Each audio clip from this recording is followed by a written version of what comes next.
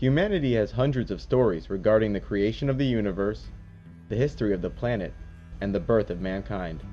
Some of these stories are oral traditions and are handed down to subsequent generations in the form of songs and folklore. Other civilizations managed to record these tales in writing, forming the many religions and mythologies that we know today. Giving the subject of religion and mythology no more than a cursory glance, one may be forgiven for believing that these myths of history and creation are the misguided accounts of an ignorant and superstitious people.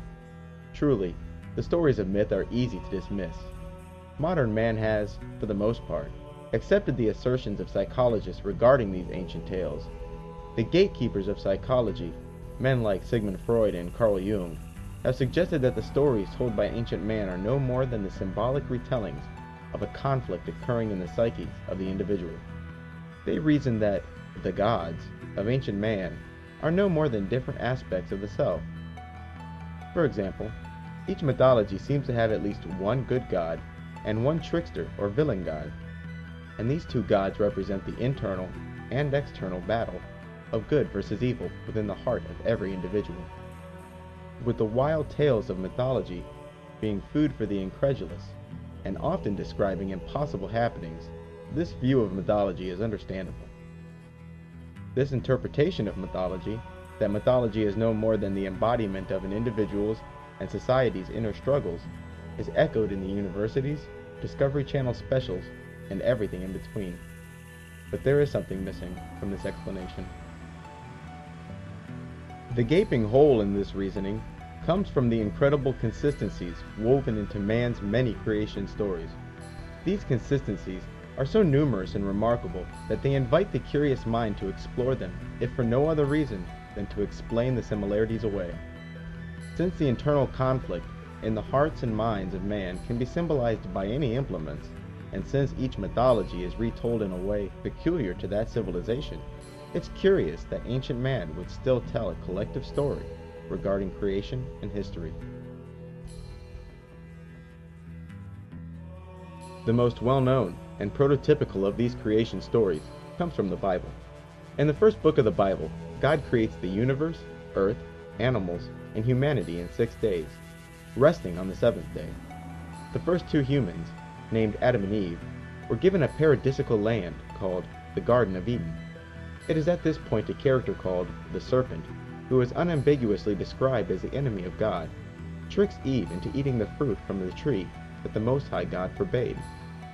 The serpent's claim was that the fruit God so adamantly forbade was capable of remaking Eve as the gods. After biting into the forbidden fruit, Eve's eyes were opened, and she came to know good and evil. Eve then convinces her husband, Adam, to also eat of the fruit, thereby opening his eyes as well.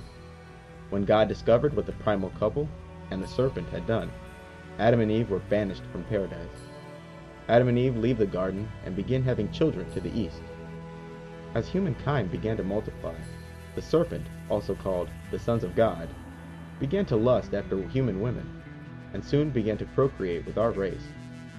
The offspring of this union, beings who were half human and half angel, would be called the Nephilim. These Nephilim, often referred to as giants, had superhuman strength and abilities, and were known as men of renown.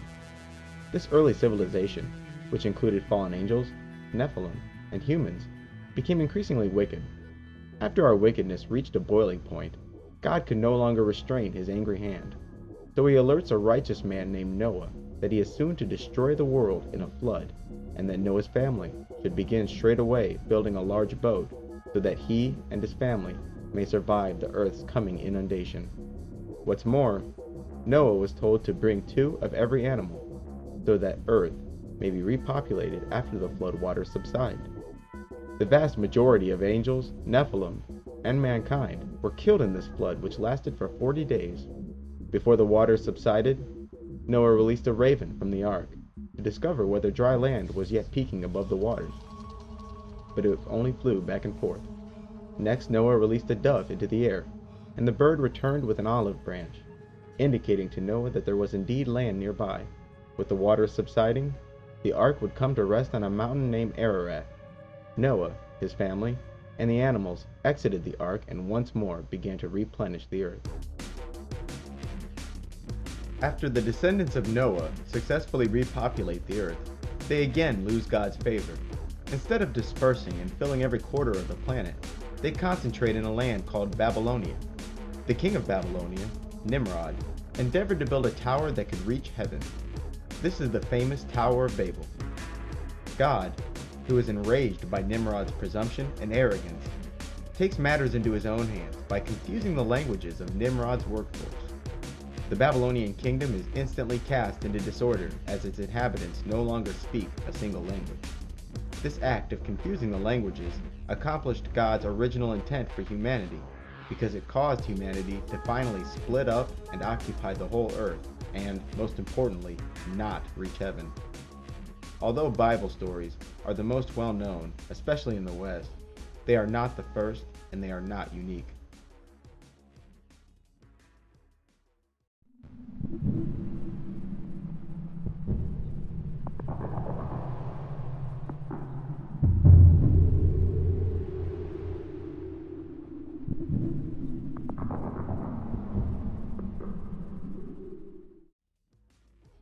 Humanity's relationship with the serpent is indeed a strange one.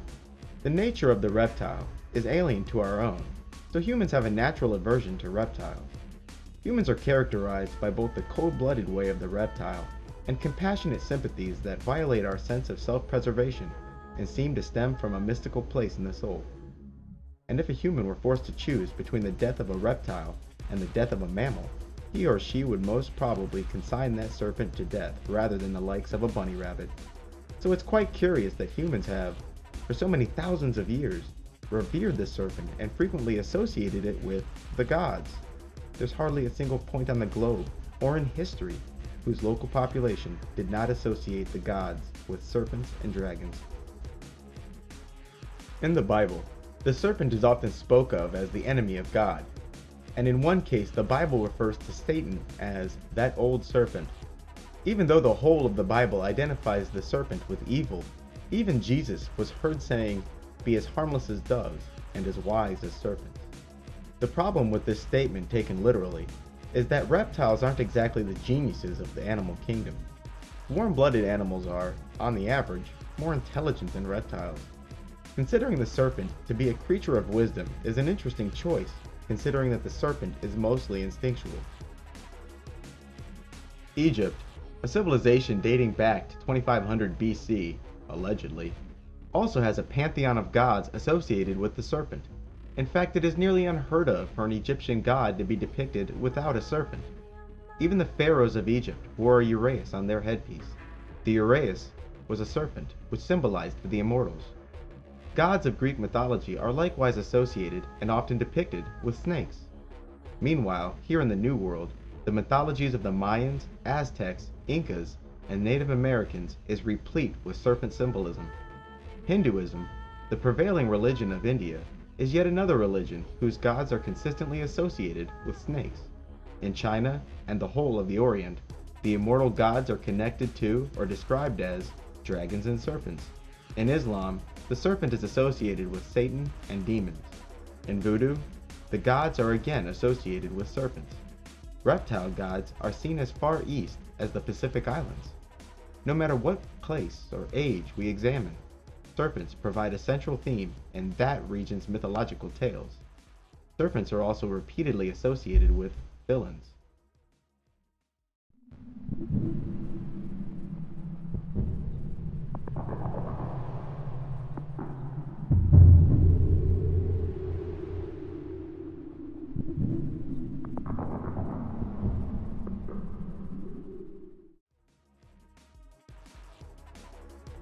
Even more frequently than the themes of serpentine gods is the theme of a global flood. The number of stories regarding a worldwide flood is incredible, and the similarities between the various tales of inundation are even more alarming. Most people who are even remotely familiar with Atlantis will know that it was consumed by a flood. In the Norse tradition of Sweden and Norway, a flood which poured forth from the bleeding god Ymir consumed the whole of humanity, save a man named Bergamir and his wife, who survived the flood using a hollowed-out tree trunk as a vessel. In the Sumerian Babylonian accounts, a man named Utnapishtim is warned by a god, Ea, that another god, Enlil, intends to flood the earth. Utnapishtim then built a massive boat and loaded his wife and 2 of every animal on board. As the flood began to subside, Utnapishtim released the dove as Noah did to see if there was dry land nearby. And like Noah from the Bible, the boat finally rested on a mountain. In Chinese mythology, Gong, the serpent-looking water god, wanted to expand his sphere of influence and so contrived to flood the world. Gong nearly succeeded but was stopped by the righteous god Zurong. In Greek mythology, Zeus is enraged by the evil mankind was partaking in, and so therefore plotted to destroy everything on earth in a great flood. But wily Prometheus warned a man named Deucalion, who builds a chest and survives the flood. In Persian mythology, the benevolent god Ahura Mazda tells a man named Yima that a terrible winter of frost and snow is upon him. Ahura Mazda commands Yima to build an underground enclosure to protect 2 of every creature and a small group of choice people. In Serbian legends, a rooster who acts as a messenger of God becomes increasingly ignored by decadent humanity. Man's greed unleashed a torrent of water from an egg that can be paralleled to a Pandora's box. Only one man, Pranyas, survived this flood by hanging on to a grapevine. The people of Southeast Asia say that a flood consumed all of humanity, save a small number of men and women aboard a raft. The Mandans, a Native American tribe, tell the story of Lone Man, who, together with the Creator, fashioned the earth and humanity. Lone Man, who was very much a savior figure, entered the world of man because he saw that humanity was plagued by evil spirits. In order to enter our world, however, Lone Man needed to be born from the womb of a virgin mother. One day a virgin girl was eating corn, so Lone Man transformed himself into a kernel of corn, which the virgin girl ate and became pregnant from. The virgin's parents considered the pregnancy holy, and the child, who was in fact a Lone Man reincarnated, was perfect in all his ways. After growing into a young man, the day came for an annual trip by boat, where Lone Man insisted the boat sail despite the presently bad weather, much to the protest of the 12 men already on board. Yet the boat did sail, and during the voyage was attacked by demons. Lone Man made short work of these attacks, and when the boat was endangered by a whirlpool, Lone Man rose to his feet and reminded the whirlpool that it was he, Lone Man, that created the waters. The whirlpool promptly dissipated.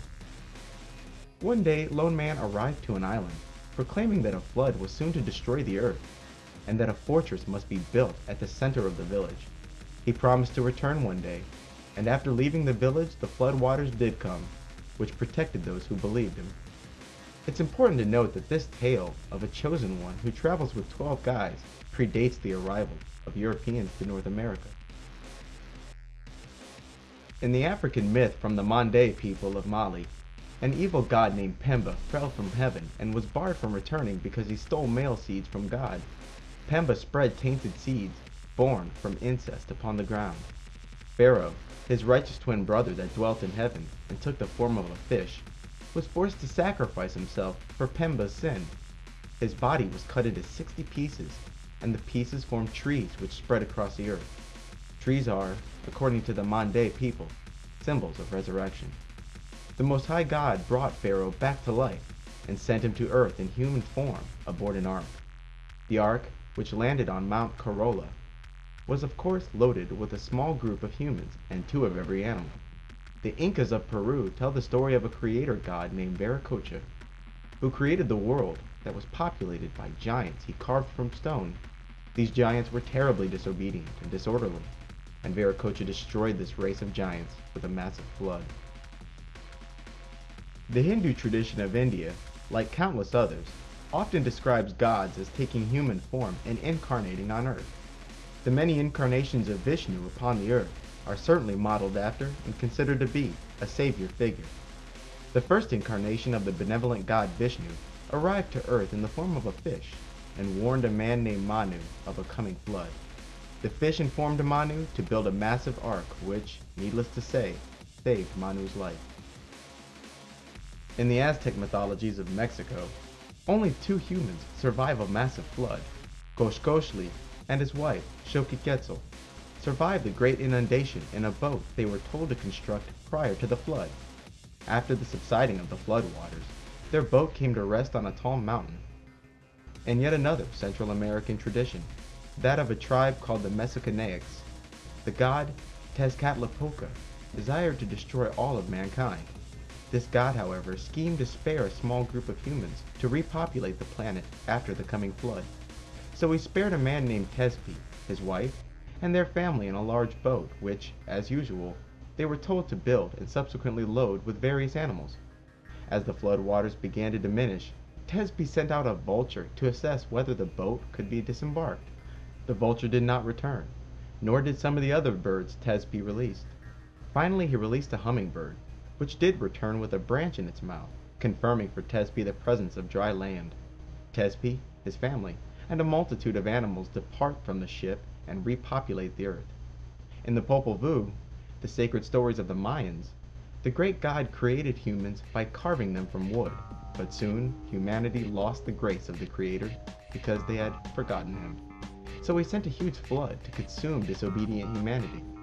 Only a single couple, dubbed the Great Father and Mother, survived this cataclysm to repopulate the earth.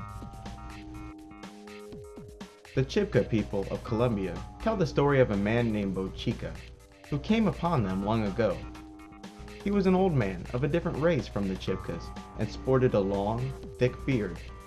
He taught the locals, who lived as barbarians, how to live civilized and in peace with each other. Bochica's wife, on the other hand, wasn't so great. She caused a global flood that nearly wiped out humanity. The furious Bochica banished his wife Chia and dissipated the waters. The Canarian people of Ecuador, the Inuit people of Alaska, and the Luceno tribe of Southern California tell tales of a small remnant of humanity surviving a great flood by taking refuge on mountaintops. The Chickasaw people of America's Dakota region say that a great flood destroyed all of humanity with the exception of a small family and two of every creature. And as for the Jews and Muslims, they pretty much echo the Bible's version of events. And of course you have the aforementioned Noah, whose family survived a massive flood in a boat with two of every animal, released birds to indicate the presence of dry land, and landed upon a mountain. Did humanity have a collective bad dream? Did a deluge of biblical proportions leave an imprint so deep that none were left unscathed? How did the traditions of so many civilizations who never made contact come to contain so many corresponding details, even minor, seemingly trivial ones? Imagine it. You arrive to a crime scene and start the investigation by talking to witnesses. Although I'd hate to make the truth a popularity contest, you'd be forgiven for disregarding the testimony of two witnesses who report a story wildly different than the other observers. Fortunately for me, a popularity contest requires contest, and there is none, or none who do. Even occultists speak of the flood that wiped out the noble Nephilim. Bottom line, a wicked race of both humans and non-humans, an angry creator, a small family warned by a god, two of every creature on a boat, a big damn flood, and humanity reborn. That's one hell of a dream.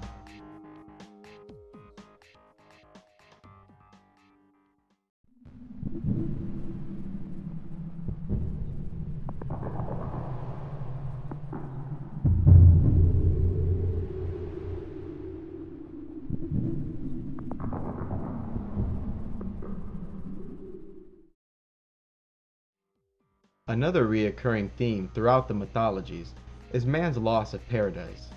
This story, whose most popular variation occurs in the Bible, details man's plight from a worry-free life to an existence of suffering and hardship. But as usual, the Bible is not alone in describing humanity's fall from grace. Just as the Christians have the Garden of Eden, the Persians have Eden. Eden was, according to Persian tradition, the first habitation of humans. It was a paradise where suffering and toil were unknown. It wasn't until the primal couple was seduced by an evil spirit in the form of a serpent were they expelled from Eden. In Greek mythology, the Garden of Hesperides was a land to the far west of the globe, where golden apples of immortality grew. In the Mayan Popol Vuh, the first men lived in a paradise and were able to see far. This meant that humans could see extremely distant things, as if they were near. This ability was stripped from those men, and their subsequent generations could only see things that were near. The confusion of man's languages is yet another repetitive motif. The Bible, as usual, contains the most famous version of this story. As stated earlier, a king called Nimrod desired to build a tower to reach to the heavens. His arrogance and presumption was punished when God caused all of Nimrod's laborers to abruptly speak different languages. From there, the people dispersed to every corner of the globe. This story, like the flood, has many parallels outside of the Bible. The Aztec people of Mexico say that at one time giants of deformed stature once possessed the land. Arrogant were these giants, who endeavored to build a tower so as to reach to the heavens. When the Lord of Heaven looked upon the haughty ambition of the earth dwellers, he sent down his minions to quote-unquote confound them. This action caused the builders of the tower to go their separate ways and disperse across the earth. And then there's the savior figure, the character who, similar to the flood, seems like an imprint in the mind that was left by a dream, yet a pleasant dream this time. The wanderer, the civilizer, the magician, the chosen one, the incarnated God, the sacrificed. He was all of these things. Typical of the West, the most famous savior figure is Jesus Christ. What Christians have generally agreed on regarding this savior is, he's the only Son of God, or was God. He was born from a virgin. He was prophesied to come.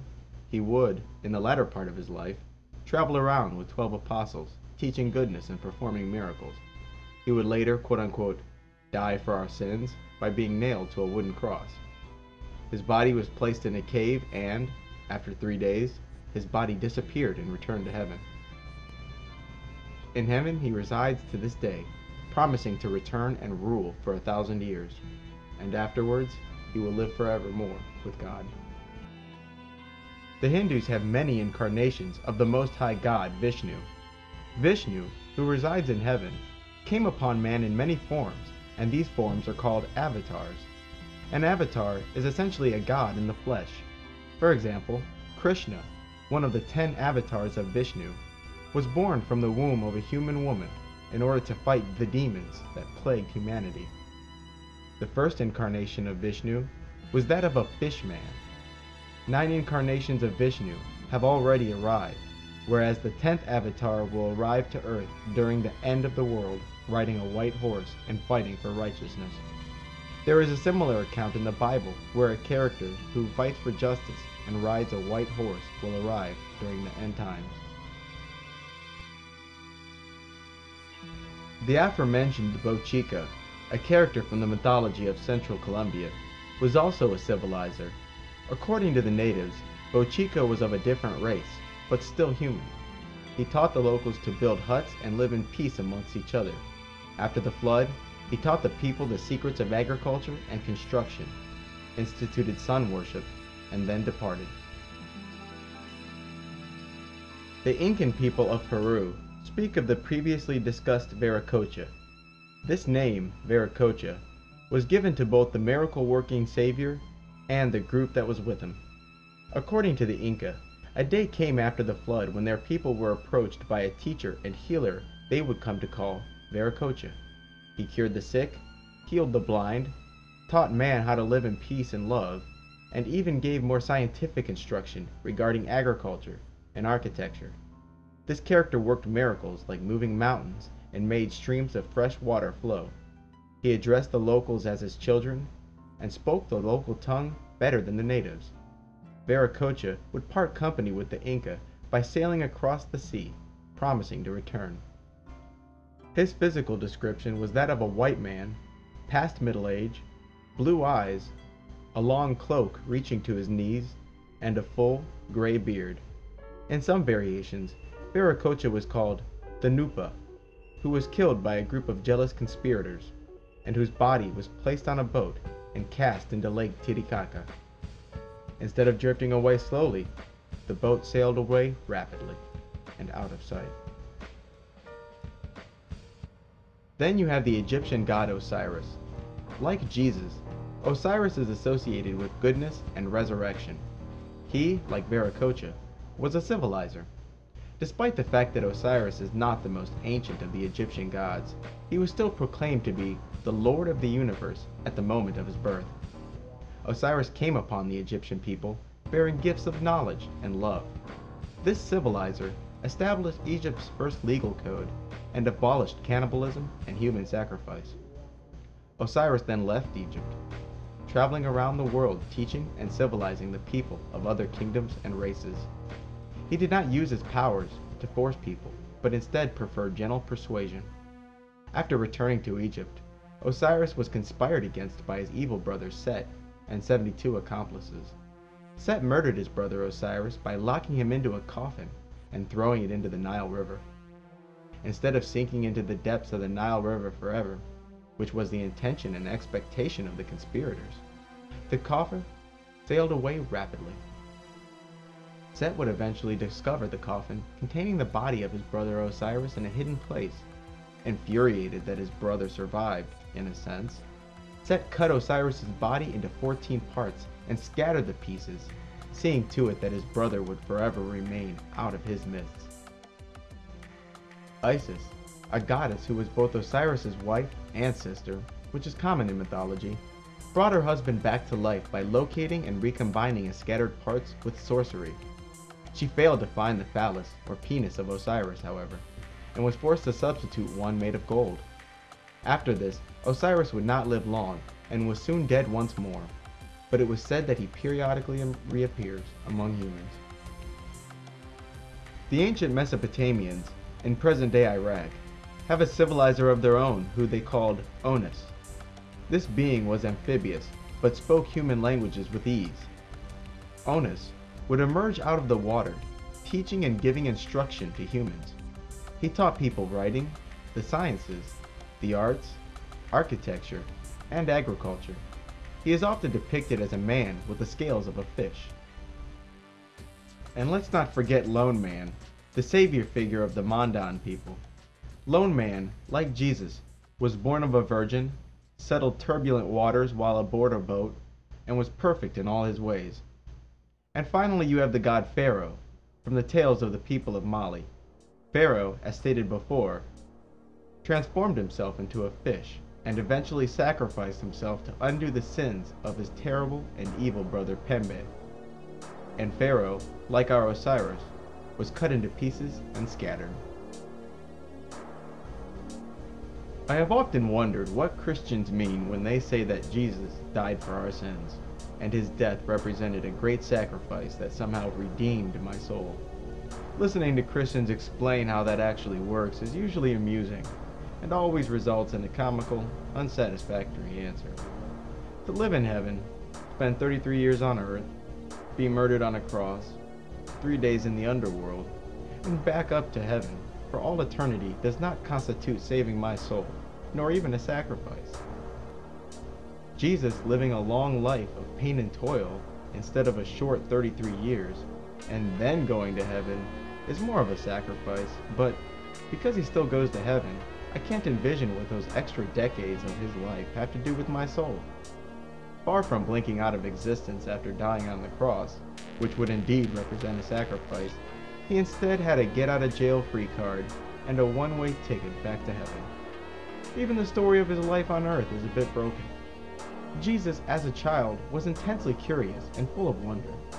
Then there's a whole 18 years of his life that's completely unaccounted for in the Bible. Then, at age 30, he pops back up with magical abilities and, instead of an all-consuming curiosity, has all the answers. Jesus' time among man may not have been fun, but he should have at least been honored to jumpstart a religion of benevolence with those 33 years. A mere 33 years between two eternities in paradise is but an infinitely small sliver of time. He sacrificed himself for my sins. What does that even mean? Now, under normal circumstances, all I could do is relate to you this chosen one's reappearance in mythology. and perhaps a bit of philosophical commentary. Luckily, a few occultists have given me some insight on this subject, in a most annoyingly hush-mouthed manner as well. They speak of him as though he represented a major setback to the plan. And where was the Lord in those 18 years? Was he on a mission of initiation, civilizing, and demon hunting? They speak of him as though he did take a huge risk in coming here, as if Jesus' guaranteed trip back to heaven is only a myth. I've even heard Jesus spoke of as a renegade, a police-like figure who hunted demons. More on this later. If mythology is in fact eccentric tales created to explain creation itself, then why so many corresponding details? If the evolutionists are right regarding the birth and evolution of humanity, and they're not, then it means these stories stem from the time when man was of one blood and in one location. That was, admittedly, a long time ago, 15,000 years at the bare minimum, according to their timelines. How and why did collective humanity cling to such stories for so long?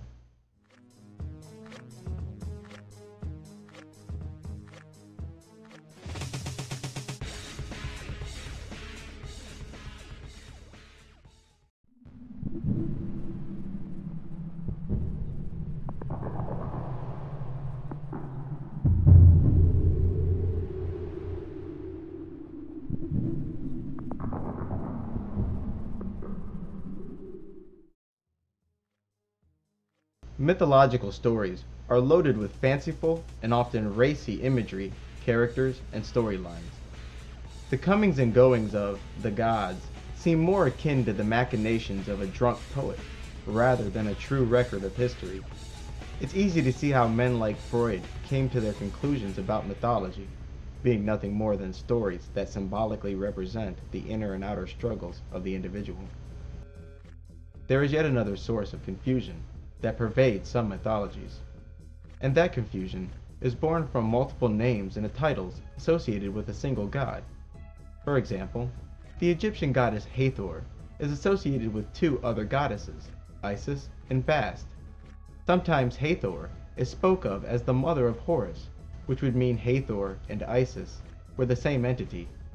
In other cases, the title Hathor is associated with Bast, who is known to not be Isis. Also, in Egyptian mythology, Ra is the sun god, but then again, so is Osiris, and Osiris' son, Horus. All three are known as sun gods, and all three are confirmed as different beings. I suspect that the Hindus have the best grasp on what's actually happening here. In the Hindu religion, gods come upon man in the form of avatars. Vishnu, for instance, has come upon man 9 times already, meaning there are 10 gods who are all associated with the single god, Vishnu. This model could amount to a rather confusing situation if the Hindus weren't aware of the multiplicity of their gods. So, not only will you find correspondences between gods in separate mythologies, but correspondences between the gods of a single mythology can also be found. I suspect that this avatar relationship with the gods explains this multiplicity. Another common habit of mythology is to describe a single god as a pair, one good and one evil. In this way, do the gods of mythology have different aspects. There is, in fact, little argument among those who study mythology that the same gods seem to make their appearances in multiple mythologies. The only argument is why this is occurring. Those university experts tend to take the extremely flawed Freudian approach. They believe that this mythological overlap is due to the natural cultural exchange that occurs between civilizations in proximity, proposing that, over time, two nearby civilizations will begin to absorb the traditions and gods of the other. This theory does not, however, explain how distant and unacquainted civilizations manage to acquire so many corresponding details in their traditions. Easily, one of the most common gods who transcend the borders of mythology is Venus. Venus is the Roman goddess of love and fertility. The goddess Venus is so closely related to the Greek goddess Aphrodite that one could hardly pull them apart categorically. Aphrodite, from whom came the word aphrodisiac, is also a goddess of love and fertility. Aphrodite is also associated with another Greek goddess, Astarte. In Mesopotamia, this goddess goes by the names Ishtar, Ashtoreth, and Inanna. Ishtar is also a fertility and love goddess who is further associated with the planet Venus. The multiple aspects of the goddess Inanna, or the concept of multiple aspects, seem to surface in the story of her descent into the underworld. Here, Inanna descends into the land of the dead, ruled by her dark sister or aspect, Ereshkigal. At the end of the story, the reader may have the impression that Ereshkigal, queen of the underworld, absorbed the qualities or body of her sister Inanna. Yet another copy of this goddess is Queen Semiramis. The average American is more familiar with Semiramis than they realize. It is her likeness that graces the Statue of Liberty. Even though the Statue of Liberty is a spitting likeness of Queen Semiramis of Assyria, the French Freemasons that funded the statue's construction left subtler clues as to the true identity of Our Lady Liberty. In magic, the metal of the goddess Venus is copper, her color is green, and her number is 7. The exterior of the Statue of Liberty is made of copper, the statue is green, and has 7 rays of light reaching out from her head. Then there's Satan, who himself has countless names. Most Christians believe they have a monopoly on the stories regarding this being, but Satanists know better. Satanists, and occultists in general, have equated the fallen angel Satan with the villain of almost every mythology. In Egyptian mythology, Satan is Set, the Egyptian god of chaos, storms, and evil. And similar to Satan from the Bible, who once stood beside the throne of God, Set was once the guardian of the sun god Ra. Apparently, it was after Set's battle with Apep, the serpent of chaos, that he became the new villain in the Egyptian tales. The first to play this villain role was Apep himself. The evil god Set kills his benevolent brother Osiris twice, then begins to make war with the seed of Osiris, a god named Horus. In Jewish folklore, Satan was called Samael. Samael, whose name meant venom of God, was considered a dark angel of death, and also the true father of Cain, which was the first child of Adam and Eve. Satanists repeatedly enforced this association, frequently suggesting that it was the serpent who was the true father of Cain, rather than Adam. Occultists will also freely refer to Satan as Ahriman. Ahriman is an ancient Persian god who, according to legend, is wholly wicked and at war with his righteous brother Ahura Mazda. This Ahriman resides in a gloomy underworld and leads many demons. And then you have Hades from Greek mythology. Hades is the ruler of the underworld and the brother of Zeus. After a conflict where Hades, Poseidon, and Zeus team up to defeat the Titans, or the older gods, these younger gods divided creation into 3. Zeus would rule heaven, Poseidon would rule the sea, and Hades would rule the underworld, which was the land of the dead. Although the Greek traditions do not mention a conflict between the 2 brothers, Zeus and Hades, Satanists do. I suspect that this is just another God and his evil brother story. Satanists also refer to Satan as Azazel. Azazel, according to Jewish lore in the Bible, is a fallen angel or demon who is described as an outcast. He, like the Egyptian god Set, is associated with the desert. Although Azazel was mentioned in the Bible, his most famous appearance was in the Book of Enoch. The Book of Enoch is considered an apocryphal text, which means that it did not receive entry into the Bible. The Book of Enoch's exclusion from the Bible is truly a tragedy, and the fact that Christians' opinion regarding this text is largely unchanged makes for an even greater tragedy. The Book of Enoch is essentially the first 6 chapters of the Bible's Genesis expanded into an entire book. It does not, in any way, relate information that is contradictory to the Bible. In the Book of Enoch, Azazel is described as being among the leaders of 200 angels, also called the Watchers, who came down to the Garden of Eden. The text is unambiguous about the serpent from the Garden of Eden being in fact a group. The Bible, albeit a bit more subtly, also makes it clear that this serpent was in fact a group when it mentions the sons of God, which is of course plural. In the Bible, the serpent tempts Eve into eating a fruit from the tree of knowledge of good and evil. Yet in the book of Enoch, there was no fruit, but instead it was knowledge of magic and the sciences which the fallen angels gave unto man. The relationship between the serpent, Azazel, and Satan himself gets a tad bit blurry in the world of the occult. Satanists often speak of Azazel as being a mouthpiece or mask of Satan. Occultists frequently tell the story of Satan approaching Eve, quote-unquote, in the form of Azazel, as if Azazel were in fact a separate entity who, while tempting Eve, was possessed by Satan.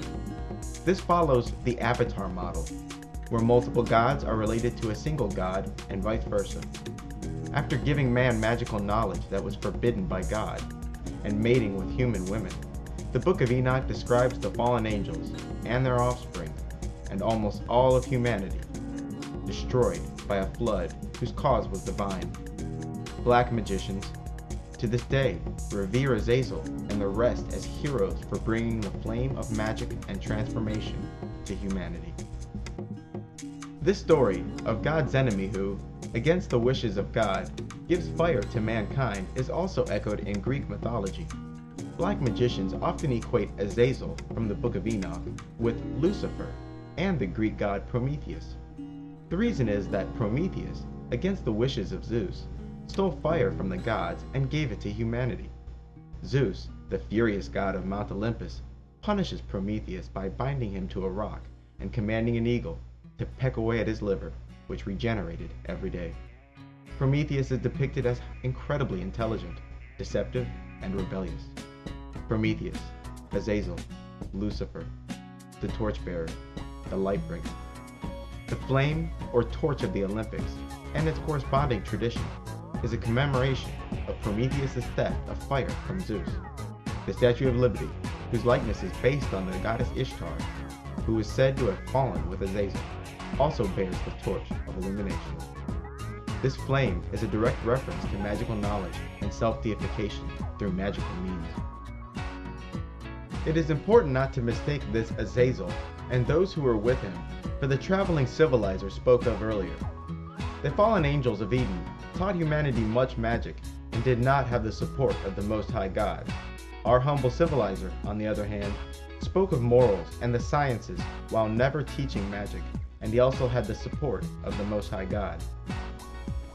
Jehovah, Jove, or God, is the righteous brother and ruler whose names are also many. To the Jews, he was Yahweh. To the Christians, he is Jehovah. In Persia, he was known as Ahura Mazda, the brother of evil Ahriman. In Egypt, he was Ra, or Osiris. The Greek myths call this entity Zeus, and in Rome, he went by the name Jupiter. This being, and his quote-unquote son, is commonly associated with the sun. Here an important distinction must be made, because many have noticed a correlation between the sun and Satan. Satan, or Set, is the god of the setting sun, and so therefore his symbol is that of a black sun, as opposed to his righteous brother, who is associated with the rising sun. It is far from uncommon for occultists to associate the sun with Jesus and Osiris. It is equally common for them to associate Jesus with Osiris. In mythology, just look for the guy with the crazy brother, and you'll usually find Jehovah. Of course, most Christians would find it hard to believe that they are engaged in the worship of Zeus and Osiris, maybe even taking offense to such a statement.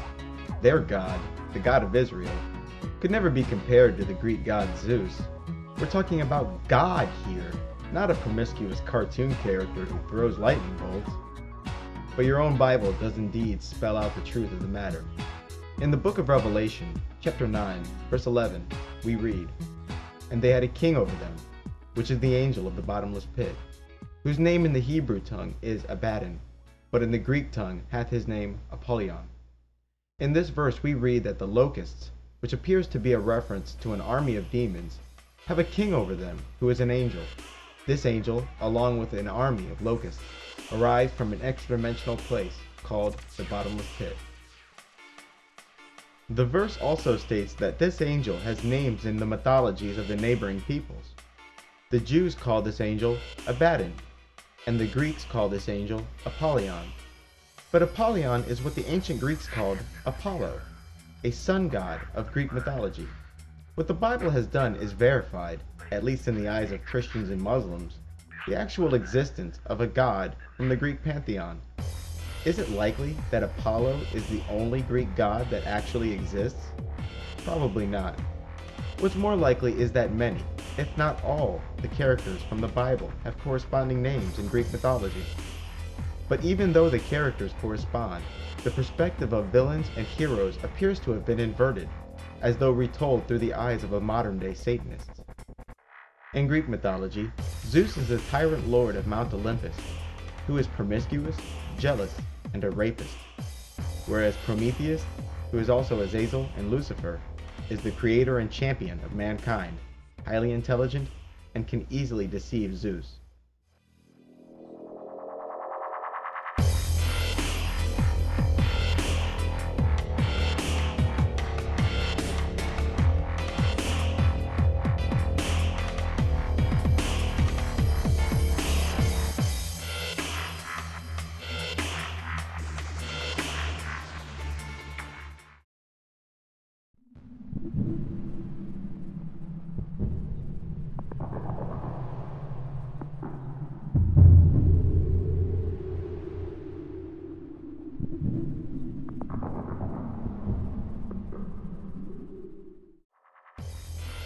Mythology isn't the only vector by which we can reconstruct history.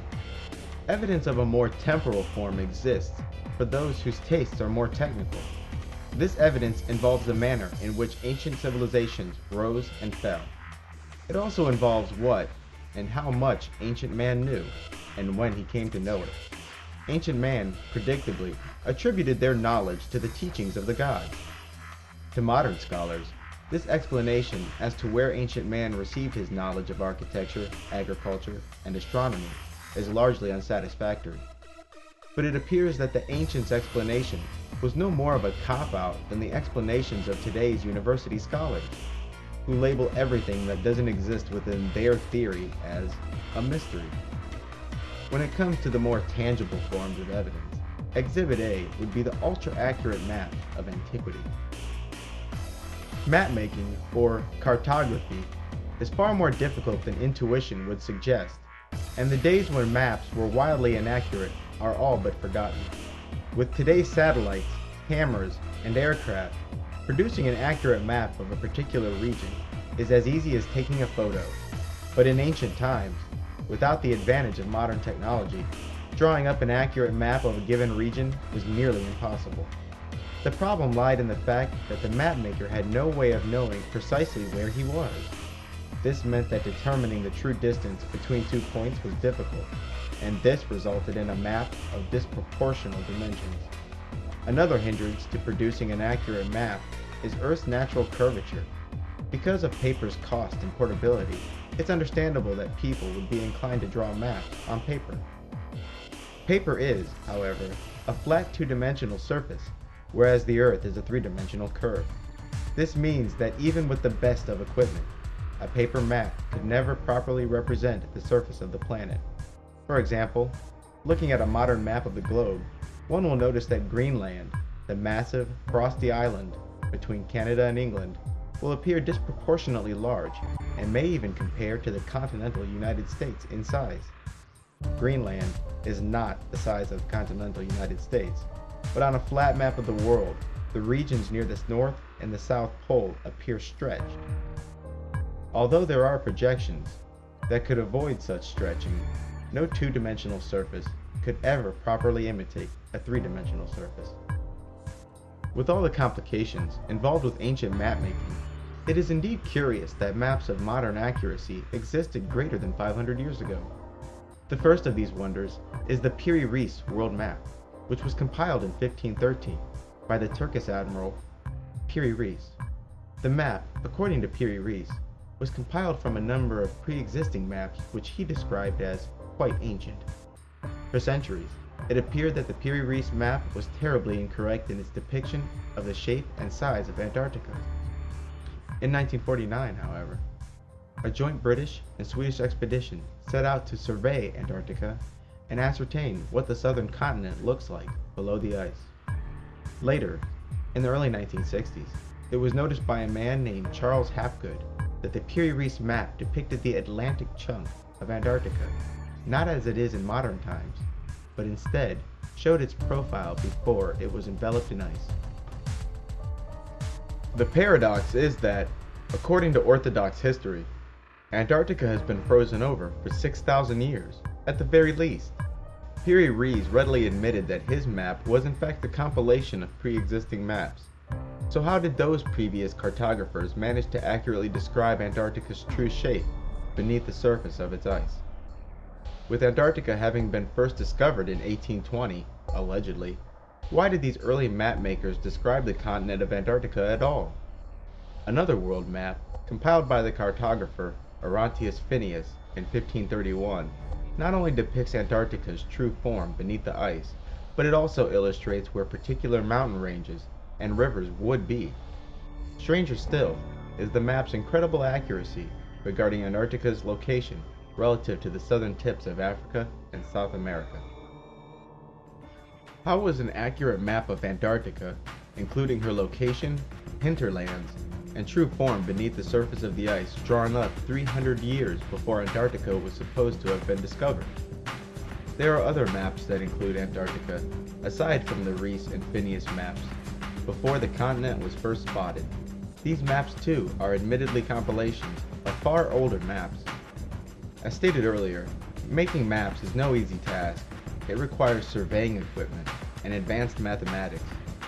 The bottom line is that the necessary knowledge and equipment was simply unavailable to these early cartographers.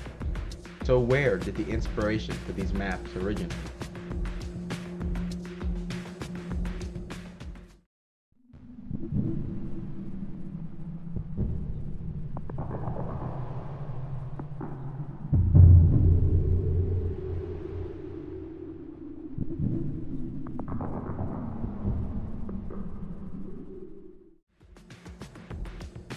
The pyramids of Egypt are easily the most alluring monuments on the planet. Yet it isn't their grandeur alone which tempt their visitors, it is the mystery of their creation. These massive structures surpass even the most grand architectural creations of our day, yet, according to Orthodox historians, the Giza pyramids are around 5,000 years old. Despite their grandeur, they are lacking something that the grand never lack, an elaborate and fanciful creation story. In modern times, the completion of a monumental structure is surrounded by pomp and ceremony. Further still, every phase of the construction is usually well documented. But when taking an academic voyage through the Giza pyramids of Egypt and the surrounding monuments, one is struck by the complete absence of commemoration of these structures' construction methods and reasoning. Instead of countless depictions of laborers using ramps and pulleys to maneuver large blocks, we find flat, uninscribed walls on the interior of the pyramids. What's more is that archaeologists have yet to dig up even a trace of the building equipment used in the construction of the pyramids. Even more remarkable is that no inscription or depiction anywhere in the land of Egypt so much as mentions masses of men, huge blocks, and ramps in regards to the construction of the pyramids. Modern man has done much speculation regarding the reason for the building of the pyramids and the methods used. Experts of our day have suggested that the pyramids were built to be tombs, the eternal resting place of egomaniacal pharaohs, but without so much as a trace of the more practical construction methods. Even a skeptical observer would be forced to entertain the theories of the ancient Egyptians regarding their own creations. Those of ancient Egypt are unambiguous about the reasoning and construction methods of the pyramids. They claim that these structures were more like machines that allowed the king to join with the gods after death. They were essentially stargates to the heavens, where one could be transformed into a god. Instead of masses of men dragging large, perfectly cut stones from quarries miles away, the Egyptians say that magicians effortlessly cut and lifted the stones into place. The pyramid texts, the oldest known religious texts, state that the pyramids were built to throw open the doors of the firmament and make a road so that the deceased king might ascend into the company of the gods. The Egyptians also claim that the pyramids were built by magicians who used quote-unquote words of power to effortlessly levitate huge stones. The Mayan pyramids, although thousands of miles away and built thousands of years later, are said to have been built by the same method and for the same purpose as the pyramids in Egypt. The Mayan people of southern Mexico and Guatemala say that their pyramids were built by beings with magical powers, and that all they had to do was whistle and the heavy rocks would move into place.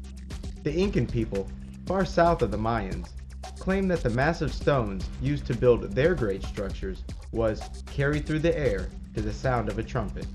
The Mayan traditions state that their pyramids were where men became gods, and the place where gods are made. Curious that these far-flung civilizations would suggest that their pyramids were built the same way and for the same reason. The pyramid, as a symbol of transformation and rebirth, survives to this day.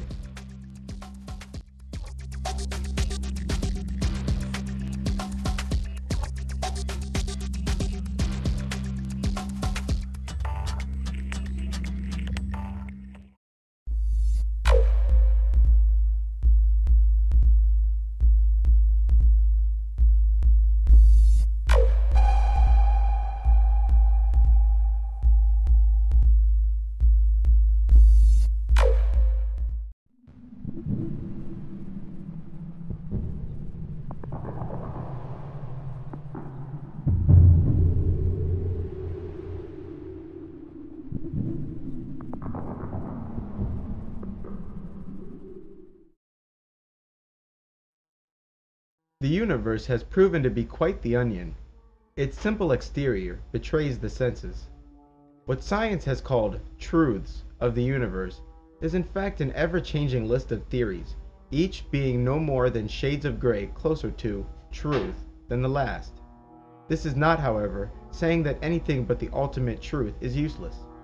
Our list of ignorance is great, but our achievements using the half-truths is also great. Our knowledge of an electron, for example, is far from complete, and yet it didn't stop us from harnessing its power and using it as a source of energy and communication. As stated at the beginning of the book, the whole truth requires the mind of God, but it doesn't mean that we can't make application of half-truths. Even this text is nothing more than a long list of half-truths, but, as its author, I'm comforted by the fact that everything else you've ever read is likewise. Even books you believe to be inspired by God are subject to your interpretation, which you could never be 100% sure about and can never prove conclusively. No scientist understands this better than quantum physicists. Unlike the elegant equations of Einstein and Newton, these poor bastards are knee-deep in hideous equations that are so hideous they couldn't possibly describe the universe, and at best only describe what the universe is likely to do, not what it absolutely will do. Quantum mechanics, or quantum physics, is a branch of physics that concerns itself with the smallest particles and spaces in the universe. As it turns out, the subatomic world is not what we expected. Traditionally, extremely small particles like electrons were thought of as tiny billiard balls, bouncing off of each other at mathematically predictable angles. And like billiard balls, their location, direction, and speed could be easily measured. On a subatomic level, particles exhibit strange properties and behaviors. Sometimes, particles would seem to disappear and reappear on the other side of a wall that, mathematically speaking, should have been impossible to penetrate. Other times, particles will seem to dance between the state of being a particle and being a wave. And measuring the subatomic world is also difficult, because in order to measure things like speed, location, and direction, one must build a sensor that interacts with the subatomic particle, thereby changing the course of destiny. Surely these poor scientists are frustrated by particles that always do something different just because they're not watching. It was once a philosophical question as to whether it was possible to break a stone into infinitely small pieces. Scientists and philosophers would speculate over the existence of an elementary particle, a particle that could not be broke apart, and represented the fundamental building blocks of the universe. This continued until evidence emerged that the universe was indeed made of unbreakable, fundamental particles, and these particles were called atoms. It would later be discovered that these particles weren't unbreakable, and were in fact composed of even smaller particles, dubbed subatomic, and included the proton, electron, and neutron. Later still, it was discovered that even these particles were in fact composed of even smaller particles called quarks. That appeared to be where the dividing stopped.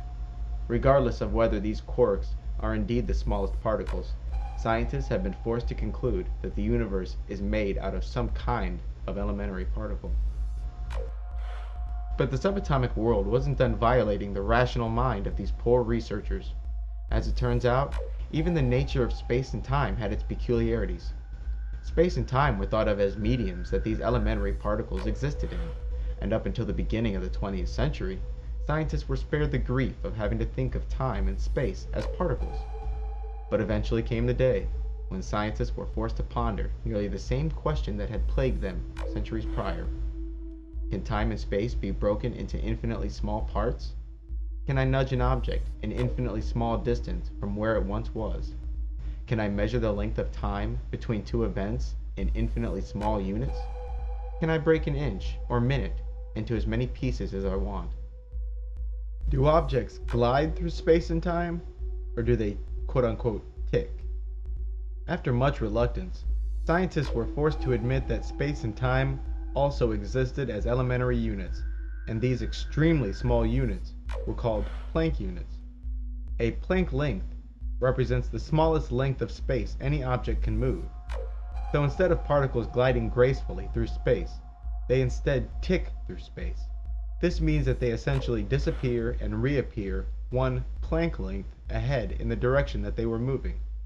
What's more is that the particles also move through time likewise, and so disappear and reappear one Planck time in the future.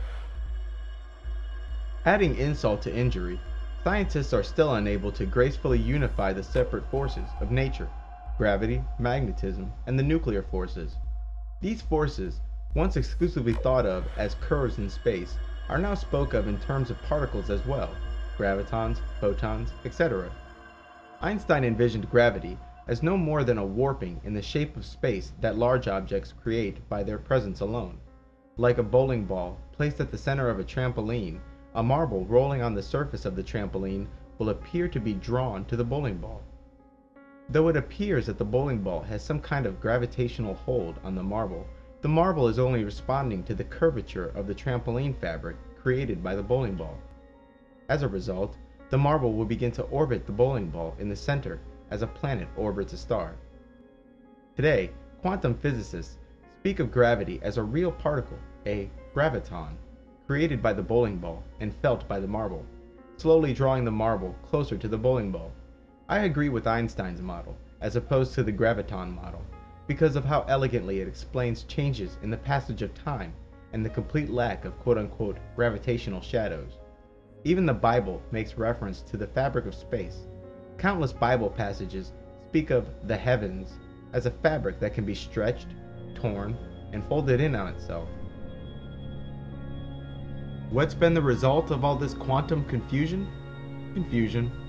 From its beginning, quantum mechanics has been a duct-tape science, constantly patching holes rather than starting from a fundamentally sound model of the universe.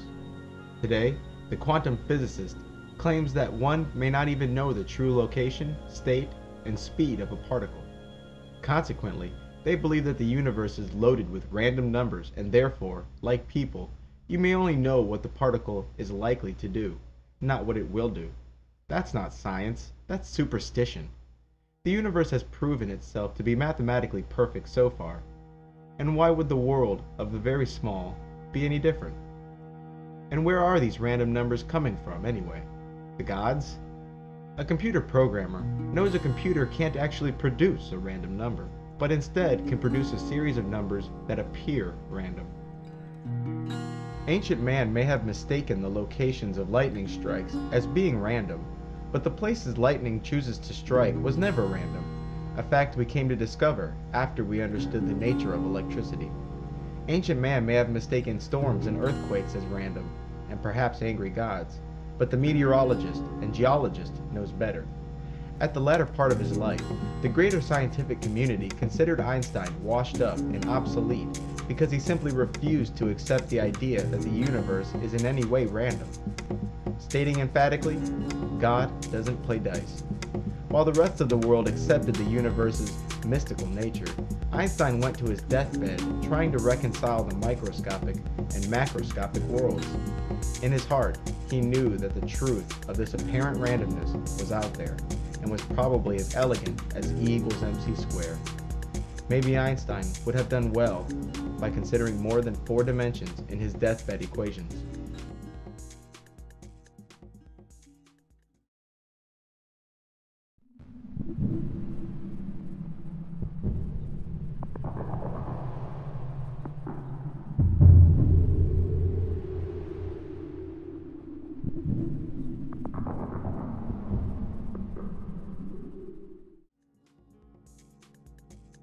Perhaps the missing ingredient between apparent chaos and order is the number of spatial dimensions these quantum physicists are taking into consideration.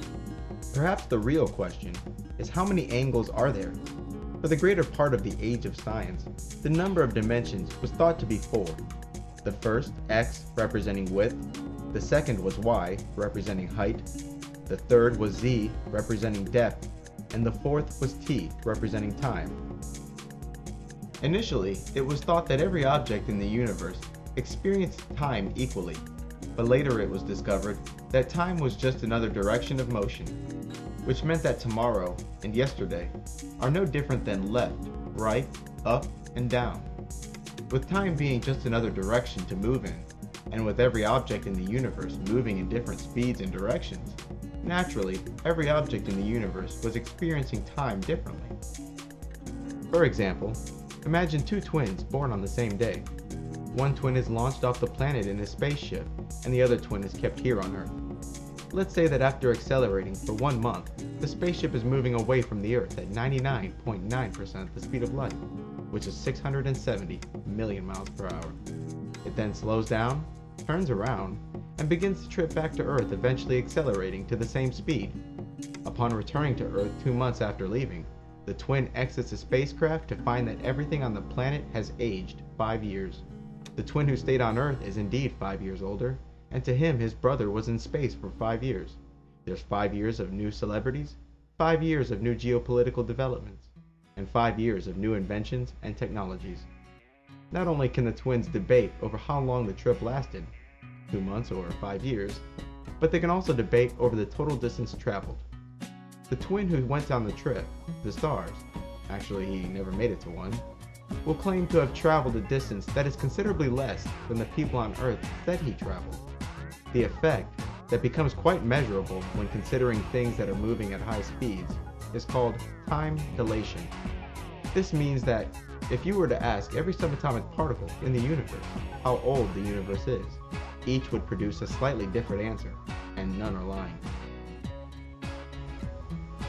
To better understand dimensions, one must only envision the relationship between a boat and a submarine.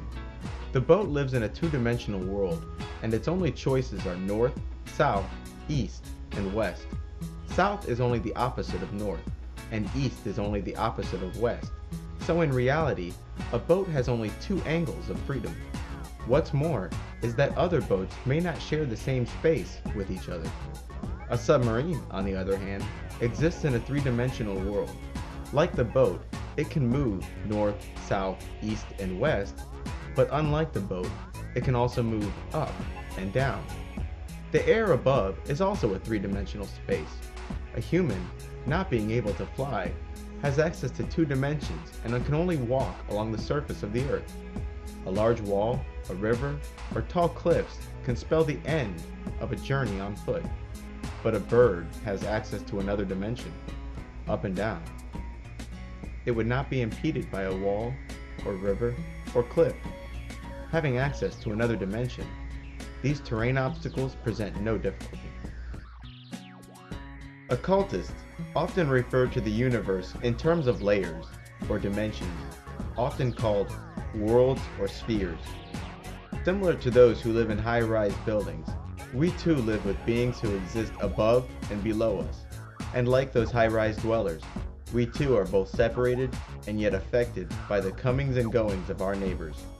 The number of layers contained in the universe differs from one occult tradition to another, but in modern Western magic, it is typically the Hebrew Kabbalah and the dividing lines that it defines, which are most relied upon. The Kabbalah is a series of ancient Jewish texts that define the nature of reality, the number of universes, and the rulers of those universes. In the Kabbalah, the universe is divided into 10 parts, each called Sephirah, and these 10 Sephirah are further divided into 4 worlds and constitute separate universes, each containing its own ruler and inhabitants. The 4 worlds in which the 10 Sephirah are divided into are Atziluth, the divine world of archetypal ideas; Braya, the creative world of the archangels; Yetzirah, the astral world of angels and demons; Asaya, the material world. In the Kabbalah, and occult in general, the universe is seen as a series of layers where energy, originating from the top, cascades downwards, becoming increasingly solid. Each layer represents a slightly more solid reflection of the contents of the layers above. Since this energy is constantly flowing down through the worlds, any alteration occurring above will trickle down to the lower levels. It's curious that modern-day scientists, the self-proclaimed string theorists, are coming to the exact same conclusion as the ancient Kabbalah did, a 10-dimensional universe. Another system which is equally common, and probably more friendly to the human mind, is the breaking up of the universe into 5 layers. The first layer, spirit, represents the mind of God and is composed of pure energy. The layer below, the mental universe, represents a series of concepts and identities. Objects in the mental world do not respect time and space, but instead represent timeless identities, and one of these identities is the entity you call you, or your soul. The mental world is no more than a collection of concepts and thoughts. Things like rocks and trees do not exist on the mental plane. Only the idea or concepts of a rock and the concept of a tree. The third world, and perhaps most crucial to the magician, is the astral world. The astral world, unlike the mental world, is subject to a sense of space and time. The fourth of the worlds is the etheric. This world, sometimes used interchangeably with the astral world, is the universe that provides the foundation for the material plane. The etheric world is also where the life force, the energy created and used by life forms, resides. Finally, there's the fifth level of reality, the material universe. The operations of magic are rarely aimed at the lower level of reality, but instead, the magician will attempt to alter the higher levels of the universe, knowing that those changes will eventually trickle down to the etheric and material world. It is in this way does the magician alter reality by intention. The mental world, being nothing but concepts and thoughts, are affected by the magician in such a way as to produce predictable results on the lower levels of reality. One could argue that my distinction of mental, astral, etheric worlds is unnecessary or just plain wrong. Some occultists only make reference to 3 worlds, the divine, the astral, and the material. I'm satisfied as long as you understand the concept of cascading and slowly solidifying energy. But in truth, there's nothing slow about it. The objects in the separate worlds are copies of each other, tethered together by a rope. They respond instantly to changes in the others. As above, so below. Every individual has a copy of themselves on each of the 5 planes. These 5 copies of the self are not united, however, but instead divided into 3 pieces by 2 large gaps. The first gap is often referred to as the veil, and this veil not only divides the astral plane into 2 parts, it also divides the material body, called the lower self, from that person's guardian angel. Between the astral and the mental planes lies the second deep gap. This gulf is often called the abyss. The abyss is what separates a person from their higher self, often called their higher genius. The higher self is nothing more than copies of an individual which reside in the planes above and represent each person's connection to God. Further, the way the total universe is divided is also up for grabs. Some in the occult speak of 7 heavens, 7 hells, the astral and material planes. Others speak of only 4 partitions of the universe: the abyss, the heavens, the astral, and the earth.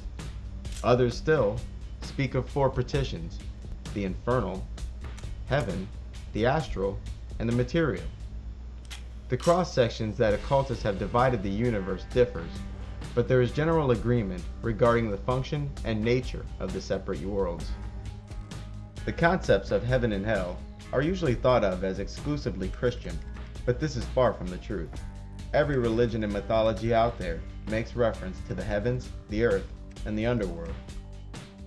In regards to the heavens, it is often described as an extra dimension that does indeed have some semblance of space and time. Satan and the angels, for instance, are spoke of as approaching the throne of God, as if there was a way to be in heaven but not in the presence of the throne. This is important because it describes a lack of unity where, like in our material world, objects can be closer or farther from other objects.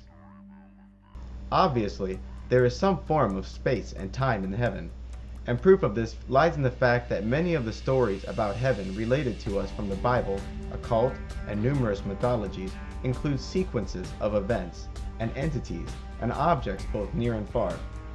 Heaven is also spoke of as having gates that deny its entry. Implied in this is that heaven and our world are connected by a guarded nexus point. What's more is that heaven itself is often spoke of as being broken into 7 pieces, the 7 heavens.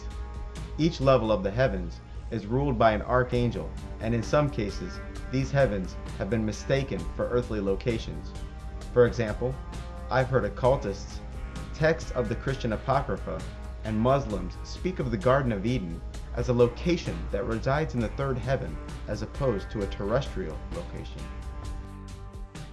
Then there is hell, sometimes called the abyss, the cliff-off, the averse, or causal realms. Similar to how the heavens are broken into 7 pieces, hell is also considered to exist as separate worlds and, like the heavens, each partition has its own ruler. But unlike the material and heavenly realms, the 7 hells do not obey the strict laws of space and time that we are familiar with. These infernal realms are spoke of as places where chaos reigns. In the infernal places, the spatial dimensions are not perfectly straight and do not exist as perfect 90-degree angles. Here, the X, Y, Z, and time dimensions are curved and warped. If someone were to directly gaze upon the beings that exist in the infernal realms, they may be struck with an ache in the mind, because their very shape is unnatural to our senses. Sometimes, one will find the underworld divided into 2 realms. The first is Hades, which is the land of the dead, and then there's Hell, or Gehenna. Hades, also called Sheol, is considered the land of the dead, where all people, both righteous and unrighteous, go when they die, whereas Hell is a place specifically for unrighteous entities to experience torment and imprisonment. And unlike popular conception, neither is said to be currently burning and aflame. In the Bible, for instance, it is stated that only after all beings are judged, Judgment Day, both Hell and Hades will then be cast into the lake of fire, and all those quote-unquote unsaved will undergo a second death and remain forever tormented in the lake of fire. Currently, however, members of the occult, and the Bible as well, speak of both places as being timeless, limitless, cold, dark, and chaotic.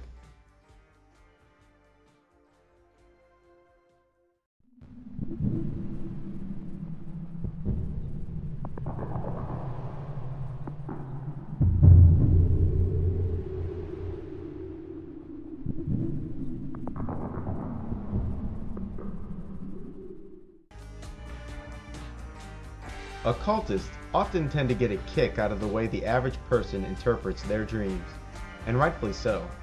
To the average person, taken up by the faulty commentary of men like Freud and Jung, a dream is a completely subjective world existing only in the mind of the dreamer, and not even existing there. Psychologists suggest that dreams are no more than the subconscious working on a problem, or the subconscious acting out the daily worries and thoughts of the dreamer. They claim that dreams are a fleeting, non-existent universe created solely by the dreamer, and that all the events and characters contained in the dream are simply projections created by the sleeping individual. The reality of dreams, however, is a bit scarier. To start, it is a false assumption that the events and characters that occupy one's dreamscape are entirely their own creation. Far from being mere projections of the sleeper's psyche, some dream characters are in fact spirits who have clothed themselves in some form and have entered into your dream. As it turns out, the land of dreams, often synonymous with the astral plane, is in fact a far more objective reality than it is given credit for. In truth, you have met with spirits and perhaps other dreamers in the astral landscape. These spirits, being without a form of their own, are given shape by the dreamer. These beings then quote-unquote hijack the dream and force all of the dream's events to be centered around the spirit. In the waking hours, the dreamer is no less affected by these spirits, but simply remains unaware of their influence. In the dreaming hours, the subconscious mind makes these entities visible. Most occultists believe that in the dream state, the astral body has detached from the physical body, allowing the astral form to roam while the material body remains in bed. Most people in the dream state do not realize that they're dreaming, but instead accept the reality of their environment. Helplessness is a common feeling amongst dreamers because they feel as though they're acting out a role in someone else's movie. Lucid dreaming is the opposite of this. In a lucid dream, the dreamer is aware of the fact that they are dreaming. Instantly, the sleeper is transformed into a god and can resist the efforts of these outside entities. Once the dreamer becomes aware, these entities are easily routed and can even come to fear the dreamer. These spirits may attempt to terminate the dream prematurely so that the dreamer does not acquire complete awareness. The dream world, or astral plane, is said to respect the rules of space and time to a degree. This is evident by the fact that some dreams seem to last 30 minutes, while in reality, the sleeper was in a dreaming cycle for 5 minutes. Distances between 2 points are also nonlinear in the dream. Concepts of space and time remain, albeit altered. There are cases where the dream world seems to exist outside the boundaries of space and time. I've heard it remarked upon that the feeling of déjà vu was in fact a premonition of the future, delivered to the sleeper in a dream, and, months later, the person finds himself living the exact moment where they had predicted and dreamt about. It is said that the divine mind gives visions of the future to the dreamer. Going to bed on an empty stomach, a vegetarian diet, and abstinence from alcohol are claimed to facilitate these types of dreams. Occultists recognize no difference between the astral realm and the dream realm, to such the extent that astral projection is considered nothing more than lucid dreaming. This world of the astral is alleged to not be a separate world at all, but rather a realm that lies directly on top of the material world. The astral, or quote-unquote spirit world, is said to be touching every point in our space. These dream-invading spirits are often engaging in a little more than just play, for it is said that many spirits vampirically feed from the sleeper's life force. Life force is an invisible form of energy that surrounds and empowers the body.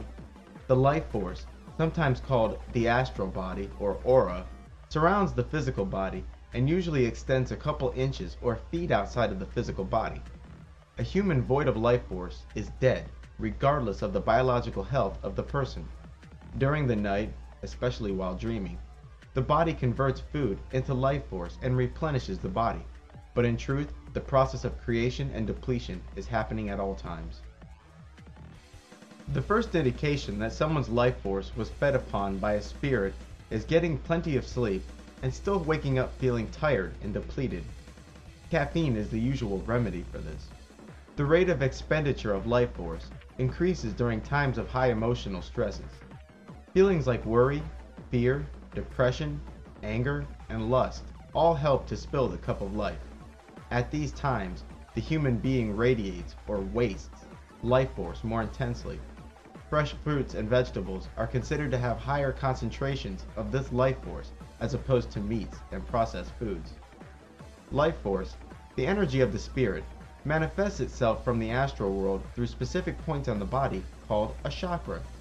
Although there is much disagreement regarding how many chakra points the human body has, since in truth it has many, 5 to 7 of them are widely accepted and considered major chakras.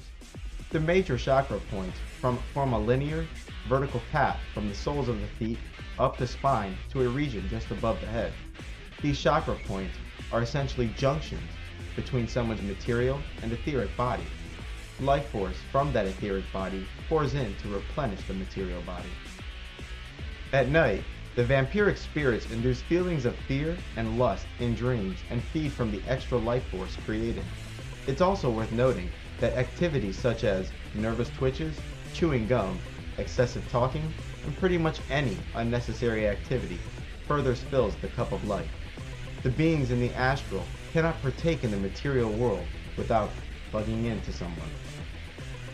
Okay, so dreams are important. First, begin a dream journal. I find this a pain in the ass and prefer to record dreams audibly with a microphone instead of a pen. Secondly, do not burst out of bed, but instead take a moment to recall your dreams before they slip from the mind as your daily activities begin. Third, deep trances are nothing more than a kind of dreaming where consciousness remains. So stilling the mind would allow conscious travel of the astral world. Deep trances are difficult, but you may be able to take advantage of the brainwaves experienced during sleep by setting an alarm clock for the middle of the night. The gentler the waking, the better. And, as long as you can turn off the alarm without much fuss, you can more easily go into a trance than you could in waking hours. Fourth, don't go to bed on a loaded stomach or intoxicated. The middle pillar ritual. Lamer disclaimer. The following ritual is designed to open or energize your chakras. However, it will make you feel strange. If, after doing this ritual, you feel sick, desist from further invocations.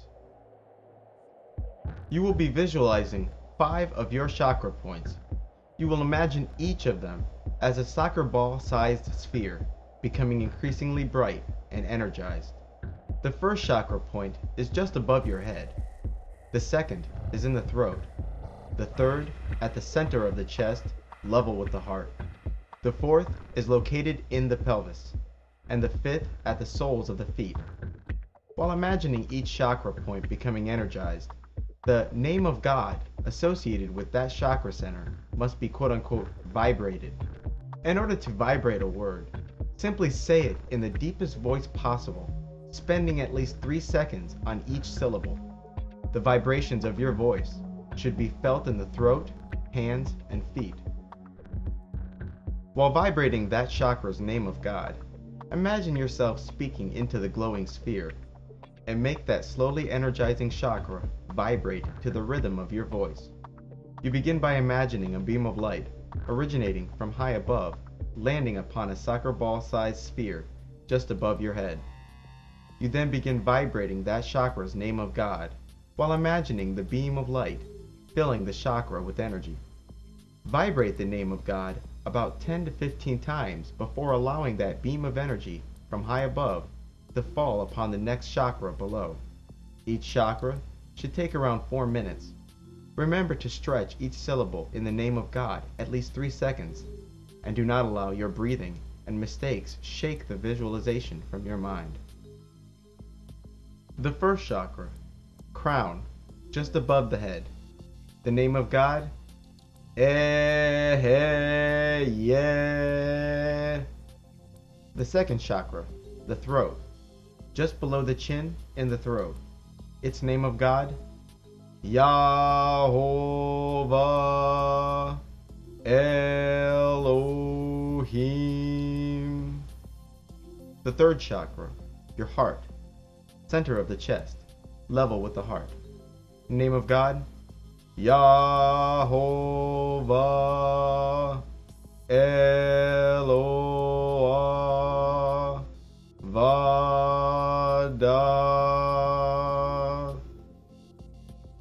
The fourth chakra, inside the pelvis or groin area. The name of God? Shaddai Al-Chai. The fifth chakra, between and level with the soles of the feet. Its name of God? Adonai Ha-Aretz.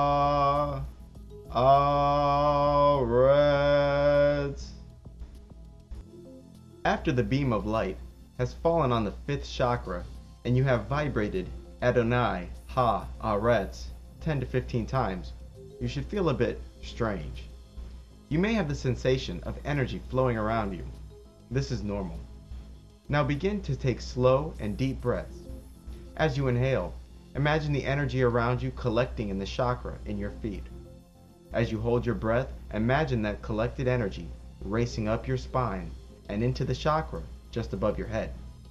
While exhaling, imagine that energy bursting out and falling all around you, like water from a fountain.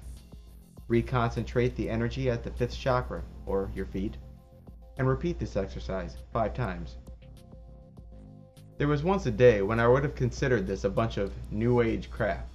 I'm here to inform you that there is something very real about this ritual. For hours after the ritual, I have this sensation that energy is flowing around me and that I can reach into objects. The effects of this ritual are accumulative, while the ritual itself is derived from the Order of the Golden Dawn.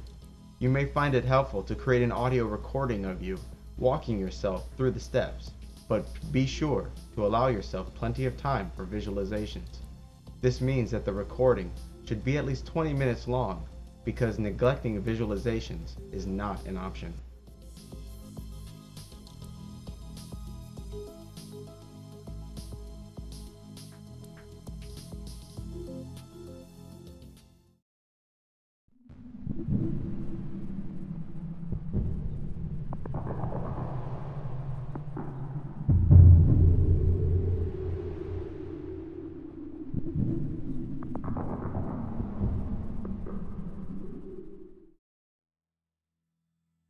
Being a computer programmer, it's probably easier for me to understand multiple dimensions than most people.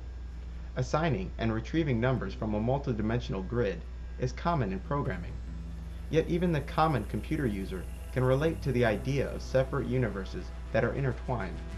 An easy and probably most fitting way to imagine the situation is to imagine our current world, the physical universe, and the internet, the digital universe. In the physical world, distances are concrete. As a result, not all objects are equidistant. Some locations, being farther away than others, take a longer time to reach. On the internet, the locations are websites, and to arrive at a Chinese website is as easy as arriving to an American one. An email sent from next door may take just as long to arrive as one sent from Tokyo. In this regard, the internet does not respect our notion of space. The internet can be indeed thought of as a separate dimension, a place full of beings both sentient, as in forum users, and non-sentient, like search engines. It also has some semblance of space, because the websites are separate locations, but unlike our world, these websites are all the same distance from you and from each other, meaning typing in abc.com is as easy as typing in 123.com. Despite the fact that one website is a server based next door, while the other is in Tokyo. Computers do not recognize time as we do either. In fact, we equip computers with specific circuitry, so that the machines will have some notion of our time.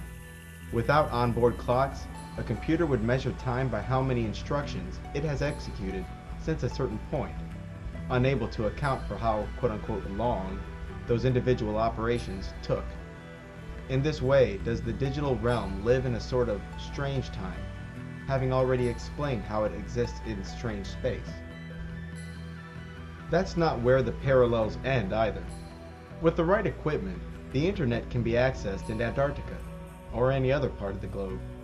This means that the internet realm can be tapped into at any given point in our space, as if it were a secondary universe lying on top of ours, with any point in the internet accessible at every point in our space. A realm full of beings, some friendly, some not, some intelligent, some not. We fail to realize it, but through our very bodies and on a daily basis, pass whole conversations, songs, and images in the form of cell phone, radio, and television signals.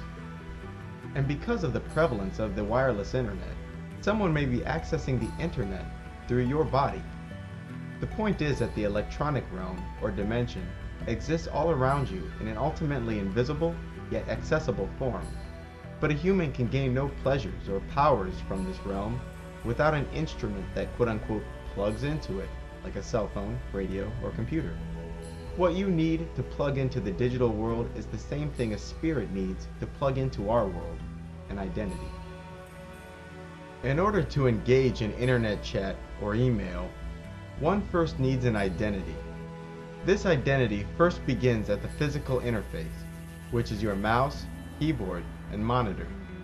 Your mouse and keyboard convert physical motion into electronic signals that the computer can understand, and your monitor converts the computer's output into something your perceptions can handle, an image. The second part of an identity is regarding who I am not. In the case of the internet, one creates a unique email address or unused username to distinguish their quote-unquote location in the digital realm from the location of others. This location of yours should not be thought of as such, because your email can be retrieved anywhere, even Antarctica. So this location is something that exists at every point in the material world. More parallels follow. The video game and its corresponding video gamer provide us with another excellent example of not only identities and separate universes, but a quantum reality. Imagine for a second a computer character, let's call him DigiGuy, living in a three-dimensional computer world. As this character's learning matures, he starts to notice something strange about his environment. For instance, he discovers that he cannot break objects in space infinitely. Computers store information as numbers. As a result, the coordinate system in the 3D game will be composed of extremely, but not infinitely, small intervals. His world will be loaded with minimum sizes, minimum times, and minimum speeds. Like our universe has the aforementioned Planck length, our digital dweller will discover that objects, and time itself, will appear to tick by. DigiGuy discovers that if he stands at the right part of the map and face the right direction, some objects which are directly in his gaze simply disappear. This was more common in early 3D games. And just like our universe, there are aspects of the video game universe that are downright magical. For instance, after collecting a certain number of quote-unquote points, the gamer buys himself a resurrection, in video game vernacular, an extra life. In a video game, the damage caused by multiple gunshots can be completely and instantly healed by finding a first aid kit. After finding the first aid kit, or whatever the game uses for health bonuses, the kit will simply disappear into thin air, and the player will be instantly healed. Now let's turn our attention away from DigiGuy and to the gamer himself. In order to interact with the universe inside the computer, and thereby derive pleasure from the game, he must first have an interface. This is often a keyboard, mouse, or controller. Secondly, he must have an individual location assigned to him. Unlike email, where the user chooses the name, the video game decides where the main character's information is stored. At this location is typically stored things like coordinates within the map, the angle you're looking, and usually stuff like current health and how many bullets you have left. What's more, the video game itself must convert what is no more than a bunch of numbers into an environment akin to our own that can be displayed on the screen. Now that our gamer has an identity within the computer world, he can now interact with DigiGuy. He can now derive pleasure from that universe, or play his game. But what if this game isn't about having fun? What if, instead, the gamer enters the computer universe with the intention of revealing to DigiGuy the nature of his reality? Imagine telling DigiGuy that his entire universe is stored on a rotating disk within a quote-unquote hard drive. Imagine telling DigiGuy that objects whose characteristics are recorded on the other side of the hard drive may be sitting right next to him. Imagine telling DigiGuy that in order for him to experience you in your true, fleshly form, you would be forced to put your finger on the rotating hard drive disks, thereby destroying his universe. Imagine explaining to him that his world is weightless because the hard drive weighs the same, whether the 3D universe he lives in is empty or loaded with objects and characters. Imagine banishing the growing notion in his mind that his world has a single random number, but instead numbers that appear random, and that his universe isn't even capable of randomness. Poor DigiGuy. It seemed so permanent, so real. His world included a depth that no flat, rotating disc could ever mimic, or so he thought. Objects that were far, and proved it by being inaccessible without travel. Objects that were close, and proved it by being accessible without travel. In his world, some objects were heavy, and proved it by being hard or impossible to move. Other objects he knew to be light, and he proved it by being moved with ease. And as for the apparent random numbers, nothing more than a computer's onboard clock spitting out an endless series of numbers that are predictable to infinity. First, DigiGuy's story is a good vehicle to imagine two universes whose distances and times have no correlation, and whose beings share different types of quote-unquote flesh. Secondly, the story of DigiGuy is significant because you are DigiGuy. It is you, we, who live in the computer. You're on the inside, looking out. So who's out there?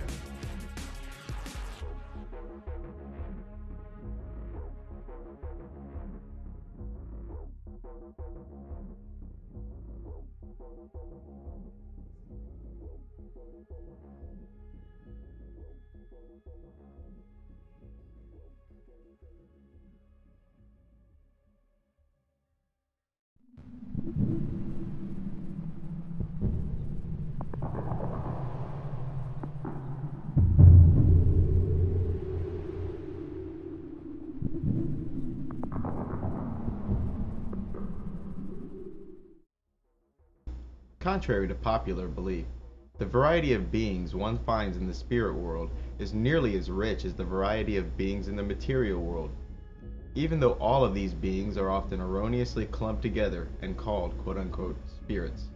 Just like those who inhabit the material plane, the inhabitants of the spirit world can fall into general categories. I will use this blanket label spirits too, although it doesn't do justice to the variety of beings in the other realms. As for the categories themselves, the first is elementals, the second is spirits or astral spirits, the third is demons, the fourth is larvae, and the last is angels. Elementals are those who, unlike many spirits, have etheric bodies. These etheric bodies allow them to interact with the material world by their own volition. The occult recognizes 5 elements: fire, water, air, earth, and spirit. Occultists recognize 4 types of elementals, and each type is assigned an element: undines, salamanders, sylphs, and gnomes. Undines are elementals of the element water. They are graceful, sensual, often pale, and prefer the female form, and watery habitation. Salamanders, associated with the element fire, are known for being emotionally unstable. Their actions are rapid and explosive. When conjured, a salamander may prefer to arrive as a male with glowing eyes. Sylphs, the elementals of air, are intelligent, subtle, and, like salamanders, make rapid movements. Gnomes are the elementals associated with the element earth. These beings are said to live underground and in caves. Contrary to popular folklore, gnomes are not short, funny little men. They can be overly emotional and even dangerous. They are often more quote-unquote solid than the other types of elementals, and may often arrive with dark hair, dark eyes, and olive-colored skin. The quote-unquote standard spirit has only an astral form, but no etheric or physical body. These types of beings may not operate in our world at all without possessing a living creature. Only by plugging into a living being may they have any experiences of or gain any pleasure from our world. Many spirits are described as moving back and forth between the material and astral planes, but direct contact between these entities and human beings usually happens in dreams. It is believed by many members of the occult and the members of Islam that each human being is assigned both a demonic counterpart and an angelic counterpart. Spirits of this kind, those assigned to you at birth, are often called tutelary spirits. It is true, however, that all humans are subject to the whisperings of not only their own demon, but demons and spirits who roam freely. After a vampiric spirit latches onto a human, they become increasingly difficult to remove. The spirit will feed from the negative thoughts of the individual and continue to further induce the very thoughts that feed it. Many of the worst, most inhumane crimes ever committed were likely to be the result of possession from a demonic spirit. In fact, these spirits are responsible for most people's most horrid acts, including yourself. When possessing a human, the spirit may enjoy all strong sensations, even pain, and this probably explains the self-destructive natures of those who are under possession.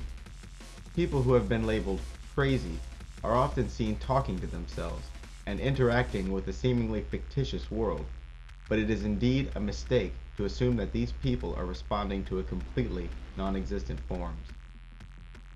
There could very well be someone or something on the other end of that conversation. Some people are under strong influence of negative spirits, while other people may be extremely psychic, but for either grouping, the results are the same: insanity. A possessing spirit may be starved by controlling the thoughts that feed it, in which case the spirit will detach from the individual and go find sustenance elsewhere. In other cases, the spirit must be exorcised. Spirits exist in a hierarchy, and consequently, those conducting the exorcism usually call upon the names of God or entities superior to the possessing spirit to drive away the pest. The spirit may be cast out during the exorcism, or may be confined to an object, which is to be discarded. Do not make the amateur's mistake of associating the inhabitants of the spirit or astral world with the afterlife of human beings. The entities that reside in the astral plane are not human, and probably never were. Simply put, these entities have nothing to do with your dead grandma. Although many people imagine spirits as extremely concerned with the activities of humans, in truth, many spirits are indifferent to humans. Spirits and elementals see the earth as a three-dimensional living environment, and as a result, many spirits live beneath the ground, in the air, in the waters and oceans, and in the wooded areas. What's more is that many of these beings will usually choose to live away from high concentrations of humans, and may be inclined to inhabit deserted regions. Only a small percentage of elementals and spirits choose urban habitations. Spirits are subject to the will of man by the working of magic, but they still have individual personalities and share the same palette of emotions humans have. Spirits share many of our emotions, but so do many animals of the material plane. Although their emotions are often similar to people, the intellect of a spirit is, on the average, beneath a human's. Some spirits have intellect that is above and beyond the mind of a man, but most are as intelligent as the higher orders of the animal kingdom. Other spirits may not be sentient, and may have no true will of their own, but may simply be collections or concentrations of spiritual energy. There are physical effects that can be associated with the presence of a spirit. The individual may feel a tingling at the back of their neck, their fingertips, and toes. It may also include the sensation of spider webs being laid across the skin, or cold breezes gracing the flesh. Those in the presence of a spirit may have a general feeling of not being alone, or being watched, perhaps sensing an upsurge of emotions like joy or fear. Many quote-unquote ghost hunters claim that spirits, perhaps more likely elementals, produce a slight magnetic field when they're present, and produce fluctuations in magnetic fields as they pass. It is also often reported that they can use microphones to produce noise they otherwise would not be able to indulge the ears of those present with. If our eyes were sensitive to the spirit world, we would see orbs and shadows moving about our homes countless times in a single day. Some objects, which we know to be inanimate, may even appear alive. This spiritual traffic is quite normal and usually not harmful. The possible psychological effects on those who are sensitive to the spirit world, and a world of those who aren't, could be crippling, and those sensitive people who cannot reconcile the material and spirit worlds are more readily labeled insane. Cats, and a few other animals, could see more of the spirit world, and you may find them transfixed by seemingly empty space. This quote-unquote empty space may only be empty in our eyes, whereas the cat may be observing the comings and goings of a spirit. Most intelligent spirits are associated with the 5 elements, the 7 planets, or the Qliphoth. They are considered elementals if associated with the 5 elements. They are called spirits and intelligences if they are associated with the 7 planets, and spirits associated with the Qliphoth are exclusively demonic. According to Kabbalistic teachings, the Qliphoth is essentially the Averse universe. This is a mirror image of the celestial universe, an anti-universe, if you will.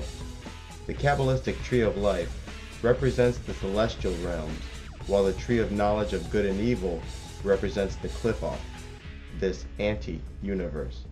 If you recall, these are the 2 trees Adam and Eve encountered in the Garden of Eden. The demons, or Qliphothic spirits, represent another classification of spirits. The word demon has come to mean any negative spirit which is hostile to mankind. These beings are extremely chaotic and may not always have a conception of the consequences of their actions.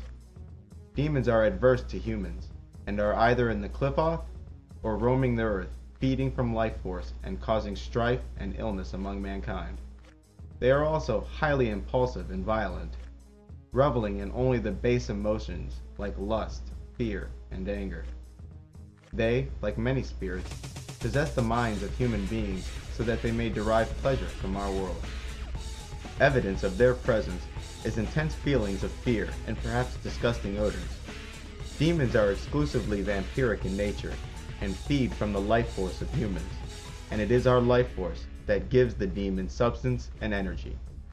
These spirits can become powerful if allowed to continue feeding in the material plane.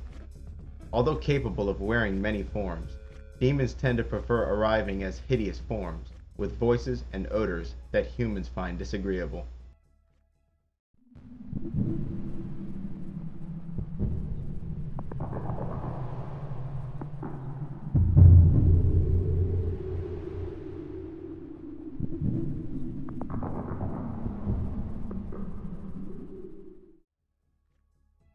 The word jinn is Arabic for demon, and it is where we get the word genie. Unlike many religions, Christianity to name one, Muslims have been given more detailed information regarding the beings in the spirit world, and since much of these details are echoed by those in the occult, the Muslim perspective regarding the spirit world is worth reviewing here. Muslims believe that the jinn were created before mankind and are beings of free will to an extent.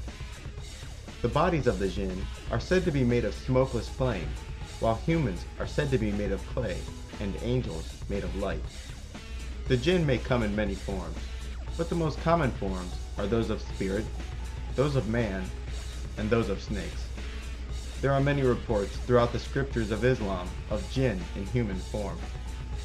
Jinn are said to cause strife and illness among humans and, although not all jinn are evil, delight in making hardships for mankind. Jinn who are wholly evil and operate as direct agents of Satan are called shayateen, and our more powerful jinn are called afrit. As stated previously, the possession of the jinn is often responsible for the worst crimes, the worst acts of impulse, psychological problems, and many physical illnesses. Headaches, insomnia, nightmares, laziness, and antisocial behavior have all been frequently attributed to the influence of jinn. Muslims also believe in the vampiric nature of jinn. claiming that those who sleep in the presence of jinn will wake up tired and depleted. Muslims and members of the occult believe that there is some kind of contract or agreement between our race and the race of jinn. In the occult, this contract is referred to as the covenant. This covenant allows humans to use words of power and thoughts to command the demons. For example, the phrase Bismillah is used by Muslims to cleanse food, water, and even whole rooms of demonic influence. I have heard occult writers remark that this covenant, which was formed between the human and demon races, is the result of the trace amounts of demonic blood found in all people. And it is this blood tie that allows humans, using magic, to master and command our ancestors. Muslims believe that the jinn have been barred from the heavens. Jinn may only stay in the celestial regions for so long before the lack of something to stand on forces them to fall back to earth. They believe that the falling or shooting stars are jinn who have been attacked by angels and forced to plummet back to earth. Today, it is part of popular culture to make a wish when witnessing a falling star.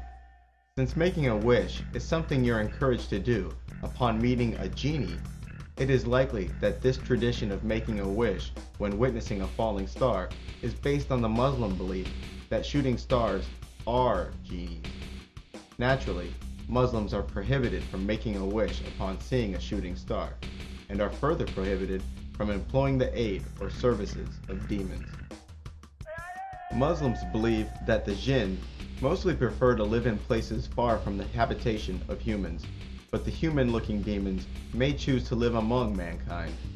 Jinn are believed to live in places such as oceans, caves, underground, and in the sky, and may even be inclined to occupy dirty places such as landfills and bathrooms. Some jinn, if not all, are capable of reproduction. Followers of Islam are discouraged from keeping dirty and unsanitary living quarters, as it is claimed that these habits attract a jinn into the household.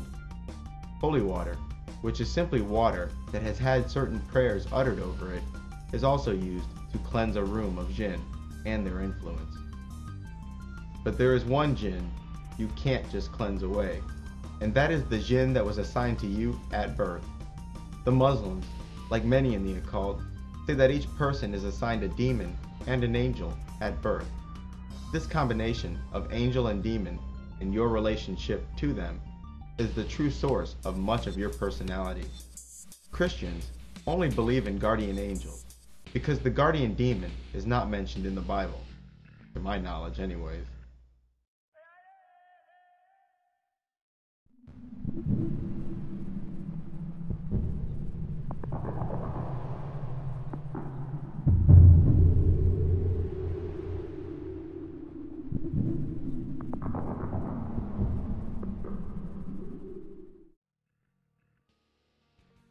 The next classification that those in the spirit world fall into is called larvae. Larvae, sometimes called thought forms, are the parasites of the spirit world. These parasitic entities are the direct creation of the desires of man. When a person concentrates on a single thought, a larva is formed. Many times, a thought form will die and dissipate the moment that person's attentions are directed elsewhere. But if the individual is consumed by that thought or desire, the larva will continue to grow. Like vampiric spirits, these non-sentient larvae feed from the very thoughts that created it, and will often induce this thought in the mind of its host in order to feed. These beings are not intelligent and cannot be commanded, only banished. The only trace of intellect they display is a sense of self-preservation. These larvae feed upon the life force of their host and continue to steal his vitality until he no longer feeds the being with obsessive thoughts, thoughts which are usually negative in nature. These beings have no function to humans, whether that function is magical or otherwise. These thought forms, which are concentrations of spiritual energy, can flake off of people and can cling to other people and even objects. In this way, can a person accumulate a sinful nature, and places accumulate a bad vibe. This concept of the thought form is, however, a bit more complicated than spiritual insects. This is in no small part related to the fact that thought forms can be projected. These thought projections are a part of our lives in a subtle yet real way. The deliberate projection of a thought form from one mind to another is most commonly known as telepathy.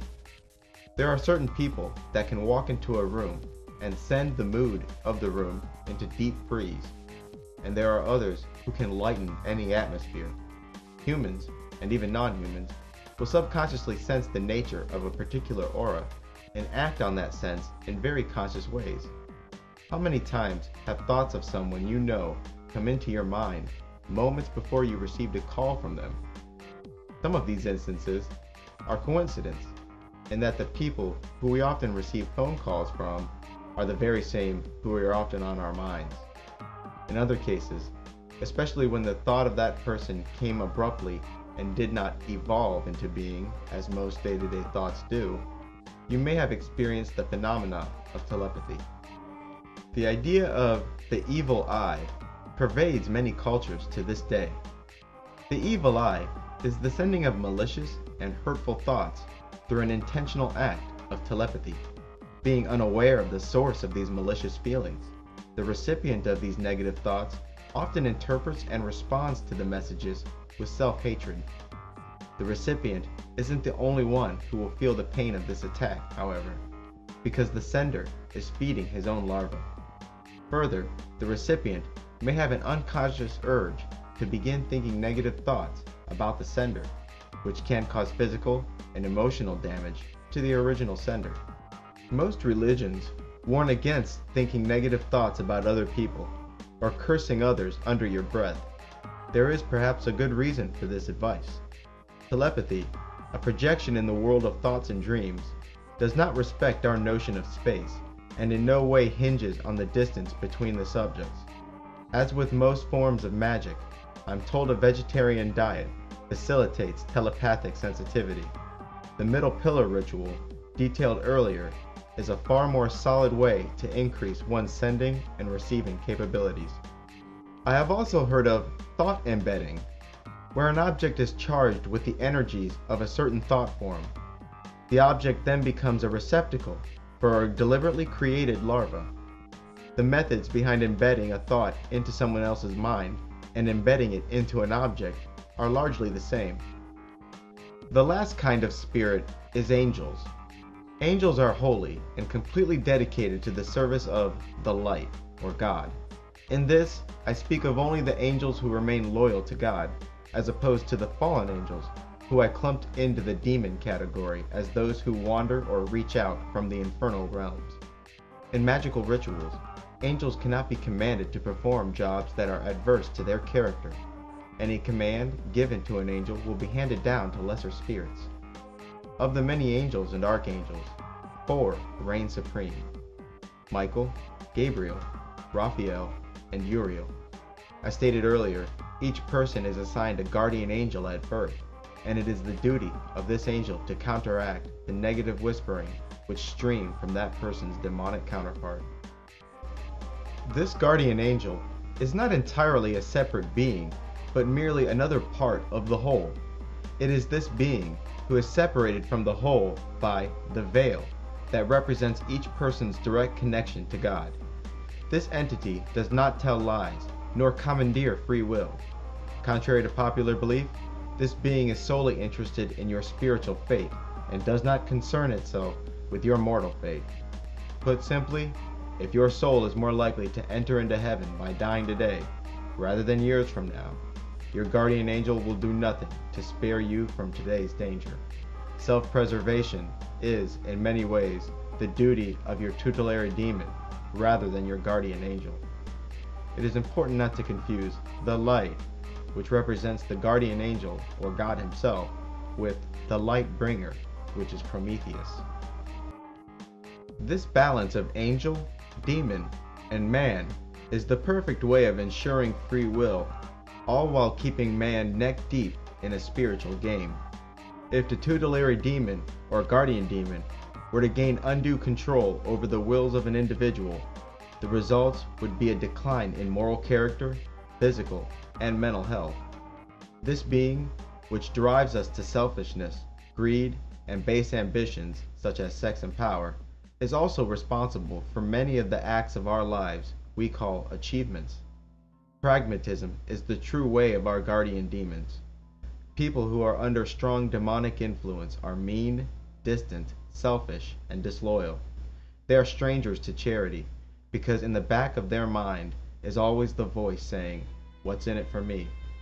These individuals will also exhibit many self-destructive behaviors like drug use, promiscuous sex, overeating, gambling, etc.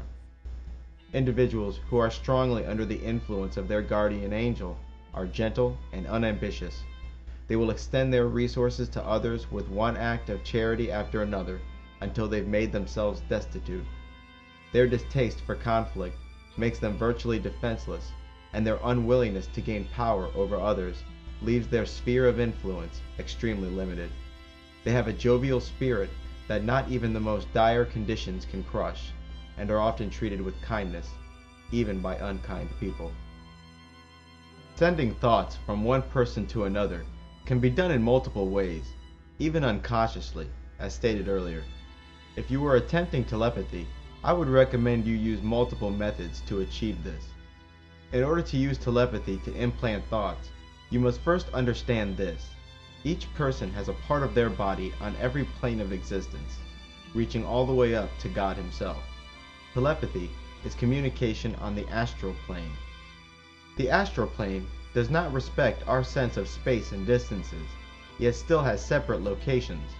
Like the internet parallel that I illustrated earlier, each of these locations can be accessed by a single mind. In the astral world, to imagine a thing is to access its location, and it is this location that you will direct your thoughts. Detailed visualizations of the target person or object must not be neglected. This is even more important than the method of thought transfer. First, imagine the person in the sharpest possible detail sitting in front of you.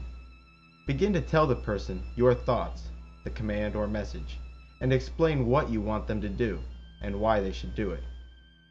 Second, imagine yourself in their body, sitting in front of you, as if you've moved your consciousness and awareness into the target. After moving your consciousness into the target, you should then visualize looking back at yourself through their eyes. Imagine yourself detailing the command or message through their eyes. Imagine them complying to your demands. Third, imagine the command or message as a ball of energy or an image, and imagine that energy or image being inserted into the target person or object. The best way to communicate using telepathy is a Morse code system. In this system, the recipient must be ready to listen and must also know when one message ends and another begins. Find 2 index cards, and on them draw 2 completely different shapes. These shapes must be different in every possible way. I recommend drawing a large, solid black circle on one card, and a red X or plus sign on the other card, or perhaps an imperfect shape. Then, using the same techniques outlined earlier, begin sending a description of the shape on the card you currently hold. Avoid using telepathic negatives such as, "It is not solid," "It is not black," "It is not round." Confine your description to what the shape is, rather than what the shape isn't. When trying to send the shape drawn on one card, keep the shape drawn on the other card completely out of your mind. To transmit a certain shape, begin describing that shape in every possible way. For example, when transmitting the shape of the red X card, send concepts like red, has straight lines, empty on the inside. When describing the card with the black circle, send concepts like black, has only curves, is solid on the inside. It's important for the recipient to not try too hard, but instead allow the transmitted shape to form naturally in their mind.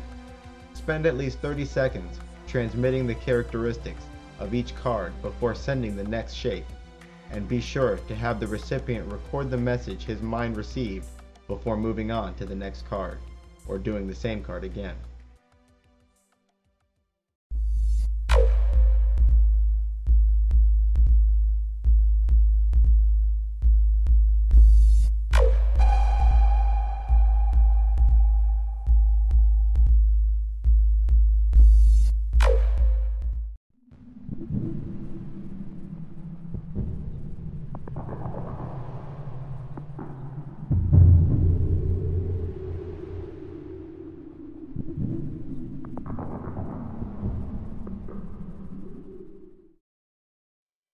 If my left brain mentality and knowledge of computer programming aided my ability to grasp anomalous, independent yet interwoven universes, then it certainly impeded my ability to understand magic. The problem arose with my conception of a command. In computer programming, commands are sent to the computer in a very formalized way. Computer programming languages are extremely structured and inflexible. Another roadblock to understanding magic, which sprang up because of my computer nerd dispositions, was regarding the parameter of faith. In computer land, countless times have I succeeded brilliantly in solving a problem by a series of random, trial and error pot shots that I was sure won't work. And, as if it were part of the ritual, I didn't fail to utter that suspicion aloud either. In most cases, "this won't work" was followed shortly by, "did that just work?" But in magic, absolute faith is necessary. Rule number 1, faith. Like every other path of spiritual development, magic requires faith. Without belief and focus, you and your spells are sure to fail. Surely, this is an aspect of the occult that has kept the merely curious at bay. But there was something else about magic that violated and troubled my computer-like mind. Magic's arbitrary nature. While reviewing medieval grimoires, one is struck by the countless strange requirements for a given spell. You have to say these incantations at this time of year, facing that direction. A modern aspirant to the magical arts will find himself saying things like, "the testicle of a wild bull, where the hell am I gonna get that?"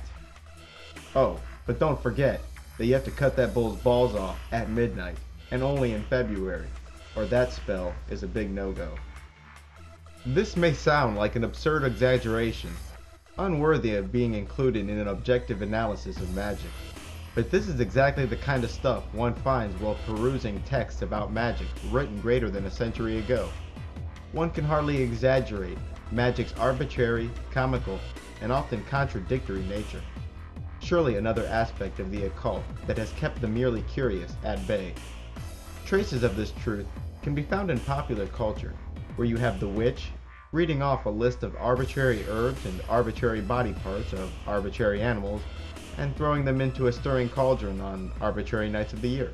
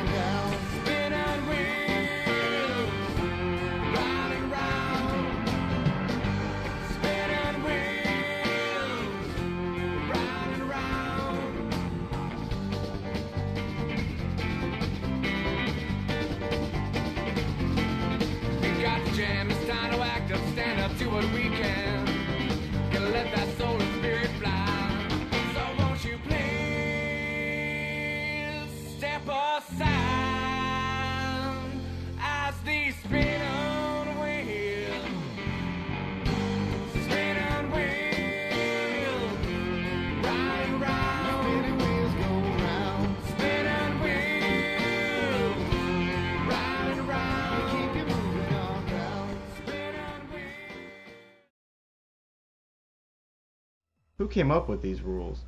And who enforces my command when the recipe is executed properly? Because these are the questions that would occur first to a programmer. Who or what is the program that enforces my will once the spell has executed properly? Why does this program respond to my commands at all? And who the hell was looking over my shoulder to make sure I crept upon that bull on a February night? My feet sporting top-of-the-line running shoes, my trembling hands wielding a knife, and my eyes blazing with emasculating menace. This force looking over my shoulder and executing my commands, I'll call the magical program. If one delves into only a couple books about magic and the occult, they come away believing that magic is terribly inflexible. These rules, as arbitrary as they may be, are still rules, but in truth, there are nearly countless ways of achieving the same goals in magic. Unlike computer land, there are many efficient ways to send the same command to the magical program. The first indication of this fact lies in the many languages used by magicians all over the world to accomplish the same goals or contact the same entities. As I stated in The Name Game, the same entities have gone by many names in different eras and locations. In a ritual intended to conjure a particular entity, the name of choice would be uttered aloud. But you would think that when the rules of magic were etched into the universe, that a single verbal language would be the official language of the magical program. But rather, it appears that the magical program speaks all languages. Even if you locked yourself in a room with a magic 8-ball and created a whole new language based on its answers, rituals done in that language will still succeed. And if they didn't, it was probably because your brain doesn't have the deep ties and imagery to the words of your newly created language. Although magicians admit that some verbal and written languages have inherent power, in reality, any will do. Those languages which magicians claim have occult virtues are many old and dead tongues, like Hebrew, Chaldean, etc. Many good magicians suggest that although using unfamiliar languages and rituals will achieve the same result, it is unadvisable to do so. They advise that you use your mother tongue so that you know exactly what you're asking for. Embedded in this tip lies a truth. Use your mother tongue, whichever it may be. It appears that the magical program speaks every language, even the noble tongue of 8-ball. But there is indeed a method to the madness. Magicians will incorporate foreign languages, or alternate names, into their spellings and writings to hide the true meaning from the profane in the case that they are discovered. Symbols constitute the other method by which they guard their secrets. The quote-unquote profane are those unilluminated by magic. Magicians are accustomed to living a secretive life, and for more than one reason. The first reason for all the cloak and dagger is the persecutions magicians have suffered at the hands of everyone from organized religion all the way down to small-town lynch mobs. Men of science have also suffered similar fates. The second reason for all the secrecy is based on the simple principle that knowledge is power. Put simply, the less you know, the mightier their power is. Sadly, many magicians go to great lengths to promote atheism and disbelief in the paranormal. A world full of disbelievers is a playground for the magicians. The third reason for all the misdirection is fear, from knowing that the bad magicians will kill them. Even the most well-meaning, God-fearing, and benevolent magicians of this age and ages past regarded the profane as inferior and unworthy of these secrets. And a part of me is inclined to agree. The average man whittles his life away watching mind-numbing TV and buying crap they don't need, while the answers to some of the universe's deepest truths were only a couple mouse clicks away, and usually free. Even legendary magicians like Amberlin, who was more white sheets than any preacher you'll ever meet, regarded the common man as unworthy. So even though I agree with their reasoning, as your author and humble narrator, I'm sure it's quite obvious that I agree, just not enough. I believe in disclosure, because the facts that these magicians know about the world does affect the average man every day. One example of many, magicians know that many cases of mental disorders are not psychological, but spiritual. Still, they promote the psychological assertions of men like Freud and Darwin, who they know to be wrong, and having us popping antidepressants that they know won't work, and perhaps opening our mind up to even more spiritual influence.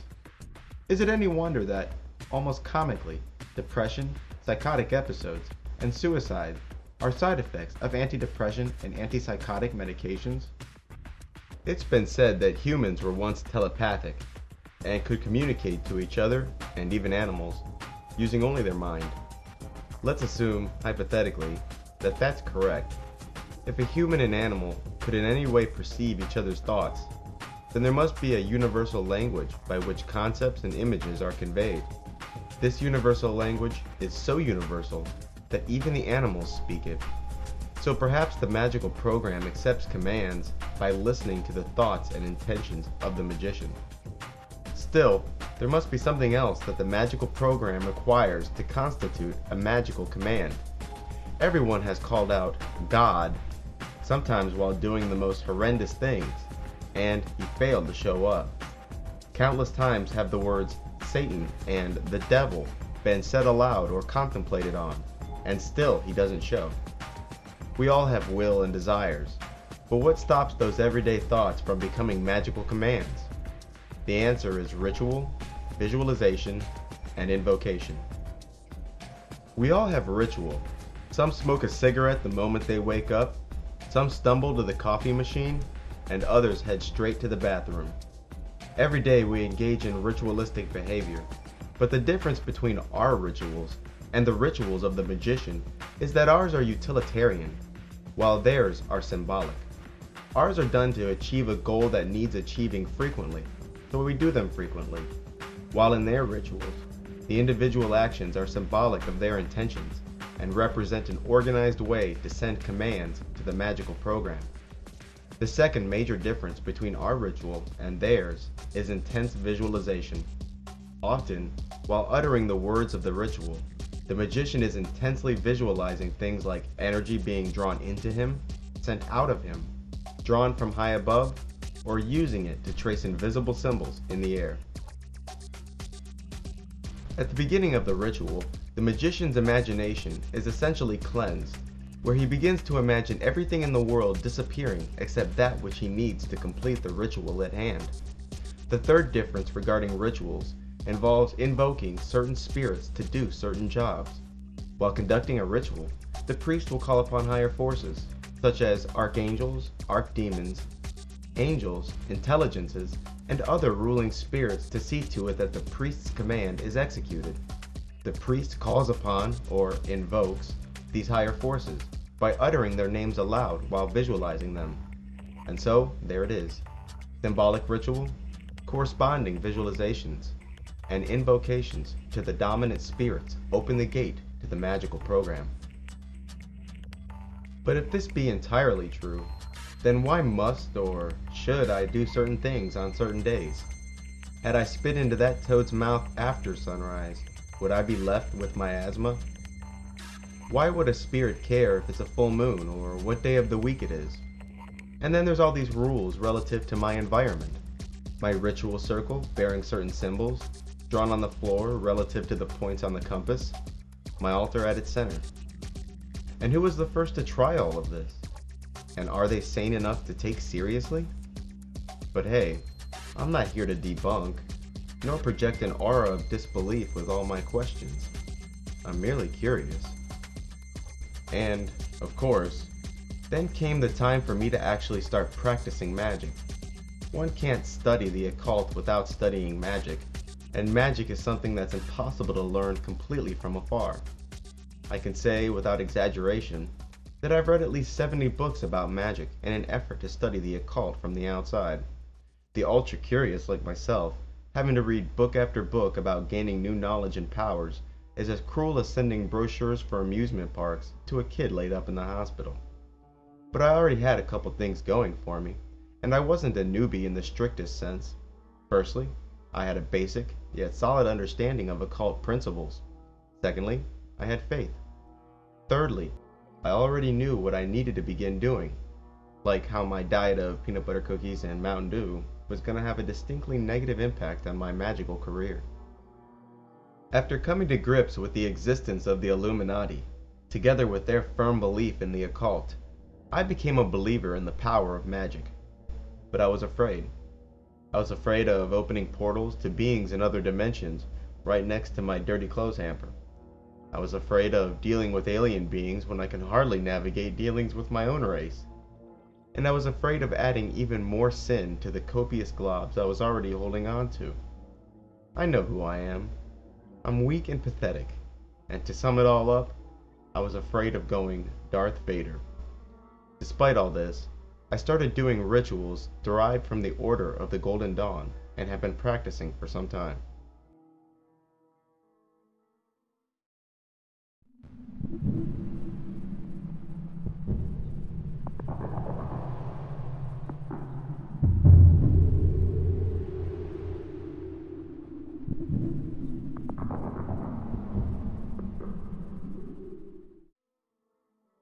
Until now, I've resisted an urge many authors fail to resist, inundating their books with personal stories.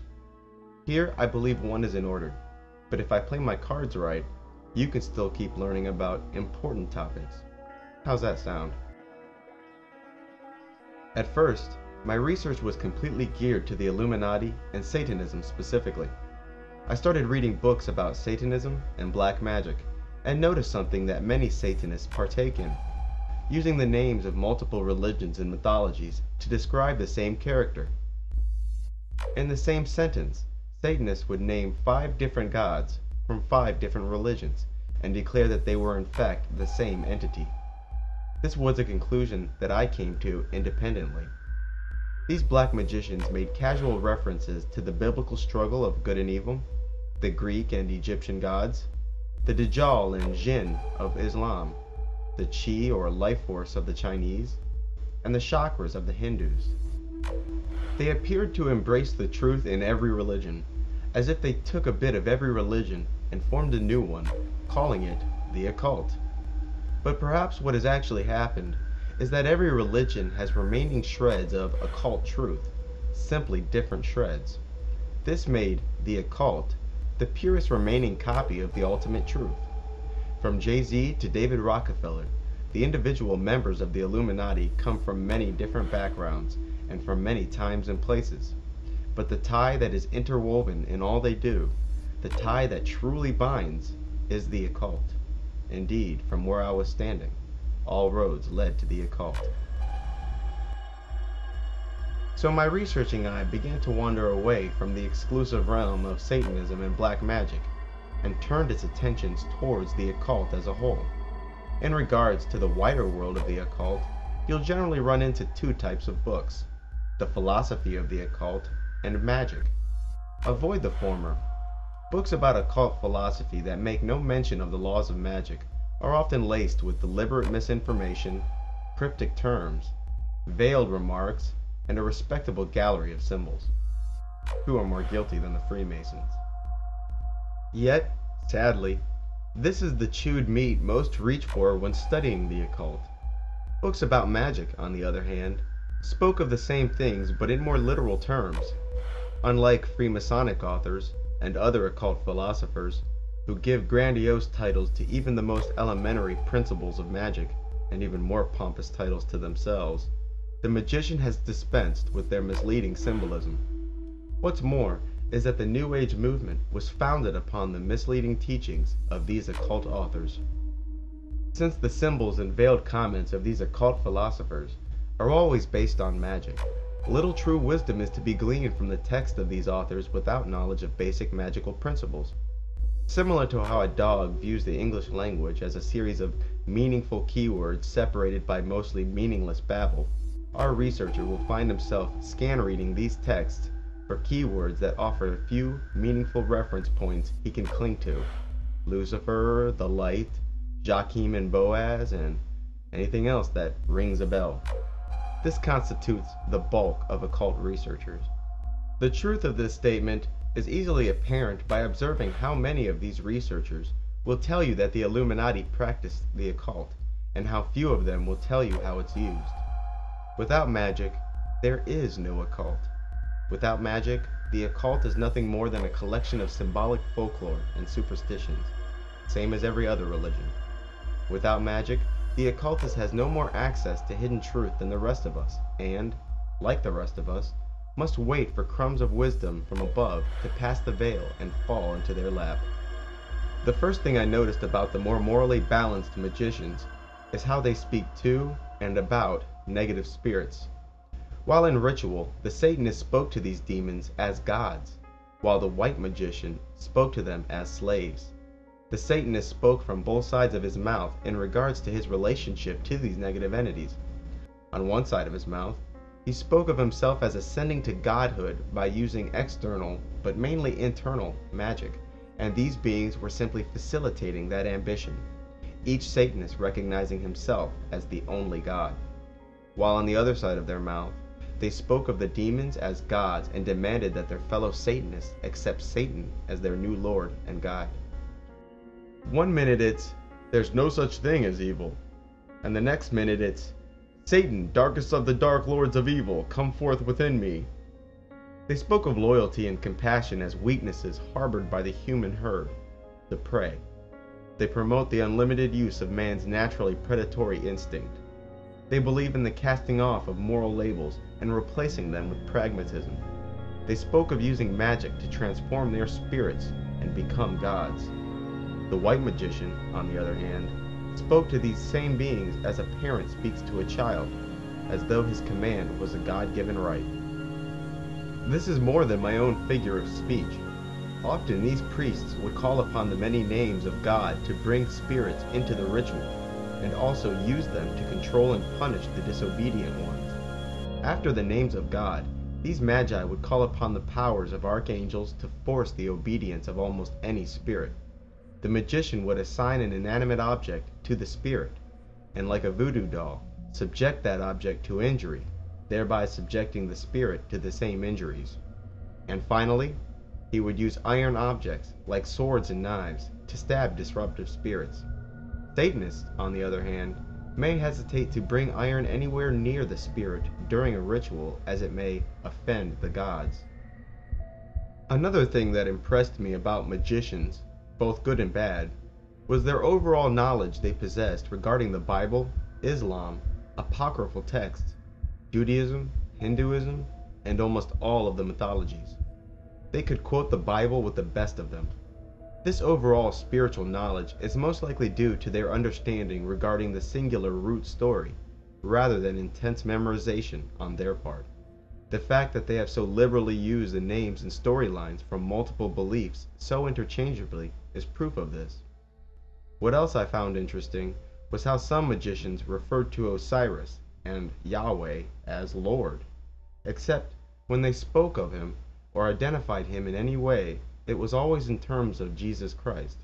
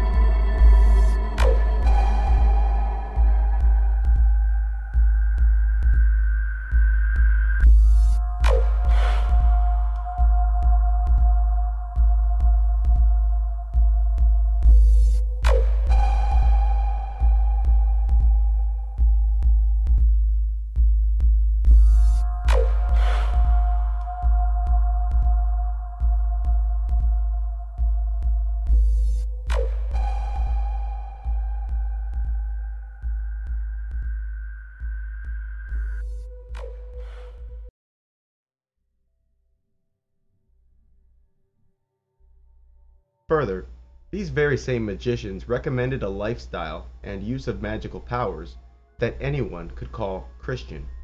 Some magicians, like our aforementioned Amberlin, recommended a lifestyle only the angels could touch. His emphasis regarding the moral use of magic and devotion to God became redundant, even to the well-intentioned reader. But there was something else about these occult writers that drew me in. I found myself intrigued by their commentary about psychology, history, and the true nature of man in the universe. This commentary, streaming in from both good and bad magicians, was insightful enough to offer proof of their sanity, and crazy enough to be nearly beyond belief. They painted a picture of the universe my rational mind was almost not ready for. But I guess it wasn't just their sanity that was in question, because they were doing no more than answering questions I've had all my life.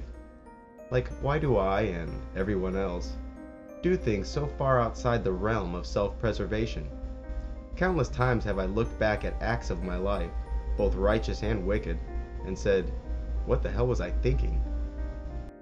It's obvious that both acts of charity, say giving canned foods, and acts of debasement, say buying a pack of cigarettes, will amount to some form of loss to the one who has chosen either extreme. I also had questions about the strange sensation I get every once in a while that I'm experiencing something that already happened, usually called déjà vu. Even in a completely new and unforeseen environment, sometimes I could swear I've already been here, doing this, having this exact conversation. And what's up with the weird images that flood my mind in the last few moments before I actually fall asleep? Strange animations of objects in motion, people I don't know, landscapes I've never witnessed. While in a visibly empty room, why do I sometimes feel like I'm not alone? I had questions, and only because I was ready to know, they had answers. Truly, all roads were leading to the occult.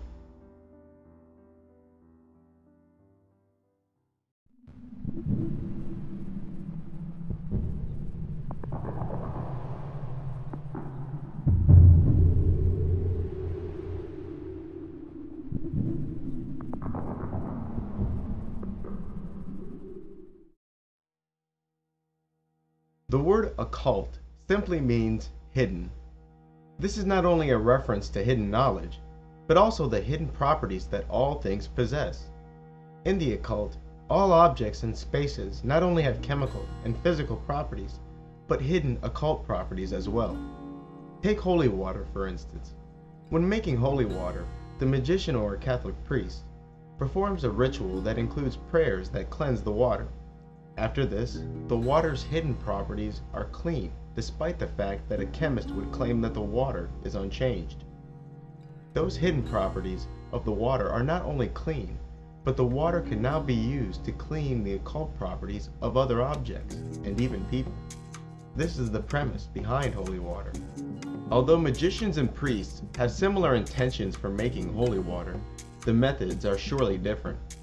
A magician will imagine himself reaching into the water and drawing out negative virtues.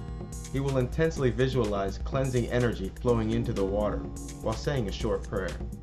The Catholic priest, on the other hand, is more likely to simply close his eyes, rapidly spout a hollow, well-memorized prayer over the water, and be on his way.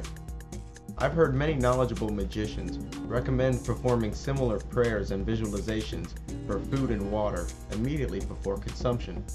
In essence, eating not but holy food, and drinking not but holy water. Muslims perform this same act of cleansing by saying Bismillah before the meal. If said in a hollow and faithless manner, Bismillah will have no effect. If said with faith and passion, however, Bismillah is claimed to purify the occult properties of their food, and even entire rooms for that matter. There are also types of magic that's holy and ordained. Take the exorcisms performed by Catholic and Islamic priests, for instance. Like magicians, these priests would separate a seducing spirit from its human host by invoking the many names of God aloud, and even claiming God's authority. And, like a magician, these priests can succeed in freeing someone from demonic possession. This is nothing but magic. Uttering the names of God aloud does no more than produce a series of sound waves, which would affect the demon no more or less than any other pattern of sound waves. The sound waves produced by Bismillah should not be any more capable of cleaning occult properties or driving away evil spirits than saying, "Purple spider monkey." Don't let this mere illustration of holy water, however, bring you to the conclusion that the hidden essence that lay in all things is no more than a one-dimensional scale, ranging from holy to evil. Just like an object has multiple physical properties simultaneously, the same object also has multiple occult properties simultaneously. The physical properties of an object are things like width, height, depth, weight, color, shape, etc. Physical objects have all of these properties at once. A large part of magic is devoted to two types of hidden properties. The first property is the elements, and there are 5: spirit, air, water, fire, and earth. The second major type of hidden property is the planets, and there are 7: the sun, the moon, Mercury, Venus, Mars, Jupiter, and Saturn. The 5 elements of the magicians were allegedly derived from the 4 elements the Greeks claimed all things were made from. After more research, especially into Greek philosophers such as Plato and Aristotle, who I suspect had occult knowledge, I am more convinced that the reverse is true, and that the Greeks based their belief of the 4 elements, air, water, earth, and fire, on the magician's 5 elements. The term, the elements, remains with us to this day. To be exposed to the elements is to be left outside and exposed to rain, which is water, dirt, which is earth, air, which is air, and sunlight, which is fire. Magicians also make references to other properties. Some truly are as generic as positive and negative, while other hidden properties may be a living being, like a spirit. As stated previously, a spirit can be bound to an object. The nature of these hidden properties, both elemental and planetary, is measured in personality, rather than the mathematically sound inches and pounds that physical properties are measured by. Each of the elements and planets has correspondences to almost everything imaginable. Everything from body parts to odors to points on the compass to angels. Listening to magicians explain why that odor or that stone or that type of tree corresponds to a particular planet certainly makes for some comedy. So not only can someone insert the influence of, say, Jupiter into an object, but the physical makeup of the object makes it inclined towards a particular planetary or elemental influence. In this case, one would choose objects whose physical properties lent themselves to Jupiter. Many people believe that things like rabbit's feet have a natural occult essence of luck. I have not heard an occultist comment on this, but it's no more absurd than spitting into a frog's mouth. The metal copper, for instance, is inclined to the influence of Venus. Therefore, copper is a venereal metal. Venereal, Venus, the goddess of lust and sex. Go figure. But planetary or spiritual properties aren't the only hidden properties an object or given space has. There are also threads that permanently bind every material particle to every other particle that it has ever come in contact with. Imagine for a moment that every time you touch an object, small threads remain that tie your hand to that object forever. The more times you touch that object, the more threads between you and it are created. The average person would therefore have many residual threads between them and the fabrics in their clothes and furniture, but also fluids or solids that passed through or came from your body would naturally have many lingering threads. Because of the length of time they were in your body and sheer surface area contact, the things like sweat, blood, semen, hair, milk, or skin would likely contain more lingering threads than urine or feces. This web that binds all things, the Force from Star Wars, goes by many names: the Akasha, Indra's web, the web of word, the web of life, and the Force. Essentially, everything you've ever touched or excreted is still touching you. Most of this material has decomposed into the earth, returned to the ocean, or rotting in a landfill. Naturally, a magician would find things like your clothes, hair, blood, and extremely personal items useful if he desired to target you, as it makes for an easy way for him to describe your whereabouts to a spirit. This web that binds all things makes it possible for objects and spaces to essentially record events, which brings us to the problem of ghosts. Ghosts are usually thought of as spirit beings who roam or haunt a given place. Some ghosts repeat the same actions over and over again, while other ghosts seem to interact with people and objects in our world. Some ghosts are comprised not of individuals, but as objects such as ghost ships and ghost trains. Other ghosts may be whole groups of people, such as American Civil War battles, where whole ghost armies are seen marching into battle. Some ghosts aren't objects at all, but noises, feelings, and odors that seem to come from a distant past. The most pervading theory regarding ghosts is that they are the souls of departed who weren't ready to, quote-unquote, move on. Consequently, with unfinished business in our world, they continue to roam the place where they perished. Attached to each, of course, is this traumatic, tearjerker story of how the person died and why they have unfinished business. This theory has been screamed and echoed from the hills by every spiritualist and self-proclaimed psychic out there. While I was researching the spirit world, I ignored these spiritualists and psychics. Even if they were indeed psychic, and even if they honestly and accurately relate to me all they knew about the spirit world, they demonstrated no control. Their knowledge was limited to what information a spirit or environment would volunteer, a merely subjective relationship. But to see or hear something I can't, not being a psychic, implies that you only know of it, not about it. You know of its existence, not its nature. It's the difference between seeing a bolt of lightning and knowing how to harness it. The psychic remains subject to the danger posed by lightning because he cannot tell why it strikes or where it will fall next. He can only proclaim its existence or presence as a fact.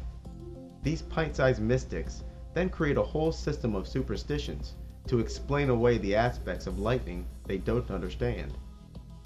The magician, on the other hand, demonstrated control. He knew how to work with the spirits, harness them, and how to stay safe from them.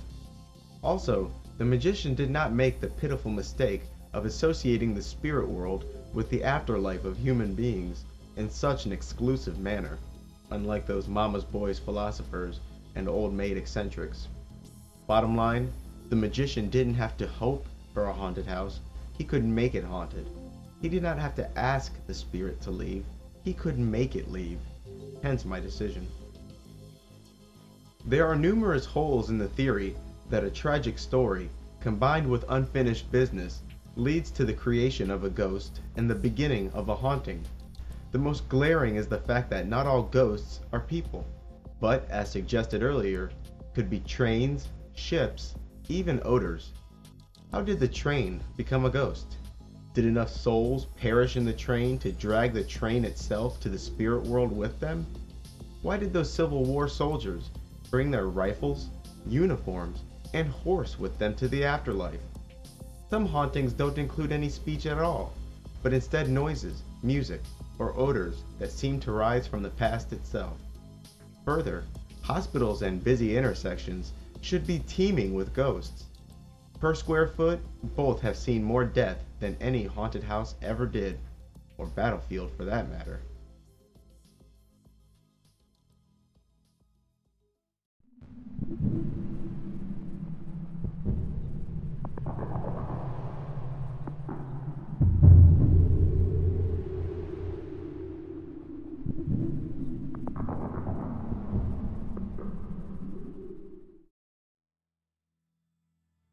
All of us are familiar with the power of intention, whether consciously or unconsciously.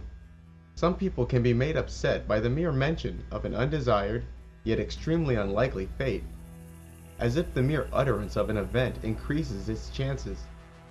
For example, a passenger on an airplane would get angry listening to another passenger muse and speculate over what would happen if we crashed. Sometimes, this responsive anger is logical. You may be correct in painting a very likely outcome. Being swept up in mindless optimism, the angry party may accuse you of raining on their parade. Other times, the angry response one receives for such speculation is not rational. The outcome you predict is so unlikely it is unworthy of serious consideration. Anger towards this type of speculation may not stem from violation of the rational senses, but intuitive ones. People who don't like to be jinxed are usually these over-optimistic types who subconsciously know the power of intention. Further, to be optimistic is a point of view. Two fans of different football teams sitting together watching their two teams compete would perceive any speculation from the other as pessimism. Then there are, of course, perfectly logical concerns that some people will label pessimistic. But honestly, what good is optimism if the plan sucks? If the plan sucks, worry and pessimism may be the only thing that saves you from an undesired and perhaps quite likely fate. Despite all of this, the power of intention cannot be denied. Although our thoughtless airplane passenger did not actually intend for the plane to crash, subconsciously, we all grasped the power of the wish. It is upon these wishes that the magician constructs his reality. The things a magician paints with his mind become real and visible by all the beings in the land of thoughts and dreams. A magician doesn't merely hold a wand. He uses it to project energy he visualizes, and when he paints invisible pentagrams in the air, the beings in the other world can see these symbols and are further subject to their function. Wishes, however, isn't the only variable a magician must consider. A principle most magicians live by is never swim upstream, never go against the wind. Magicians believe that rays are arriving to Earth or the material universe from the stars, and these rays contain within them certain trends. These rays make individual people and whole societies predisposed to certain behaviors. Like tides on an ocean, these behavioral trends wax and wane and can be predicted. At times when the rays of the heavens make people aggressive, this is the time when the magician seeks to cause strife and war. When the rays from the stars suggest a time of peace, the magician seeks to induce favors and garner friendships. Mostly, magicians concern themselves with the celestial effects brought on by the 7 magical planets. Each of these planets produce certain effects that rise and fall as the days and months go by. The magician always flows with the trends, but these trends are no mere machinations of popular culture, but celestial trends. Astrology, as it is popularly known today, is the use of heavenly bodies to track current and future trends. Astrology is based on the principle that the location of certain heavenly bodies helps indicate a person's or society's behavior, and therefore their fate. Unbeknownst to most of its believers, astrology was originally exclusively used by magicians in order to track when certain spells and rituals are to be performed. Most people use astrology to help dictate their day-to-day actions, and even though subtle astrological forces do play a part in determining a behavioral trend, it is not an art worthy of guiding one's life. The practitioner of astrology is likely to miss good opportunities or seize upon bad opportunities on account of their daily astrological horoscope. Too subtle are these astrological effects to be qualified to guide one's life. Common sense and a consistent set of right and wrongs is surely wiser. For the magician, however, the tide of these celestial forces offer a way to maximize the power of any magical undertaking. It is always important to bear in mind that magic is not hit or miss. It is easy to make the mistake of thinking about the results of a magical act in sharply contrasted terms like succeed and failure. In truth, magic exists in a constant shade of gray, where it is not a matter of whether the spell worked, but simply a matter of to what degree did it succeed. For instance, if someone desired to have a bit more extra cash in their pocket, they may create a magical talisman for the planet Jupiter, because Jupiter rules over luck and growth. A talisman is an object that has been energized by a particular type of energy or spirit, and these energies have been charged with a particular duty. In this case, the talisman has been energized with the force of Jupiter and has been charged with the duty of bringing extra money to the magician. Then the talisman is consecrated, and it is during the ceremony of consecration that the object is imparted a certain type of force, in this case Jupiter, and charged with its duty, in this case extra money.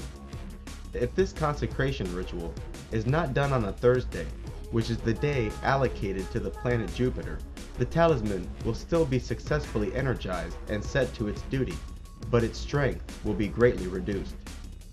What's more, even the hours of the day have been assigned to certain planets, meaning that if a talisman is created and consecrated on the day and hour of Jupiter, it will be even more powerful. The hours of the day that are dedicated to the 7 planets are dependent on both the time of the year and geographical location. The reason is that a magical day begins at sunrise. The first hour of the day is assigned to the planet which rules that day. Instead of hours that last exactly 60 minutes, in magic, the time between sunrise and sunset is divided into 12 pieces, and likewise, the time between sunset and sunrise is also divided into 12. These magical hours are therefore constantly changing. In summer, each of the first 12 hours are longer than each of the last 12 hours, because in summer, the days are longer than the nights. With days consisting of 14 hours of daylight and 10 hours of night, the AM hours, which will last 70 minutes, will be 40% longer than the PM hours, which will only be 50 minutes. On such a day, our money-chasing magician would be better off consecrating the talisman, not only on a Thursday, but in the first 70 minutes of daylight on that Thursday. As stated previously, magic should not be thought of in terms of failure and success, but instead the results of a magical working should be thought of as ranging from failure to success. Once the magical program receives an instruction, the results of that instruction manifest in a way that many would commonly label as miraculous. Often, quote-unquote success manifests itself through serendipitous coincidence, and the magic itself did no more than make the less likely more likely to occur. In this way, magic and its successful results are impossible to measure scientifically. The magical program attempts to bring this success to the magician by making the smallest possible change in the course of destiny.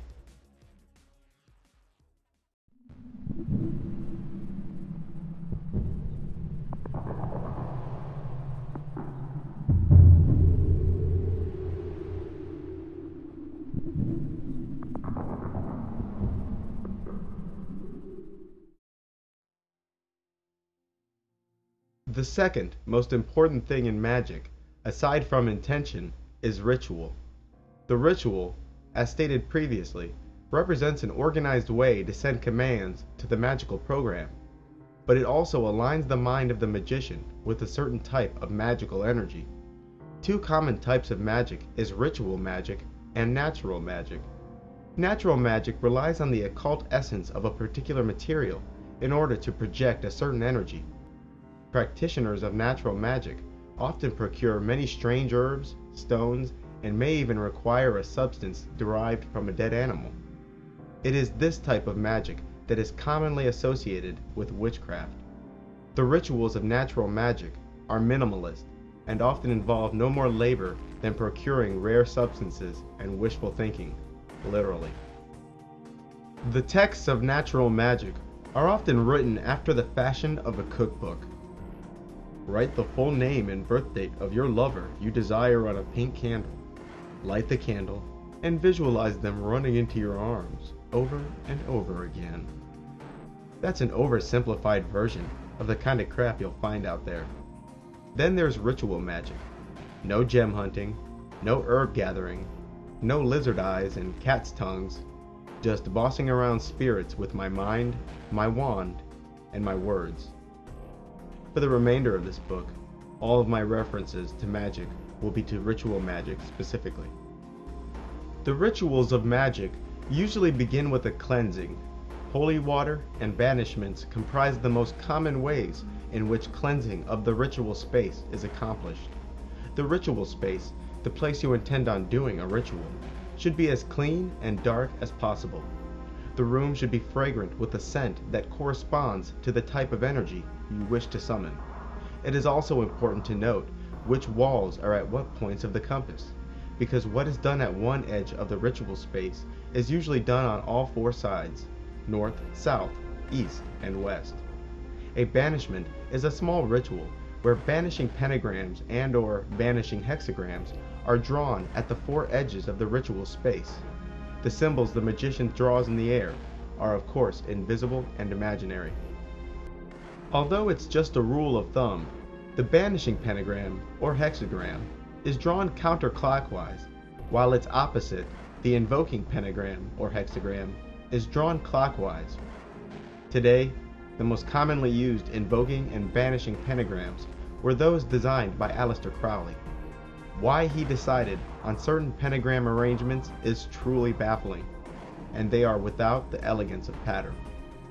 I despised having to memorize them, and I personally think that modern magicians should give those pentagram arrangements revision. A banishing symbol dispels a certain type of energy, while an invoking symbol activates a certain type of energy. It may be thought of as an on and off switch. To banish a certain energy is to turn it off, while invoking a particular energy turns it on. The purpose of a banishing at the beginning is to clean the area of all influences and make the ritual space spiritually neutral.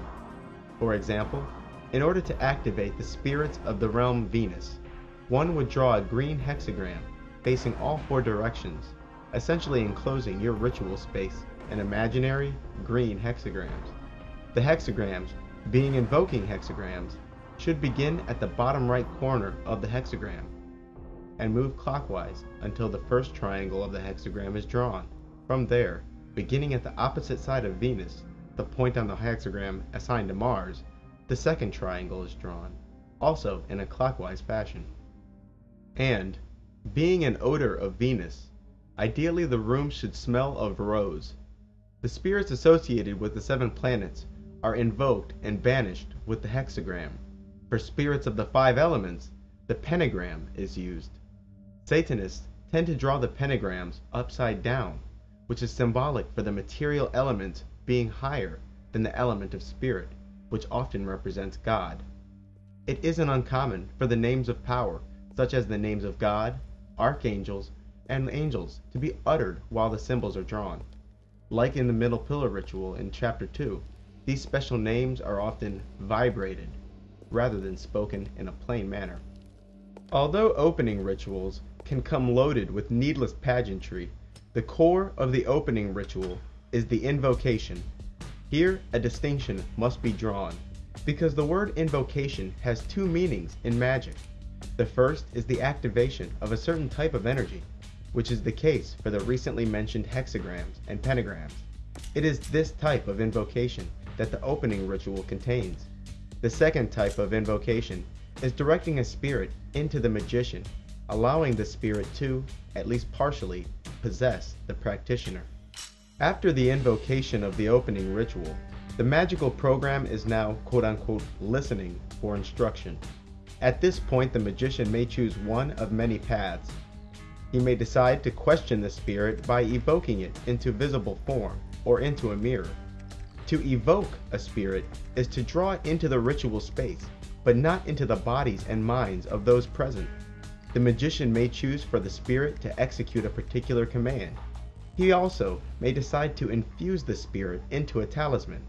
A talisman, like a voodoo doll, is an object that has been assigned to and associated with the essence of a particular being or energy. And finally, he may choose to invoke the spirit into his body, allowing the spirit to communicate with and partially command the magician. After the magician is satisfied and his will is accomplished, he begins the ritual's closing ceremony. The closing ritual, like the opening ritual, may itself be weighty with pageantry, but the heart of the closing is the banishments. The banishing ritual, at the beginning of the entire ritual, banishes general influences, while the banishing ritual at the end banishes the specific force that was invoked or activated during the ritual. The major implements of ritual magic are relatively few, and even more impressive is the fact that they aren't truly necessary at all, with perhaps the exception of the scrying mirror. The main tools of the magician include the wand, the dagger or sword, the cup, the altar, and the scrying mirror. The first of these, the wand, is used to direct energy and draw invoking symbols in the air. The element associated with the wand is fire, and fire represents the spark of life, in other words, the ability to give life. The wand is a phallic symbol and represents the active force, the male's ability to jumpstart life. Fire, whose symbol is an upward pointing triangle, is also associated with the lion, the south, the color red, and Archangel Michael. Fire also represents the will or desire. The second main implement is the dagger or sword.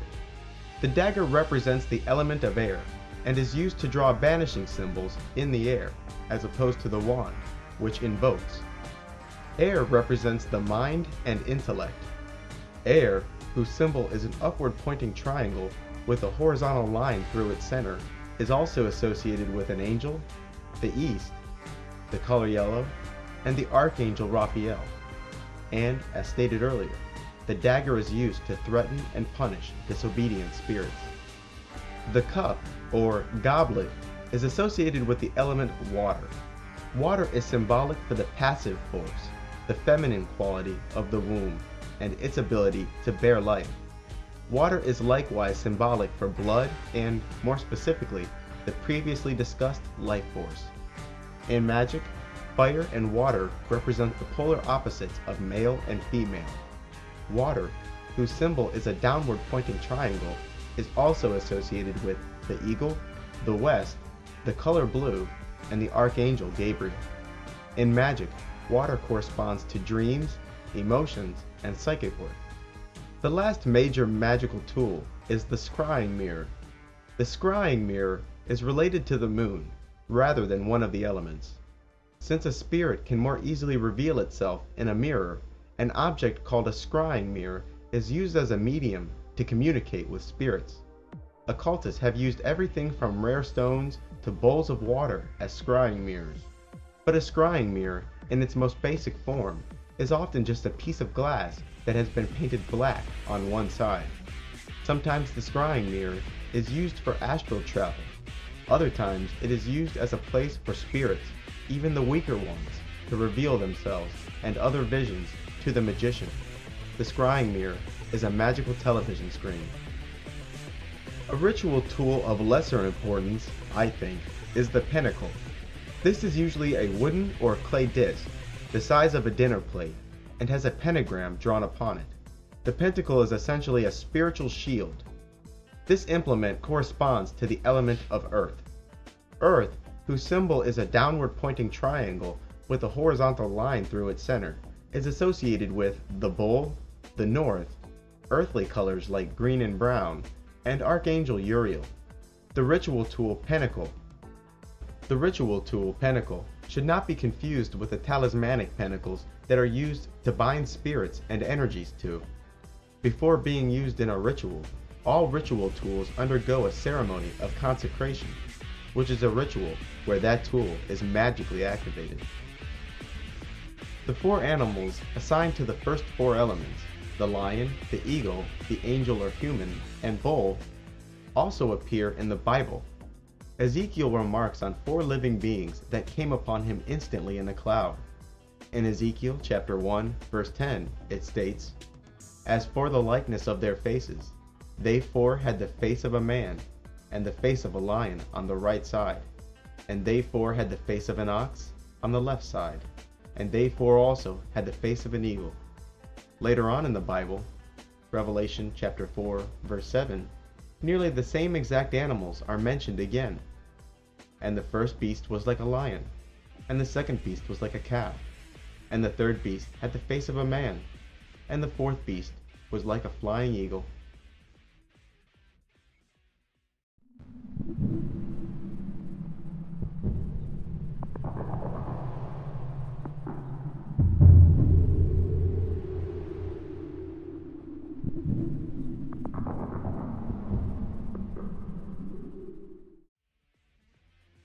As stated earlier, once the magician has invoked a spirit or type of energy, he has a number of options. The first option is to invoke the spirit into his body. To invoke a being into your body allows for direct communication between the spirit and the magician, and even allows the being to partly control the magician. For this reason, magicians should only invoke benevolent spirits into their bodies. Another option the magician has is to assign a spirit a direct task. The magician may ask the spirit to cause physical harm, feelings of attraction, and discord in other people. He may also ask the spirit to cause changes in the weather, cause disruption in entire organizations, and even find hidden things. Magic of this type, that alters the world outside of the magician, is called thaumaturgic magic. Once present, the magician may demand that the spirit empower a talisman. A talisman, often called a pentacle, is a physical object that represents a spiritual energy. The talisman becomes the physical abode of a spirit or energy that is constantly working to fulfill the purpose of the talisman. The purpose or duty of a talisman depends largely on the spirit used to empower it. Each of the 5 elements and 7 planets corresponds to a specific personality type and therefore capable of certain duties. As with all magical acts, one must never assign a job to a spirit that does not correspond to its nature, similar to how we don't employ mechanics to give us a physical and doctors to fix our cars. To assign the talisman a job involving love and attraction, one should empower the talisman with the spirit of the planet Venus, or the element of water. To succeed in conflict, the energy of the planet Mars is what should be quote-unquote activated at the beginning of the ritual. To become a better author, the magician would invoke the spirits of the planet Mercury, or spirits of the element air. After the appropriate type of energy for the job is selected and invoked, the magician specifies exactly the purpose of the talisman. This act is called consecration, and usually includes a sentence specifically declaring intent. Something like, "I consecrate this talisman for the purpose of increasing my abilities as an author. May this talisman fulfill its purpose without evasion, ceasing its work only when it is deconsecrated. It happens that I am writing this book under the quote-unquote influence of just such a talisman. A talisman that uses planetary spirits should be consecrated on that planet's day and hour. A talisman may also be charged or recharged by the process of thought embedding spoken of earlier, but these talismans are considerably weaker. Sometimes, rituals that increase the flow of astral energy, such as the middle pillar ritual, are used to embed a talisman with intention. Talismans are usually inscribed with names and symbols. The names drawn on the talisman correspond to the names of the spirits who will be assigned the duty of fulfilling the talisman's purpose. In Western magic, these characters are usually in English or Hebrew. The symbols that usually adorn the talisman do not represent abstract concepts, but names. Symbols that represent names are called sigils. These sigils are formed by the use of a kamiya, or magic square, which is simply a grid of numbers. To use a kamiya to form a sigil, one would convert each letter in the name into a number, and then begin drawing lines connecting the numbers on the grid according to their sequence in the name. Each of the 7 planets corresponds to a different grid of different sizes, and the spirit's name must be drawn using the grid assigned to that spirit's planet. Aside from names and symbols associated with that talisman's purpose, you'll also discover that the talisman itself is made of the material and painted the color that corresponds to the planet or element. Instead of assigning the spirit to a one-time duty or a full-time talisman, the magician may wish to evoke the spirit into visible appearance. To evoke a spirit is to command it to be present in the room, but not within the minds of those present. Evocations are among the most dangerous magical acts and should not be taken lightly. Most commonly, the spirit is evoked into a magical triangle while the magician stands inside of a magical circle. The magical triangle is used as a spiritual container and confines the spirit during the ritual. Sometimes the triangle includes a scrying mirror. For example, the spirit can use the scrying mirror to transmit scenes of other worlds or of ancient times. The spirit may also, of course, project his own image into the mirror. The magical circle the magician stands in is usually painted on the ground and often includes other symbols like pentagrams and hexagrams. The magician calls upon higher powers to command the spirit to make himself present within the triangle or mirror. The spirit must be given some kind of substance, like steam or smoke, to take a physical appearance. Otherwise, the mirror must be used. Once present, the spirit should be commanded to reveal itself in a manner that is not hideous, and to speak in a soothing voice, using your native tongue. The spirit should also be commanded to control its odor. It is the nature of some spirits to arrive as hideous beasts, with a foul odor and an unsoothing voice. Signs of a successful evocation are a sudden wind, noises, voices, and odors in the ritual chamber. An object bearing that spirit's sigil is placed in the triangle, and this object is subjected to injury when the magician wishes to force the obedience of that spirit.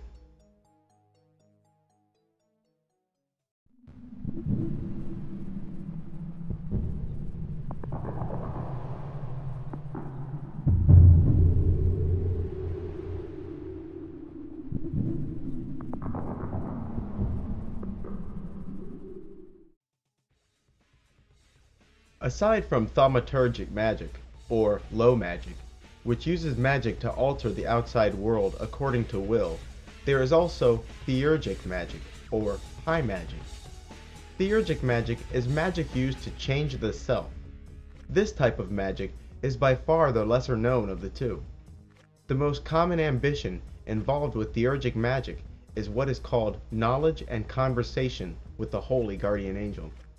This merger of the guardian angel and the lower self can take years, and this long-term ambition requires a series of rituals which slowly merge the magician and his guardian angel into one body. Merger with one's holy guardian angel is also called the Great Work, and is among the highest achievements of both white and black magicians. Although the term is used profanely to describe the chemical conversion of one element to another, alchemy is another word used to describe this kind of spiritual development. The middle pillar ritual, detailed earlier, is one example of spiritual alchemy. The individual steps of spiritual development are called initiation. Contrary to popular belief, which uses words like initiation to describe an entry into a group, in magic, initiation represents increasingly advanced states of spiritual alchemy. Self-initiation is also possible, but takes much longer. Self-initiation is a series of rituals undertaken by a solitary practitioner that are designed to slowly achieve the spiritual transformation without the help of a Freemasonic or other magical lodge. As stated earlier, a large gap called the abyss exists between the lower self and the higher self.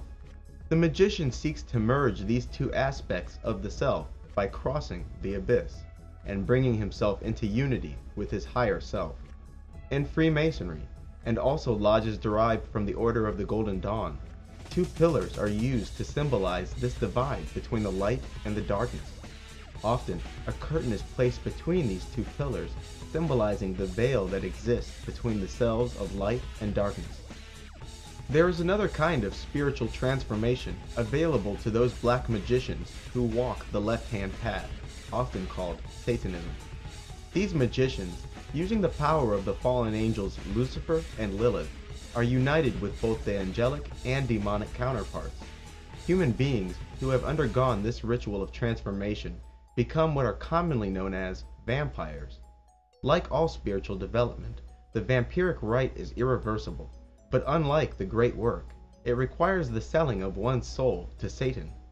After the vampiric rite, the individual has no chance of redemption, and no chance to enter heaven. From this fact have vampires been rightly labeled the damned. Theories and interpretations regarding the quote-unquote mark of the beast abound in religious and conspiracy circles, but in the occult, this phrase has only one meaning: permanent spiritual transformation. It is said that those endowed with the mark of the beast can easily shapeshift into hideous creatures at will and take on personalities of a more chaotic sort. The fruit of Eden has just as many interpretations and in just as many circles, but in the occult, this fruit represents magical transformation. If you recall, the serpent from the Garden of Eden tells Eve that the forbidden fruit will remake her as the gods. That's quite a claim.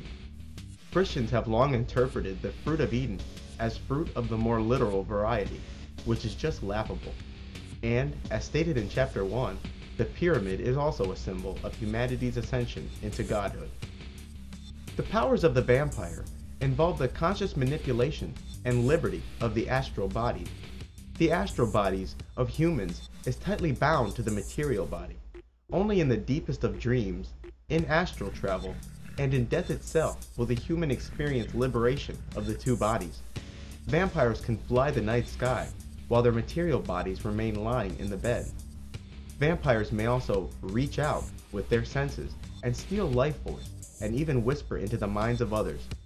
In popular culture, the vampire is often seen drinking blood, becoming extremely excited and perhaps animalistic during the act, killing their victim and gaining strength from the victim's blood. One of these popular conceptions is false, another is symbolic, and the rest are accurate. Vampires do become excited when they feed, and do become stronger, but they do not actually drink blood, and they do not actually kill their victim. In the movies and novels, the act of drinking physical human blood is symbolic for the taking of life force. The quote-unquote bite of the vampire is also symbolic for the rite of transformation. Vampires feed in the manner that all vampiric spirits feed, by coming into close proximity to a human, reaching out, and drawing life force out of the target's aura. The vampire extends from himself what are often described as thin, silvery threads, which act as tubes or channels in which to siphon life force from the etheric bodies of humans. So even though physical blood does indeed contain the life force, vampires usually feed on humans that have gathered in large groups. In the midst of a human crowd, the vampire can siphon life force from people as they walk by. This is a common method of feeding among vampires. The astral body of a vampire feeding from a sleeping human is another common method for feeding. Places where emotionally charged humans gather, like churches, dance clubs, and stadiums, are perfect feeding grounds for the vampire. If a single human is under continued attack, that person will begin to feel weak, drowsy, and mentally dull. The vampires call themselves the reborn or the many-born.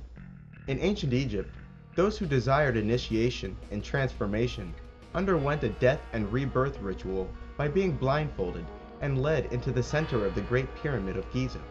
It was claimed that those who died in the pyramid were resurrected as gods. They became powerful wizards called the Jedi, which is where George Lucas got his Jedi. In modern times, the rite of vampiric transformation still requires clinical death. Some vampires are born, and often discover at around puberty that they are a bit different from most people. This type usually claim to have many past lives, as opposed to the human, whose soul is fresh and will only die once. This cycle of death and rebirth is often symbolized with a serpent eating its own tail. The many names these converted ones have gone by throughout the centuries are witches, warlocks, druids, vampires, and of course, the Jedi. Although Freemasons do in fact conduct real rituals of transformation, they also reenact those rites by having initiates lowered into a pyramid while blindfolded. The good folks at Yale's Skull and Bones fraternity also reenact the ritual of death and rebirth by climbing into a coffin and being quote-unquote reborn as bonesmen, after which they are allegedly told that they are now superior to the human cattle. But considering the pedigree of its members, I'm sure they were already under that impression. These steps of initiation are symbolized by paths from one sephira to another. Here, the initiate makes his way from Malkuth to Kether. Lucifer's fall from the highest abode in the heavens is frequently represented by a lightning bolt, whereas the human's path upwards may include a snake.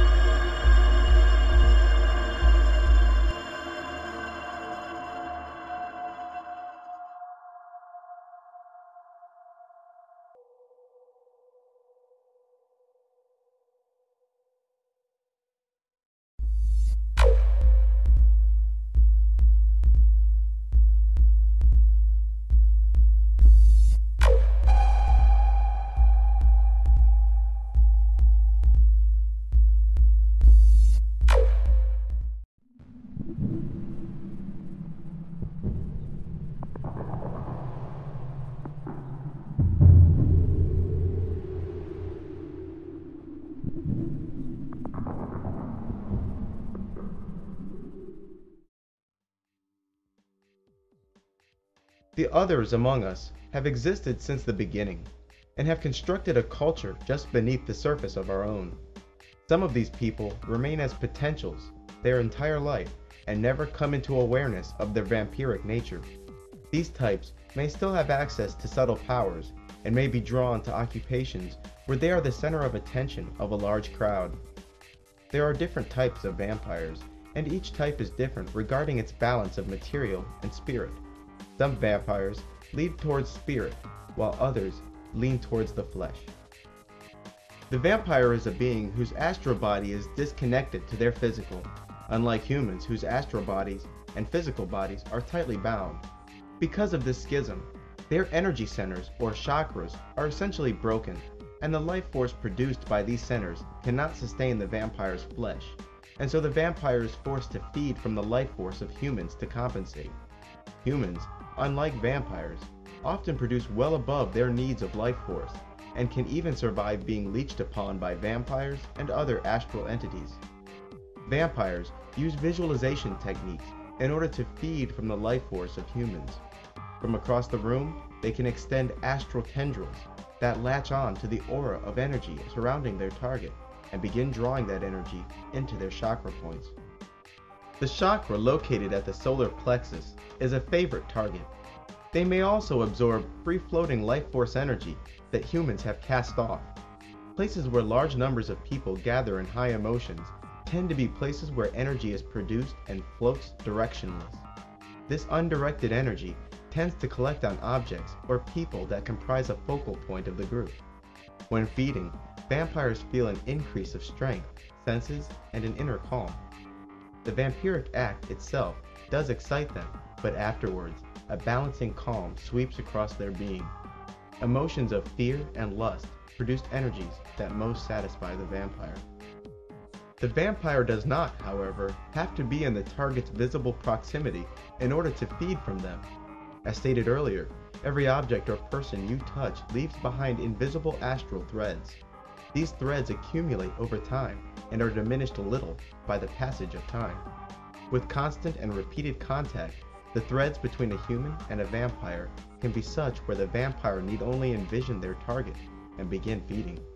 Remember, in the astral world, to imagine someone or something in detail is to access its location. The vampire may also use objects that have been in close and repeated contact with the victim to send thoughts and receive life force. Using close personal objects of the victim, the vampire may sense the location and emotional state of its owner, and may also send thoughts down the threads to the target. Each time a vampire feeds from someone, the astral threads that permanently bind the two accumulate. As the threads accumulate, it becomes easier for that vampire to flood the mind of his victim with thoughts and even steal life force from afar. Vampires tend to be extremely sensitive to energy and forces. Slight irregularities of energy in the living quarters of a vampire can be far more disagreeable than a human would find them. Techniques like feng shui can be used to create a more agreeable living environment for the vampire. Vampires are also sensitive to the phases of the moon. In days where the moon is large and waxing, their power is at its height. When the moon is only a sliver and wanes, their power is diminished. Nights where the moon has become a copper color are most advantageous for the vampire. The aura surrounding the vampire is different than the energy field that surrounds humans. For those sensitive enough to see the astral world, vampires tend to have auras of deep purple color, and may also have many gray tendrils extending from their body in every direction. These tendrils automatically begin to feed on those who surround the vampire, even without the conscious effort of the vampire. Direct physical contact, as opposed to astral contact across a room, is the best way for a vampire to breathe in deeply the victim's life force. Humans who have been deeply fed from may experience coldness, numbness, extreme weakness, and lowered heart rate and blood pressure. Those being fed from, especially those psychically sensitive, may have abrupt thoughts or catch a glimpse of the feeding vampire, or may see them in a dream. Vampires, like many spirits, can enter the dreams of humans and feed from the energy that is created by inducing fear or lust. After being fed from, Humans may exhibit tiny red dots at the point of astral contact. Vampires tend to be more pale than humans, and also tend to be thinner. Despite the unusual pallor of their skin, they can mostly pass for human with maybe the exception of their eyes, which tend to be very intense indeed. Humans tend to find the presence of the vampire intimidating, as if surrounded by a shroud of mystery and danger. Their body temperature, hands and feet in particular, tends to be on the cold side, like those humans with poor peripheral circulation. Their senses are acute, and they are often more capable of seeing and hearing longer distances than most people, and are far more sensitive to tastes and odors. Their fine-boned physique tends to conceal a physical strength that lies within. As suggested in popular culture, the vampire tends to be extremely sensitive to intense light and heat, like that provided by the sun. They must take great care in preventing sunstroke and other sicknesses caused by the sun. An extremely hot day can be overwhelming for most people, but the vampire can find himself in danger, as opposed to the human who would simply be made uncomfortable by the sweltering heat. Headaches, nausea, dizziness, sunburns, and marked weakness can be experienced by even moderate exposure to sunlight. The psychological characteristics of the vampire are generally the same as humans, with perhaps the possible exception of an increase of pragmatism and detachment. We humans rarely know them as the warmest individuals among us. Coldness and disloyalty come easier for this flock. They are also extremely predatory. Whether this characteristic is on account of their lifestyle or whether it is truly inherent to their kind, I do not know, although I've come to suspect the latter. A male vampire is called an incubus, while a female vampire is called a succubus. Some vampires are closer to spirit, while others lean towards the flesh. Priests, as they are called, lean towards the spirit. As a result, they have increased vampiric senses and capabilities, but also suffer more of the weaknesses of vampires. Their ability to reach out at long distances and feed is unmatched. They are even more sensitive to sunlight and heat than the rest of their kind, and their touch is even colder. Unlike most vampires, who can use their own fleshly bodies to supply a great deal of the required life force, the priest must feed from others to sustain life. The priest class tend to be even more pale than the average vampire, and are more easily recognized for what they are. The priests are the most subject to the energies of the moon, and can even access an object's past by touching it. A vampire that becomes dangerously low on life force can be reduced to an invalid, and eventually die a fleshly death, although their spirit may persist. Vampires, like humans, can and do eat food in order to replenish themselves. Many vampires can survive taking only trace amounts of life force from those around them. But to all vampires, the act of feeding is too pleasurable, regardless of its lack of need. Some vampires are made sick by food, especially when they are low on life force. Vampires can live relatively normal day lives. It is their night life that's different. When sleeping, the astral bodies of the vampire detaches from their physical completely, which allows them to soar into the sky and travel the dreaming world. Vampires often use this time to feed life force from sleeping humans, and to come into astral congregation with each other. I'm sure that Vampire Nation doesn't like me calling them out like this, and I have received many veiled death threats in the past. So if something happens to me, you know why. Too many secrets.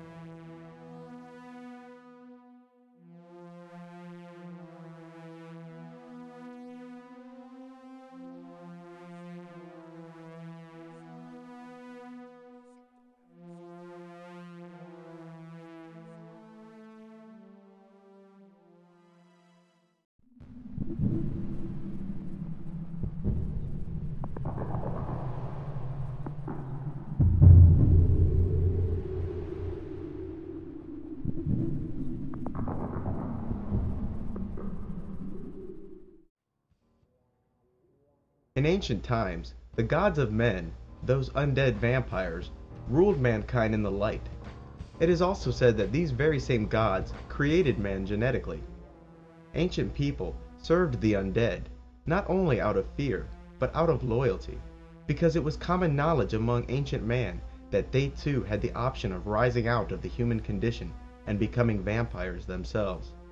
Daily contact between the two races was common in those times. This ruling class of vampires has long guided humanity, politically, culturally, and even genetically. This hierarchy, also known as the Hidden Masters, has repeatedly broken the human spirit in order to maintain control of the masses. Much of what we call history is nothing more than the deliberate manipulation of global politics by this hierarchy. Make no mistake, their kind is extremely hierarchical. This elite has long sought to increase our numbers as a rancher oversees cattle to ensure themselves a food source. This overpopulation is soon to be checked by a massive harvest where billions will die and release such life force as to quote-unquote open gates to other worlds. The details of this I do not know. It is also said that the vampire's golden age of ruling man in the open came to an end with the coming of the quote-unquote renegades.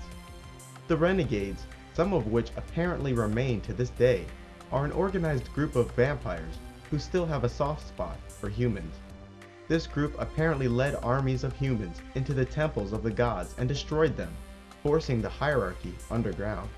The members of the renegades are generally younger vampires who had only recently undergone the ritual of death and rebirth. My guess is, when the time of the renegades comes to an end, the hierarchy will once more rule in the light. This hierarchy has gone by many names throughout the ages, but today they are known as the Illuminati. The Illuminati is an organized collection of satanic secret societies and other secret societies that are not openly satanic, such as the Freemasons and the Vatican. These groups work cooperatively, seeking to fulfill an ancient prophecy, the return of the golden age of worldwide and open rule. The Illuminati, using the powers of the Catholic Church and the European empires, have long sought to crush all records of man's true history, ensuring themselves a monopoly on historic truth. From Russia to Peru, they systematically destroyed the traces of truth they found. The symbolic stories that have slipped through the cracks of this hoarding of historical knowledge have been unfortunately titled and relegated to mythology. For it is truly their burden to destroy and rewrite the past, because without humanity's collective amnesia, we would remember who they are, and, just as important, we would remember how powerful and balanced the human could be. As stated earlier, even good magicians believe that the commoner is unworthy of these quote-unquote secrets. And that is a bunch of bullshit. First, it was members of the occult who made these once common truths into secrets. Secondly, they only did so to continue maintaining a power structure using sorcery. And thirdly, just because I didn't hear it from the Dark Brotherhood or see it in a scrying mirror does not mean I should be left with lies regarding things like Atlantis. There is a day coming when the vampires will unveil themselves and walk in the open, but the veil of lies surrounding humanity's past will remain. Unbeknownst to most, the highest achievement for the Satanist is self-deification through magic. In this, the dark powers of magic, namely Lucifer and Lilith, are called upon to perform a quote-unquote surgical operation on the spirit of the Satanist. After being summoned in ritual, these beings bring the participant from the human to the vampiric condition. Vampires favor their own, and often make stars and power magnates out of each other. My guess is that it is hard, if not impossible, to rise through the ranks of the Illuminati while remaining in the human condition. In ritual, the Satanist often evokes these beings and feeds them the life force he has collected from humans. This offering of life force appeases the gods and makes them more willing to perform the transformation or any other duty the Satanist chooses. These beings are said to loosen the astral ties, making the worshipper more vampire with each communion.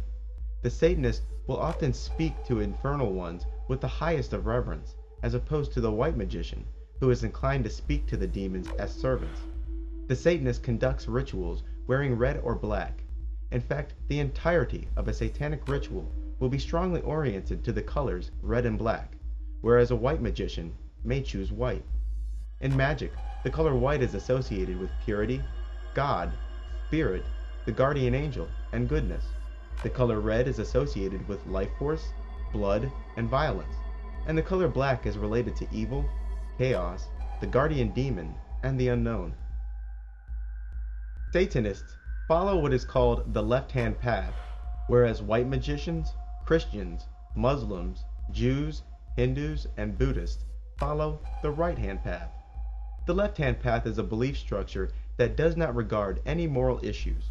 It is the negation of morality. In the eyes of a left-hand pather, what they do is not evil, because there is no evil. This does not mean, however, that those of the left-hand path do not believe in the existence of God.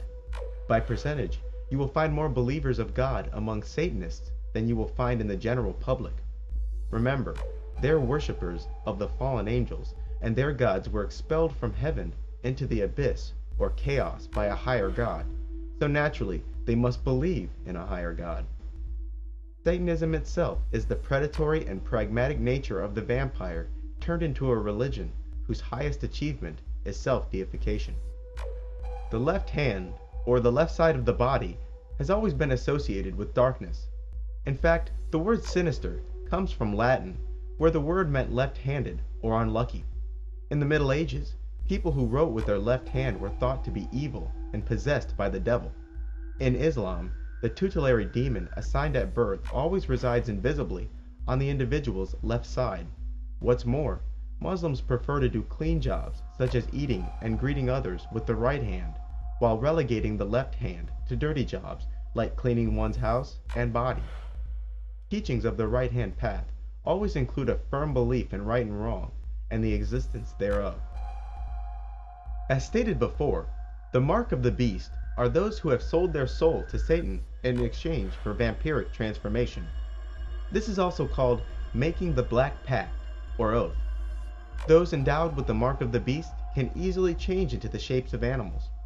There is also much speculation about the number 666 and its true meaning, but among Satanists it has but one meaning: achieving a sort of godhood. The phoenix bird, or the dung beetle, is often used symbolically to refer to death and rebirth and its ritual.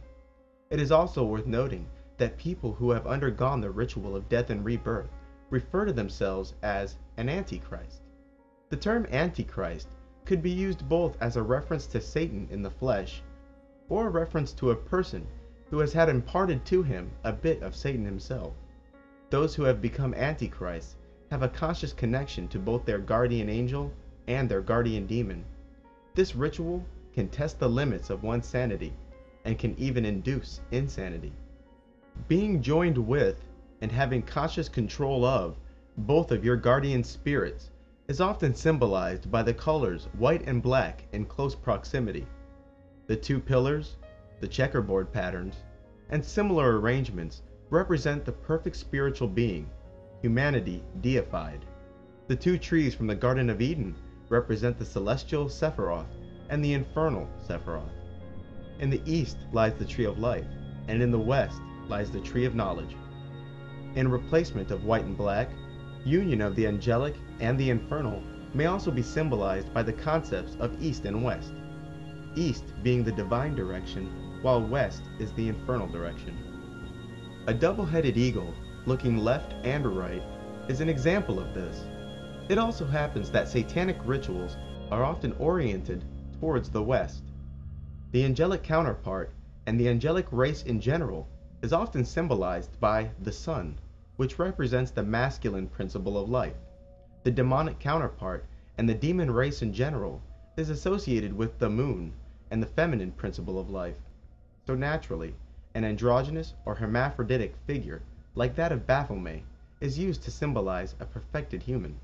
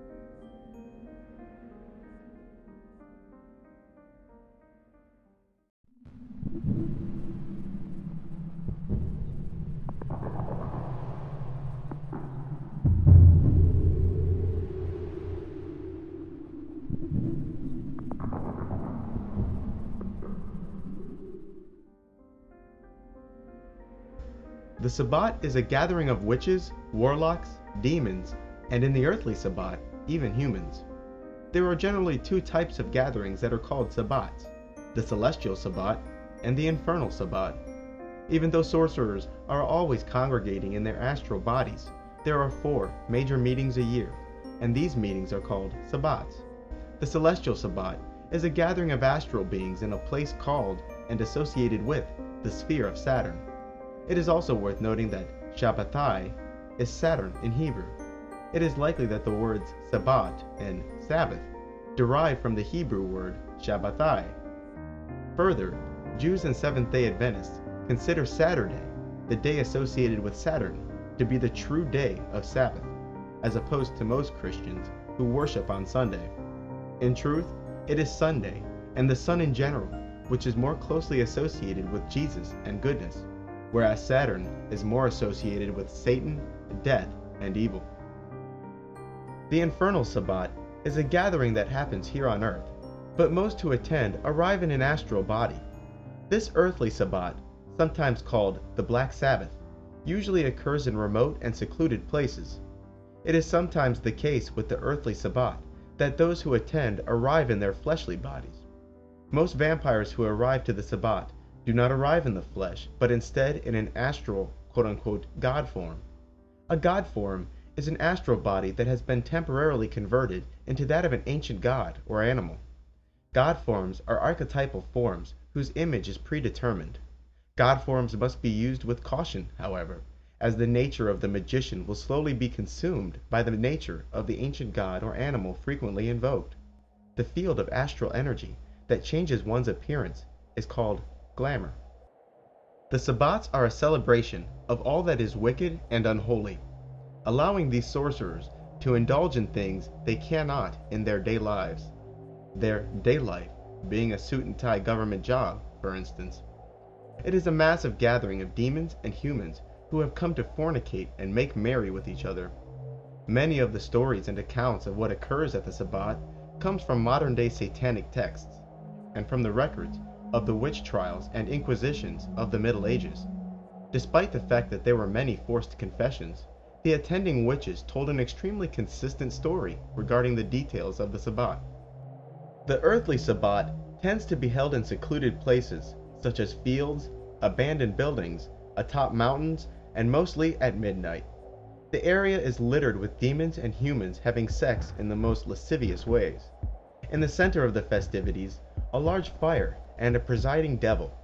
This devil, called the Black Man of the Sabbat, is usually described as looking like the pagan god Baphomet.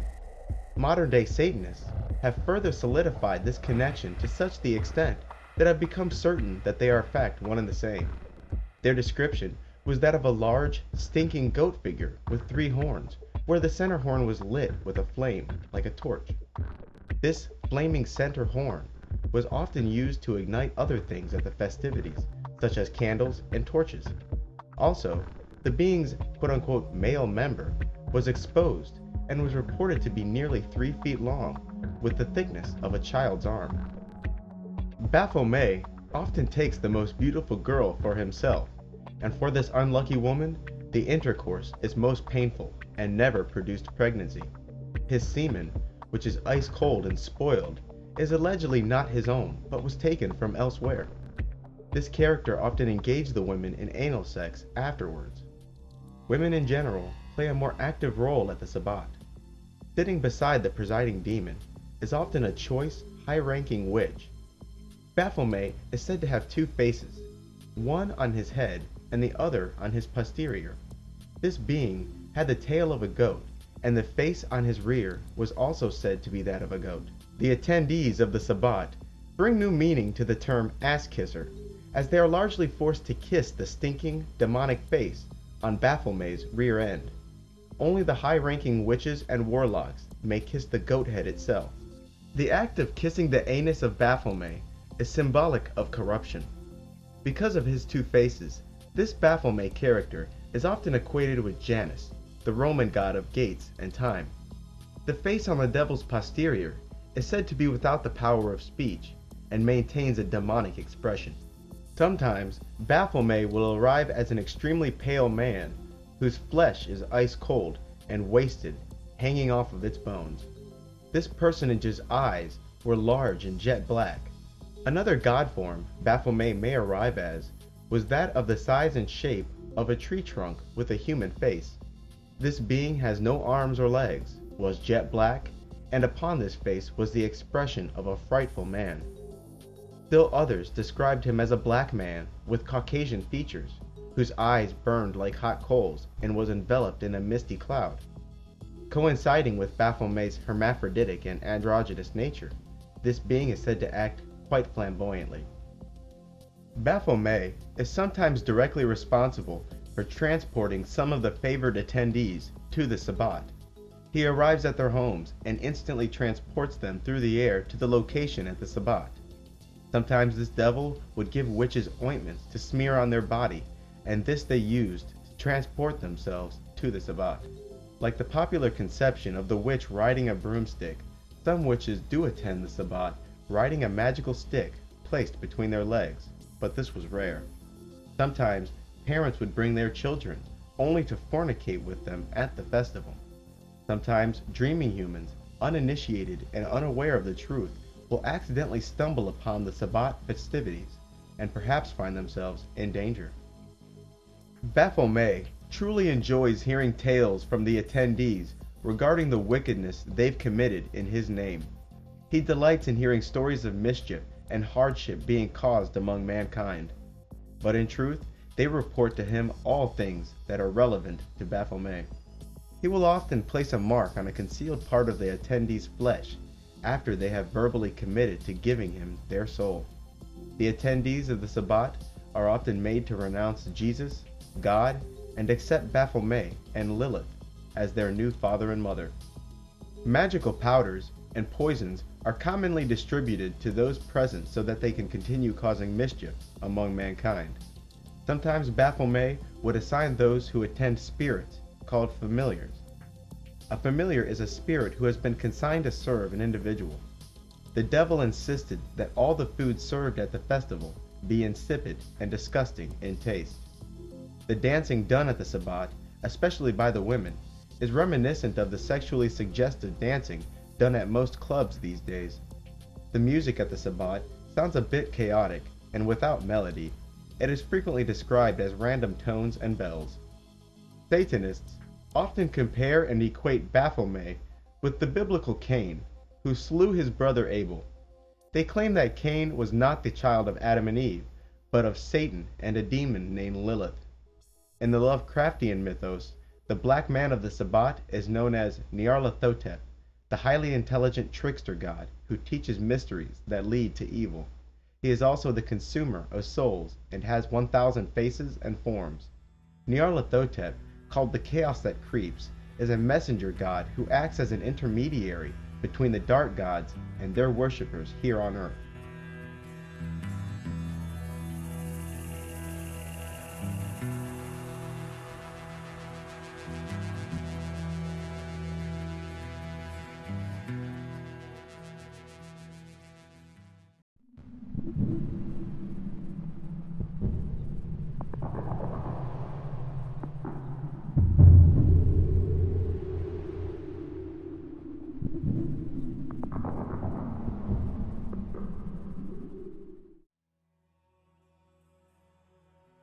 The mission of the Illuminati is the construction of a global government whose power can never be challenged, and this ambition is called the New World Order. The means to achieve this dream lies in the use of a series of artificially created conflicts, ever increasing in scope, that is designed to guide humanity along a predetermined path. Humans are creatures bound by conflict. In our everyday lives, the names of neighbors and acquaintances populate our list of enemies. In times of war, individuals in the enemy nation comprise our enemies, while those very same neighbors and acquaintances are now our friends. And if aliens landed and threatened the very existence of the human race, any human from any nation are now your friends, with the extraterrestrials playing the role of the enemy. The human race needs conflict, not love, as a binding agent. Such is the hole in man's heart. The Illuminati has long used the hole in man's heart. to guide and manipulate it. A series of self-induced and well-planned conflicts will bind just the right people at just the right time as to justify a global police state in the minds of the masses. The beginning of these conflicts involves the collapse of the Western economies, with America's economic plight as perhaps a trigger to global economic depression. The US dollar is overproduced and destroyed by devaluation. Many other currencies will follow suit. It has been arranged so that no nation is self-reliant regarding all of its needs, and the necessary trade this creates helps to make the need for a global arbitrator even more concrete. America and the West will continue the trend towards socialism, as money from the government will become increasingly necessary for its citizens and businesses. The US stock market will plummet, and this event, coupled with a terrorist attack, will bring America into a state of emergency. This coming terrorist attack will be actualized by elements within the US government, and will most likely be nuclear or radiological in nature. Cities like New York, Chicago, and Washington, D.C. being in the most danger. Similar events may occur in other Western nations, leading to the implementation of martial law in those countries as well. The United States will be forced to abandon its dollar and use the economies of Canada and Mexico as a crutch, giving rise to the North American currency, the Amero, and giving rise to the North American Union itself. These three nations will be seen to merge in ways other than economically. Their political, the infrastructure, and even the militaries of the United States, Canada, and Mexico will come under a single governing body. This will, of course, render the American Bill of Rights null and void. By this point, America's middle class will be nearing extinction. Keeping the peace will require the U.S. military to intensify its role as a police force. The Western governments will criminalize dissent, perhaps claiming the move to martial law is temporary. Dissenters will even be branded psychotic. The media will be under strict control, not the indirect manipulation we find today, but control through government decree. Large numbers of innocent people will be labeled terrorists and rounded up in mass arrests. These people are unlikely to be heard from again. These already existent camps, often called FEMA camps, will abruptly spring to life with dissidents, victims of natural disaster, and those who are useless to the economy. There may also be many kidnappings during this time. People will be frightened to utter a word of discontent, as informants and wiretapping will create an atmosphere of fear. You will witness crowd control and riot control work itself into an art form. Microwave and sound weapons will disperse the discontented crowds. The American people must be relieved of their firearms before the New World Order can ultimately succeed here, and a great push to severely limit firearms and ammunition will help to choke the supply until they are finally in a position, or have an excuse, to make possession of firearms illegal outright. Internet 2, the new internet, which is on the verge of worldwide implementation, will allow the ruling class to completely seal the common man from the truth by limiting him to only the controlled press. There will be no pretense or expectation of freedom and privacy on this new internet, because it will be known that this internet is tightly regulated. This will allow the governments of the West to shed their final threads of transparency. This new internet will also serve as the backbone for a global economic structure. New forms of identifications, such as retina scans and microchips, are soon to be required for travel and to enter corporate and government buildings. Purchases will also come to rely on such forms of identification as the move for totally electronic currency begins. Atheism and other beliefs lacking spirituality will continue to rise. The people of the future only concern themselves with the material. You will witness strange new practices in the Christian, Catholic, and Islamic churches.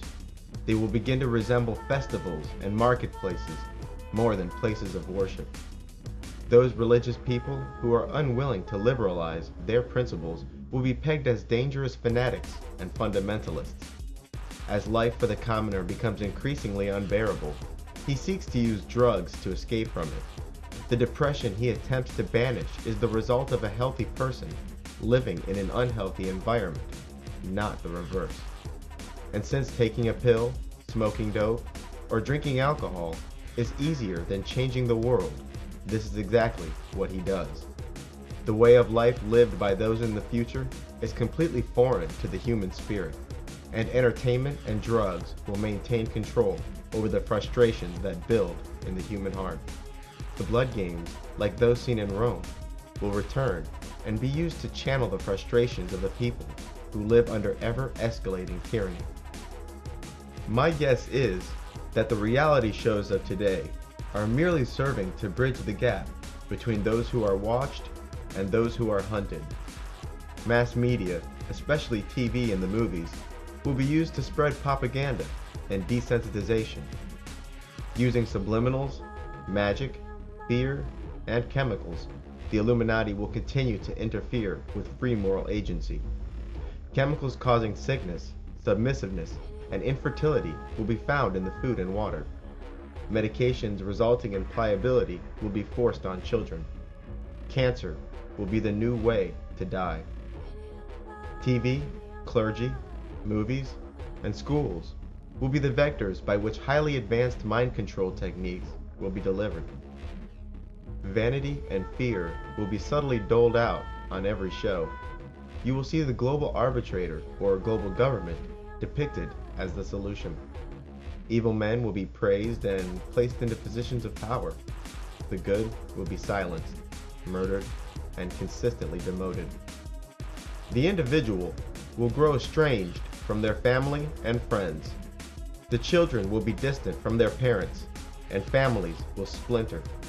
The distinction between the genders will fade as homosexuality becomes ordained and androgyny becomes fashionable.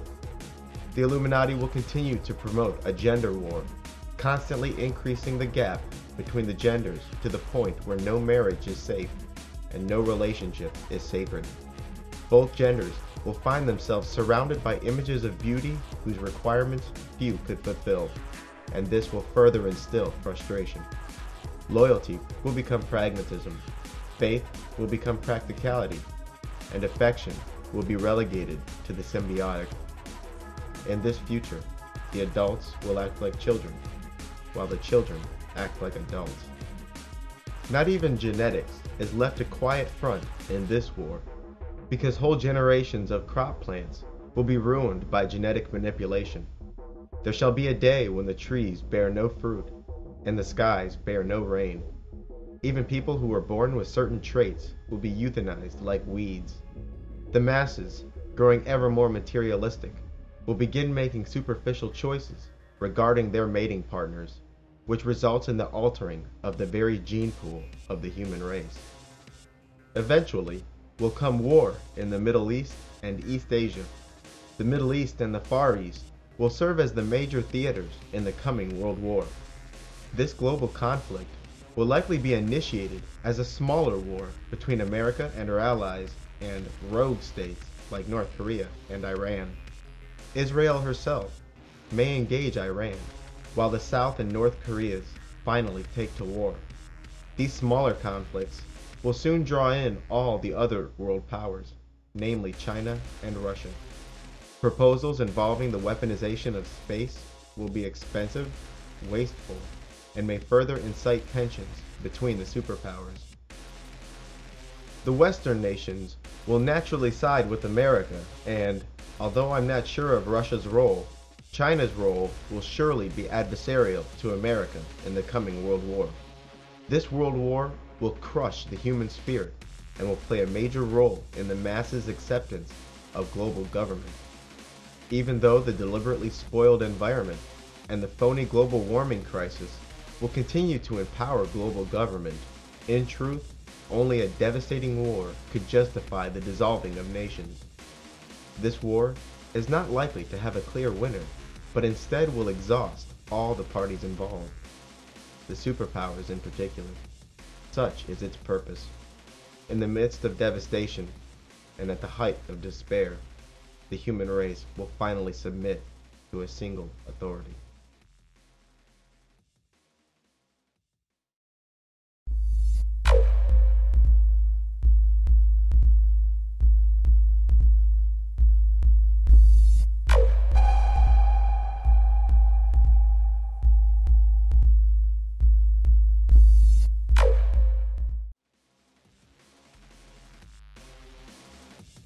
Most things related in this chapter are compiled from numerous satanic and occultic sources, both obscure and well-known. You don't have to believe the things written here, simply believe that many in the occult believe them. A recurring theme in mythology and the occult is the concept of a god or goddess having multiple aspects. Similar to how your guardian angel, guardian demon, and spirit are three aspects of you. One of those aspects is good and pure, another is dark and selfish, and your fleshly manifestation is another aspect of you that stands between the two.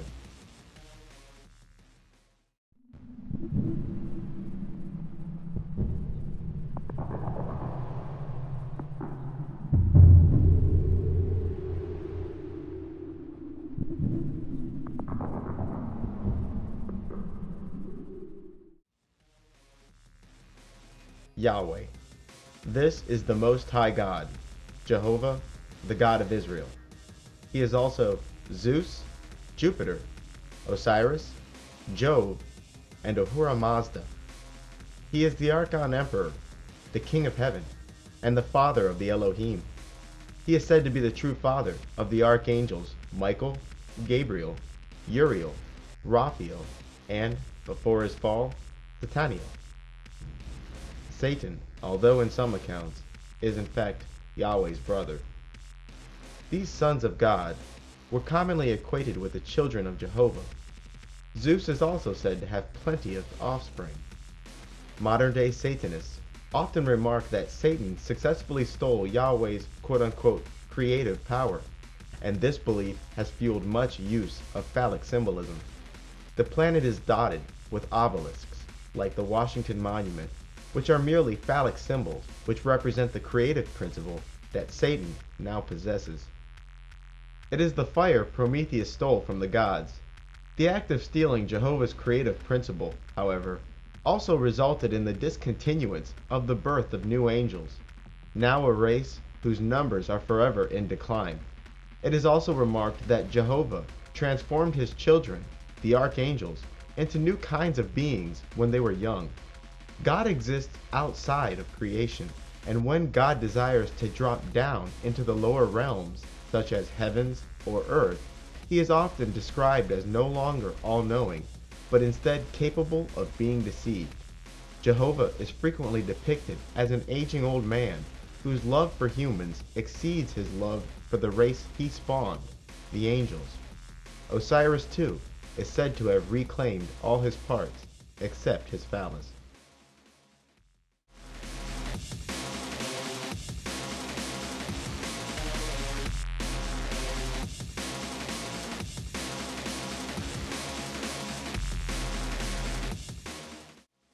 It was the Archangel Michael and his army who expelled Satan, his uncle or brother, from heaven. Satan and the other expelled angels were cast into the black void in the universe, now called Hell. Before Satan's banishment, Jehovah allegedly assigned Satan as his favored son and second in command, with Archangel Michael as third in command. Michael is said to have gray-colored hair, beard, and eyes. It is also alleged that Archangel Michael spoke to Satan before his fall, attempting to dissuade him from his ambition, which was to seize the throne of God himself. Archangel Gabriel is said to be the angel responsible for destroying the Nephilim race with a flood. Gabriel is thought to be the swiftest of the angels and used as a messenger, who sits on the left side of God's throne. He is often associated with a metal cutting instrument which he uses as a weapon to strike down the enemies of God. Some have suggested that Gabriel at some point lost the favor of God, but was redeemed.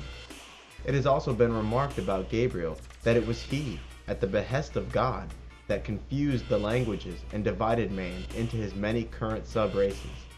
Islam and the Prophet Muhammad are said to have been guided by the teachings of Archangel Gabriel. It was the duty of Archangel Raphael to bind Azazel, or Lucifer, and cast him from the Garden of Eden and quote-unquote into darkness. Raphael's physical description is one of a handsome youth, arrayed in purple robes. It is said that Raphael is among the gentlest of the spirits, especially compared to the other archangels. Frequently equated with Osiris, Jesus Christ is often spoke of as a demon hunter and civilizer, with the story of Osiris predating the story of Jesus Christ by more than 1,000 years. How does one reconcile the timelines? It is, for me, easy. I suspect that most of the events described in the Bible refer to a far earlier date than commonly thought.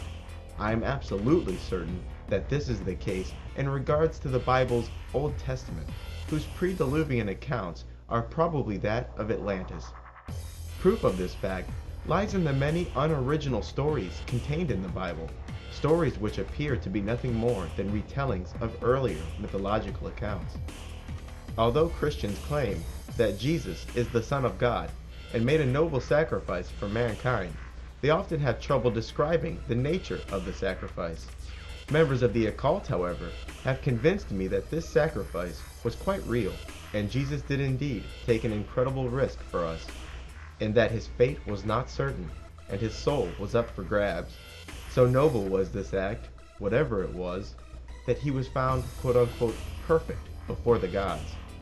Since the true nature of this sacrifice has been removed from the Bible, and since members of the occult only spoke on the matter with guarded tongues, all I can truly tell you is that it was quite selfless and has nothing to do with dying on a cross.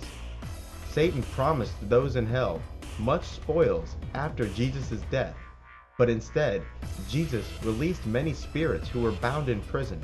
These spirits rejoiced and turned against those who had tormented them in hell. Satan apparently lost control of entire realms because of this. If you recall, Jesus rose from the dead and into heaven 3 days after he was killed. But during those 3 days he was dead, he apparently fell into the underworld and started trouble for Satan there too. A vague mention of this event occurs in the Bible.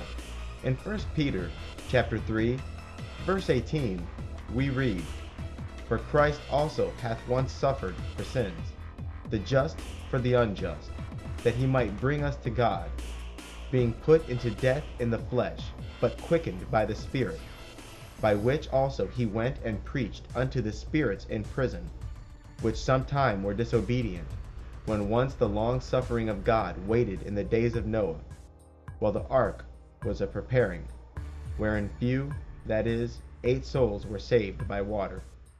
I have long heard Satanists make reference to the time when Jesus descended into the prison of spirits after his death, but I thought it was just more of their hero and villain swapping that they're so good at. Everyone knows Jesus went up, not down. But then I was directed to this Bible verse, which shook my view regarding the nature of his sacrifice.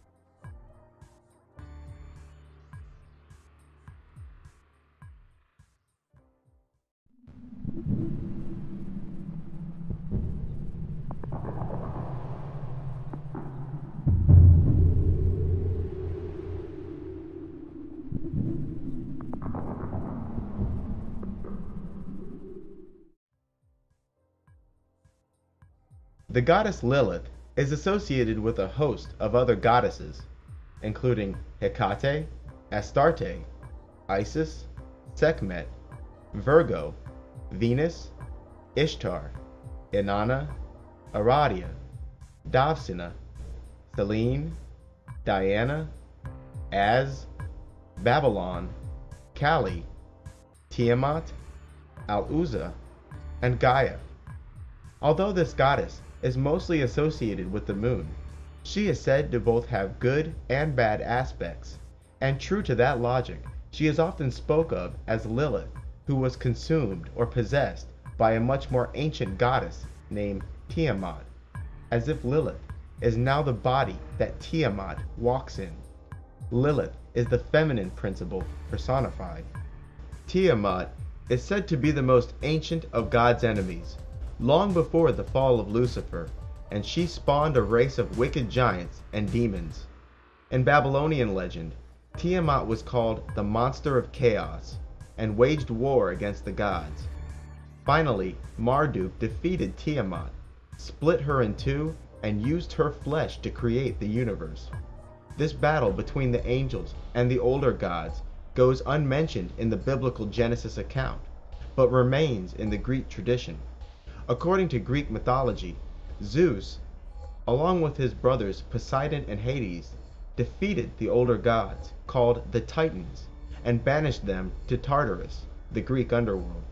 These Titans, who were the offspring of Gaia, once ruled the earth, their brutish nature corrupting and spoiling the planet.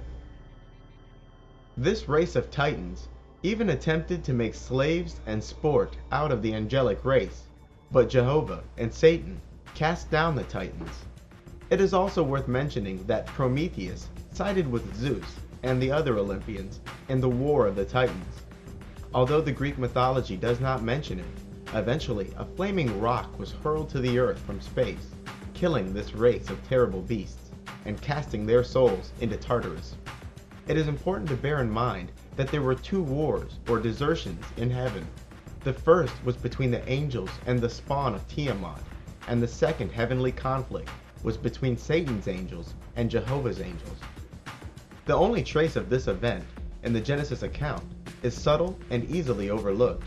In Genesis chapter 1, verse 28, we read, "And God blessed them, and God said unto them, Be fruitful, and multiply, and replenish the earth, and subdue it, and have dominion over the fish of the sea, and over the fowl of the air, and over every living thing that moveth upon the earth."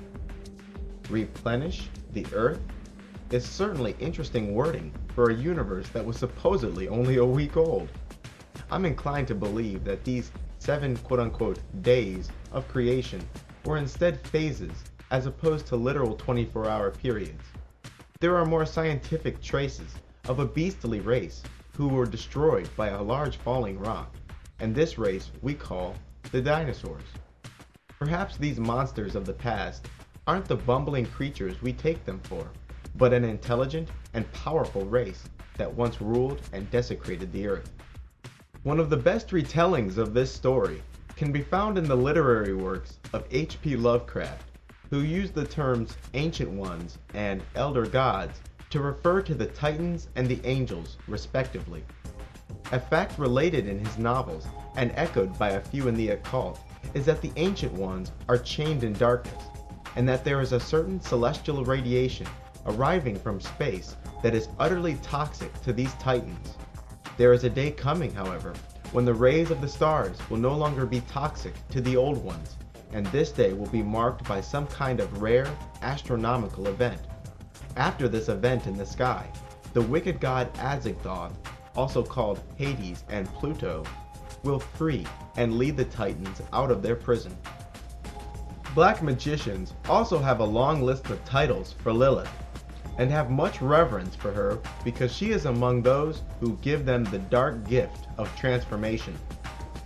Among these titles are Queen of the Qliphoth, Queen of the Underworld, Queen of the Dead, Queen of the Vampires, Queen of the Sabbat, Queen of Hell, Queen of the Witches, Queen of the Shells and Shades, Mother Earth, and the Mother Goddess.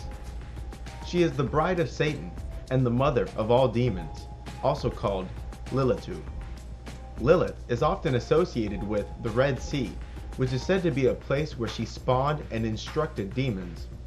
The screech owl and dove are Lilith's sacred animals. The US dollar bill contains a small tiny image of what is commonly thought to be a spider, but is in fact an owl.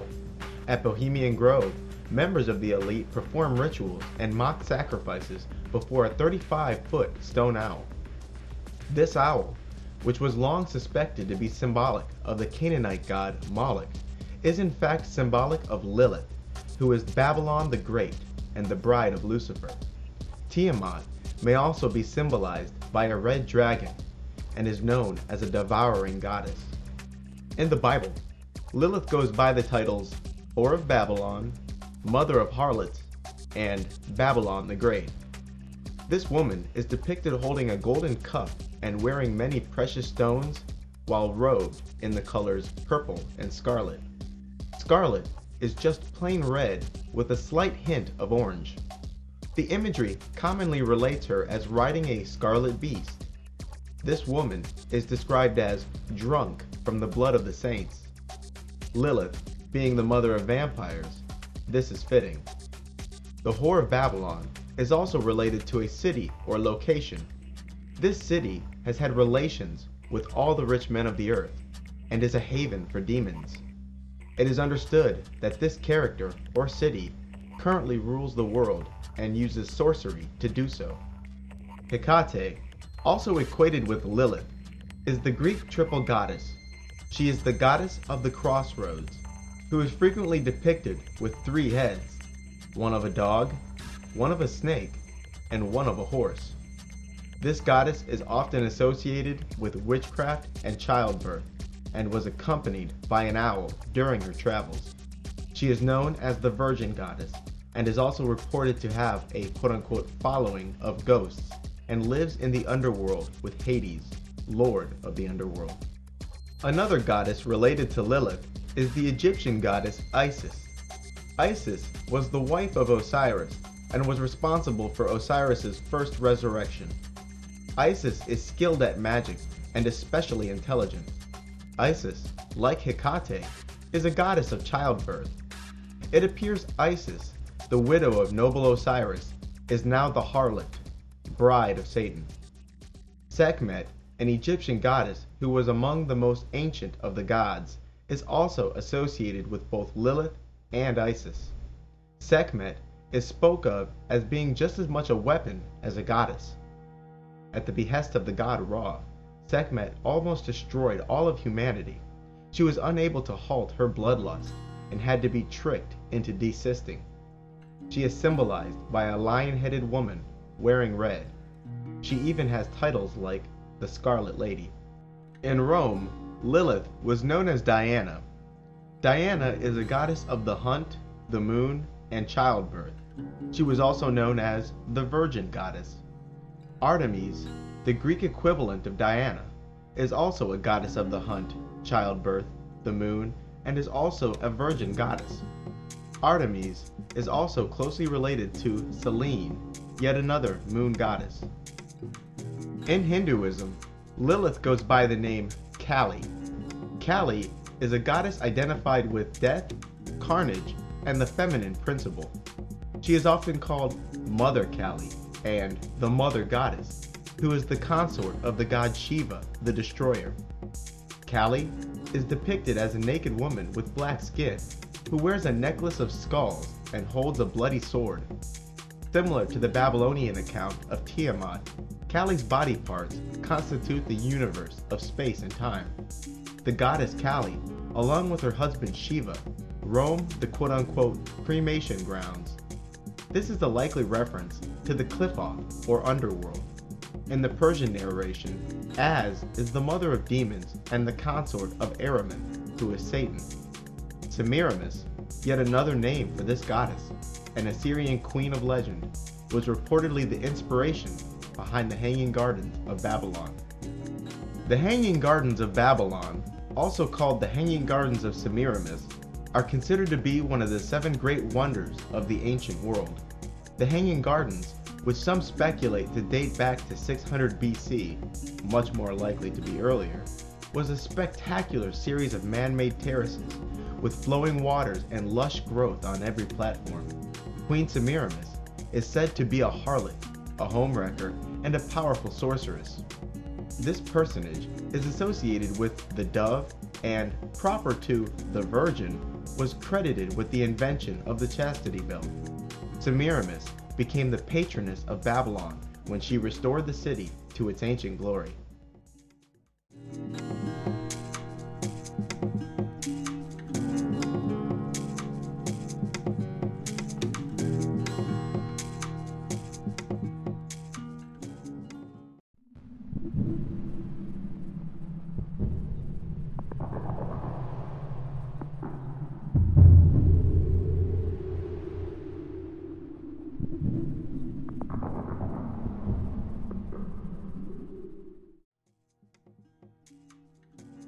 Hades is the lord of the underworld. Although Greek mythology does not depict Hades as a villain, modern Satanists and a little common sense have confirmed to me that he is God's greatest enemy today. In Rome, he was known as Pluto, and the Hebrews knew him as Mot. In the Lovecraft mythos, he is Azagthoth, and to many occultists, he is called Chorazon. Just like Hades, who is considered both a character and a location, Chorazon is also considered a character and location. The Egyptians call this demon Apep. The Greeks and Christians know the location of Hades as Sheol, or the land of the dead, but the Hebrews knew it as Da'ath, and the author H.P. Lovecraft called it Yog-Sothoth. Hades is an incredibly powerful being, and is always described as formless. He is known as the guardian of the underworld, and is said to hold the key to the Qliphoth. This guardian of the abyss is considered mentally unstable and evil even by the worst magicians. This spirit is regarded as a devouring demon who seeks to steal the life force and sanity from all who cross his path. This entity's reputation for inducing insanity is legendary, for he is truly the embodiment of dispersion and chaos. His greed for collecting and retaining souls is insatiable. Hades is often depicted as more intelligent than his brother Zeus.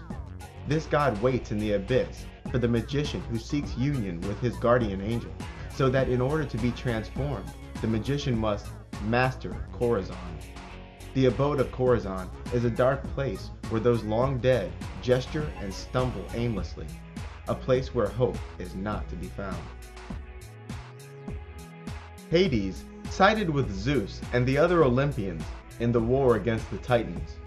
In the night before a major battle between the Olympians and the Titans, Hades put on his quote-unquote helmet of darkness, which made him invisible, after which he crept into the enemy camp and destroyed the Titans' weapons. Hades has a wife named Persephone, who dwells with him in the underworld. With the Titans defeated, the three brothers, Zeus, Poseidon, and Hades, divided creation between each other. Zeus ruled the heavens, Poseidon ruled the seas, and Hades would rule the underworld. And there, Hades rules today, upon a black throne. Even the worst magicians will recommend against invoking or evoking Hades, and even the skillful emphasize extreme caution. Hades is simply too chaotic and too powerful. His words are deceitful and full of evasion and misdirection. While evoked in ritual, he will seize upon the weaknesses of the sorcerer and instill madness in those who summoned him. He is sometimes titled the blind, idiot, or mad god, but this is not wholly accurate, because this being is no fool. After being condemned by God to rule the underworld, his growing madness has brought him from bad to worse. Hades, whose number is 333, is considered to be the biggest obstacle for the sorcerer who wishes to cross the abyss, because he guards the point between the two universes. This spirit is hot-tempered. He reacts hastily and violently to the slightest provocation. John Dee, the noted 16th century magician who was a spy for Queen Elizabeth I and the original 007, along with his partner, Sir Edward Kelly, referred to this being as Chorazon. They claimed that out of the 30 ethers, or 30 dimensions, the domain of Chorazon was to be found in the 10th ether, the dimension dubbed Zax.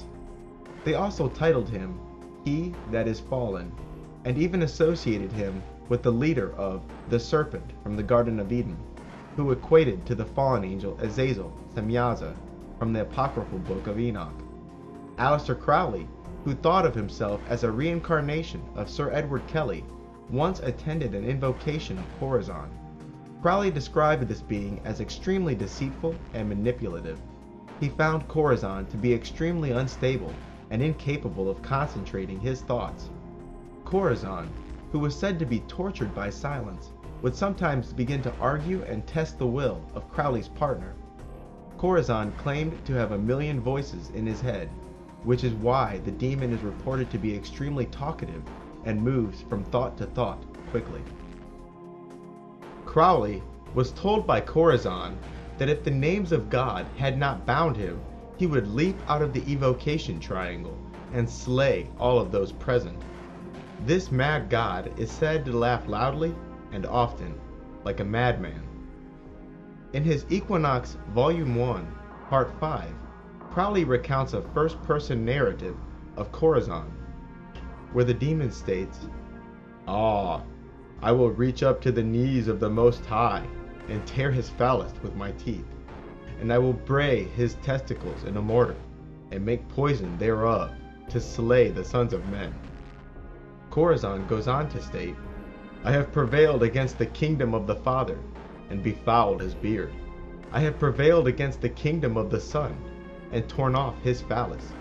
But against the kingdom of the Holy Ghost shall I strive and not prevail."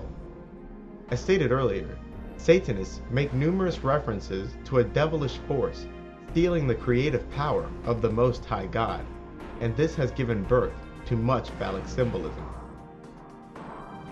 Subservient to Hades are many lesser demons, some of which are merely empty shells with little intellect.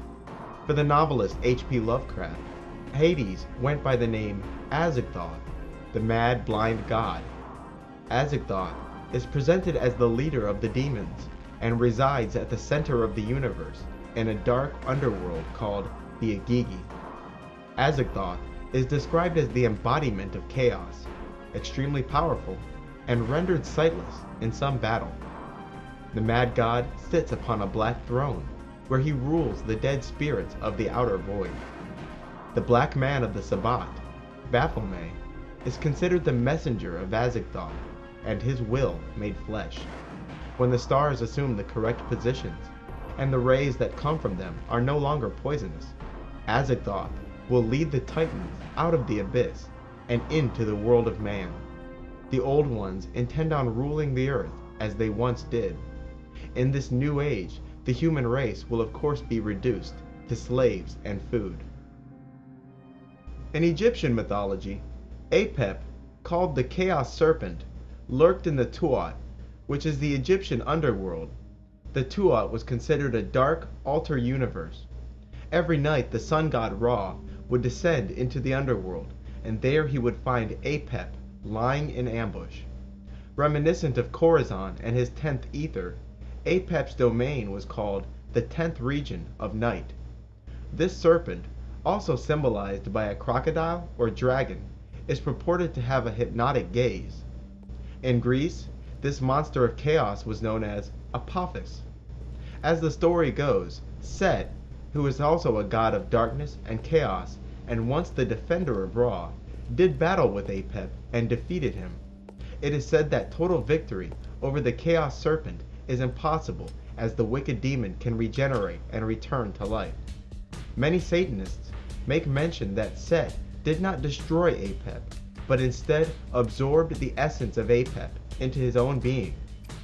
Set became the master of Apep and gained new powers from being merged with this mighty demon.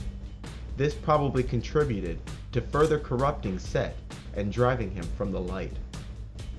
Apep, whose number is 333, is therefore half of the essence of Lucifer, whose number is 666, and therefore complete. Apep, who became the shadow aspect of Set, has titles like the Great Rebel and the Evil One. This guardian of the abyss is sometimes spoken of as a female character, and is frequently associated with a single, lidless eye. This being is also closely associated with the triangle, being a three-sided shape, and his seal has often been depicted as 3 triangles in an arrangement that resembles a nuclear or radiation symbol. Leviathan appears to be another name for the demon Corazon, and is associated with the West, and is called the guardian of the gate to the abyss. Leviathan is commonly described as a writhing mass of demons bound in a single body. Leviathan is also closely related to the primal goddess Tiamat, because it is said that she had been at war with the angel race before the fall of Azazel. Imagery of water is frequently related to the abyss, and so Leviathan is called the serpent or dragon of the depths. I have also heard it remarked that it was another fallen angel, Dagon, who bound Leviathan in Tartarus.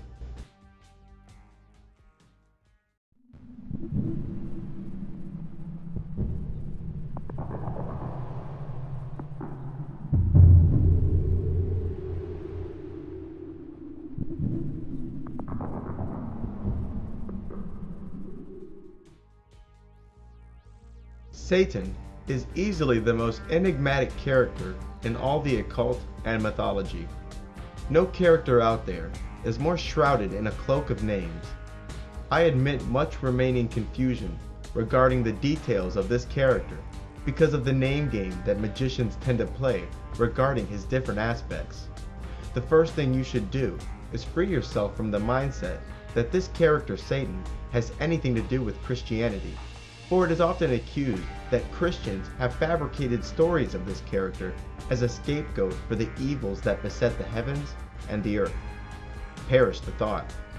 This character Satan has a name in every religion and mythology on the planet, and, because of spiritual merging that I just spoke about, may be connected with multiple gods in the same tradition. Satan is spoke of as he who was instrumental in the war against the Titans, and once sat beside the throne of God, but desired it so much that he was cast out of heaven.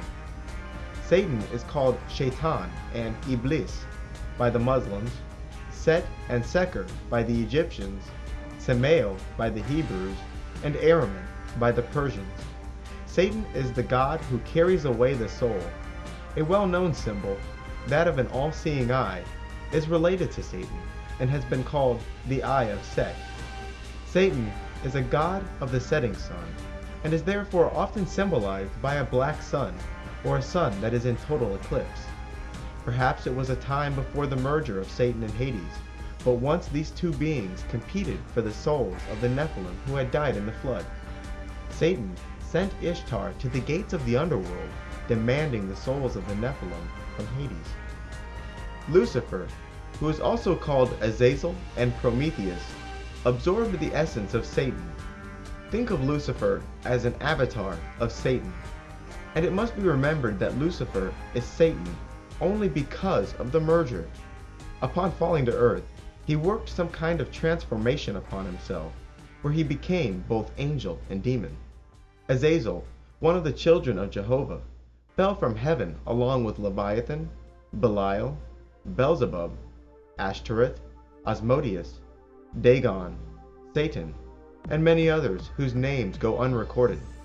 Lucifer is often characterized with 12 emerald-colored wings, and is called the Peacock Angel.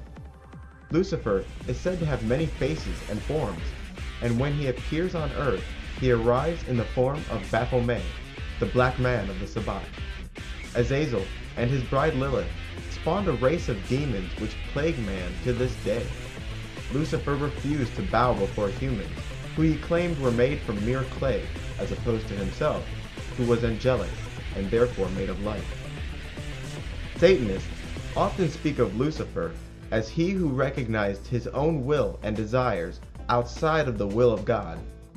Fearful that the other angels would begin to develop their own quote-unquote selfhood, God had Azazel cast from heaven. Azazel is, to this day, associated with outcasts and scapegoats.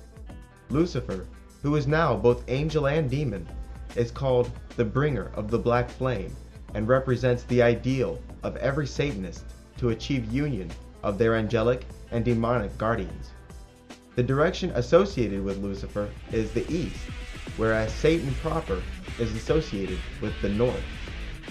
Lucifer is said to be capable of cunning and deceptive speech, and this can be paralleled to Prometheus, who has many wiles and clever in rhetoric. Upon falling to earth, Lucifer's physical appearance is often described as a handsome, androgynous, or hermaphroditic figure, with pale white skin, silvery hair, and bright green eyes. Those of the Nephilim race, who were the children of the fallen angels, were also said to have pale skin, silver hair, and bright eyes. It is said that the Sphinx originally bore the face of Lucifer himself before an Egyptian king restored the Sphinx with his own face. After assuming the form of Azazel, Satan used his newly won creative energy to give birth to the Nephilim race, who was half angel and half man. After stealing the creative energy from Jehovah, the angels would multiply no more, and Satan intended to use the Nephilim to increase his numbers, being still outnumbered by the angels. Many of these Nephilim would die in the flood, but a bloodline like that of the Nephilim Goliath and his brothers did survive. These giants were warlike, brutal, and ruled over humanity. They also contended a lot with each other, and there was much infighting. Upon dying a mortal death, these Nephilim roamed the earth in spirit and caused strife among mankind to this day. It is important to keep in mind that there were two separate races of giants that once ruled the earth. The first race of giants was that of the Titans, who were not of the angelic race, and the second was the Nephilim, who were the offspring of the fallen angels with mortal women. Many of these Nephilim that were born to human women were brought forth by cesarean section, and would often kill the women who bore them. The fall of Azazel is a parallel of the Prometheus story. If you recall, Prometheus defied Zeus and stole fire from the gods. Azazel taught man the sciences and sorcery. And of course, you have the aforementioned Pemba, who was expelled from heaven after stealing male seeds from the gods and spread those corrupted seeds upon the earth. Prometheus stole fire, which is symbolic for the male creative principle, whereas Pemba stole quote-unquote male seeds. It was Satan, speaking through the mouth of Azazel, that deceived Eve in the Garden of Eden. After his fall from the throne of heaven, Lucifer led the other angels to the black void of the universe and declared this chaotic dimension their new home. This chaotic universe that these fallen angels inhabited, a place called hell by most, was ever-changing. The things contemplated on in the minds of the angels came instantly into being. This chaotic realm became a reflection of the collective consciousness of the fallen angels. So objects would appear and disappear at random, and there was no order. Although members of the occult have been tight-lipped regarding the matter of aliens, I have managed to deduce that the UFOs are the minions of Satan. These UFOs are coming from an extra dimension, but one that is apparently not totally chaotic. These aliens are obviously doing much research into genetics and breeding. Breeding what? I do not know. Horrors, no doubt. Satanists also chuckle about the artificially created New Age movement and claim Satan is behind its creation by controlling these aliens and using contactees and abductees to spread the messages which founded the New Age movement. No surprise there, since these messages from aliens always seem to support humanism and world government. As for these quote-unquote grays, they appear to be a mass-produced, genetically engineered servant.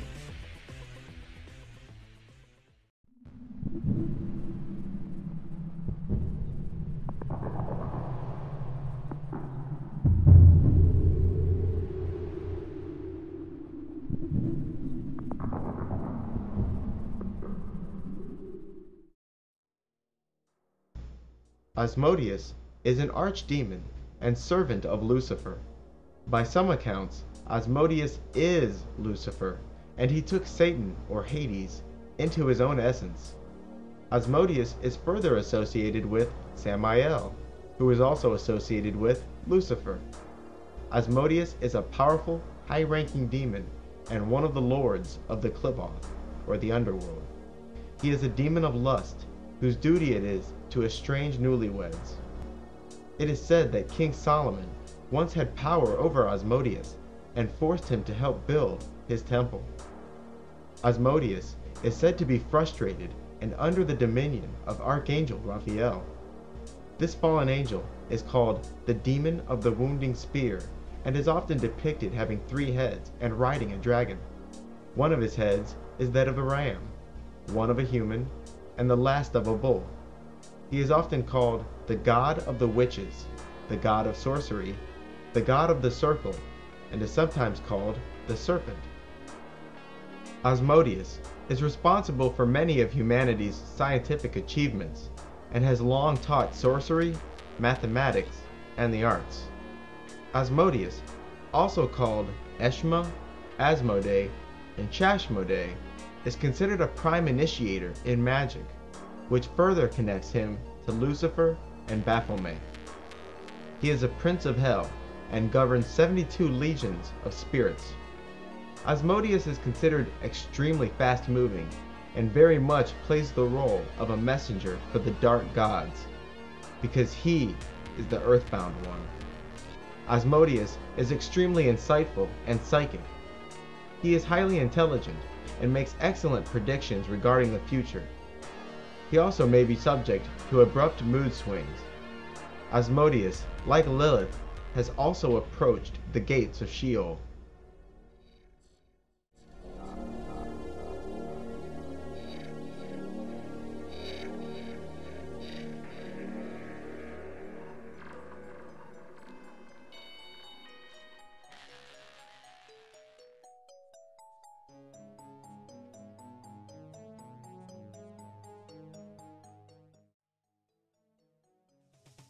Ashtaroth is one of the angels that fell from heaven with Azazel. This demon, who is one of the princes of hell, inspires laziness and teaches the liberal arts.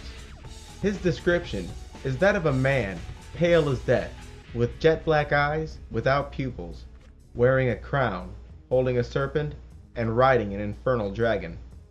Like Lucifer, he is also an angel-demon mix, and is considered an initiator, and can aid the magician with spiritual development. I have heard it remarked that Ashtaroth is simply a male emanation of the goddess Ishtar, who is Lilith. It has been reiterated that this spirit works closely with Asmodeus for quite a few magical operations, like fortune-telling. Cain, as the Christians know him, is the first son of Adam and Eve, and also the first murderer. Cain was jealous of his righteous brother Abel. So one day, while out in the field, Cain murdered Abel.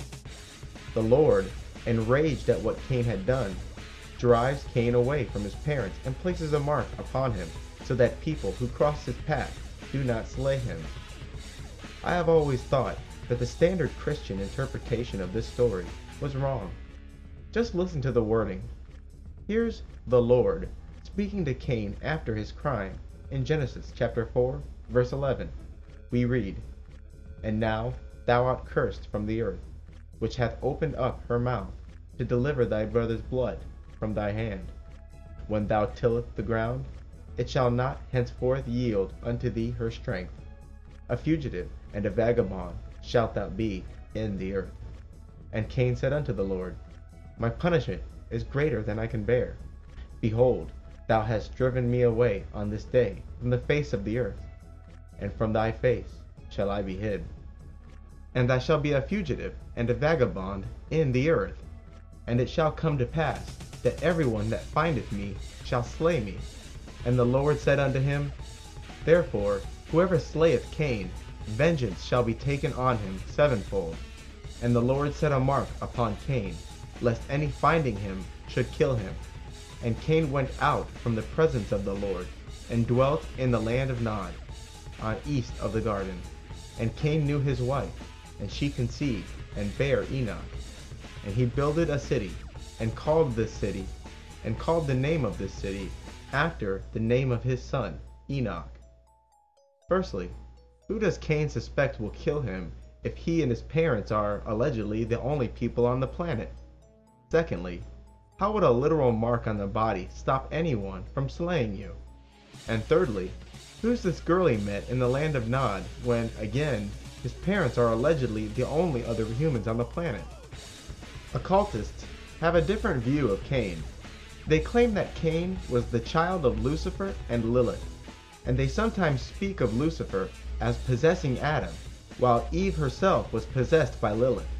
Other times, they speak of Azazel as the direct father after his merger with Satan, seducing Eve and quote-unquote spitting filth into her. Still in other cases, they speak of Cain as the direct child of Lucifer and Lilith. Cain, like his father Lucifer, is strongly associated with Baphomet and the Black Man of the Sabbat, and has been called the earthly devil.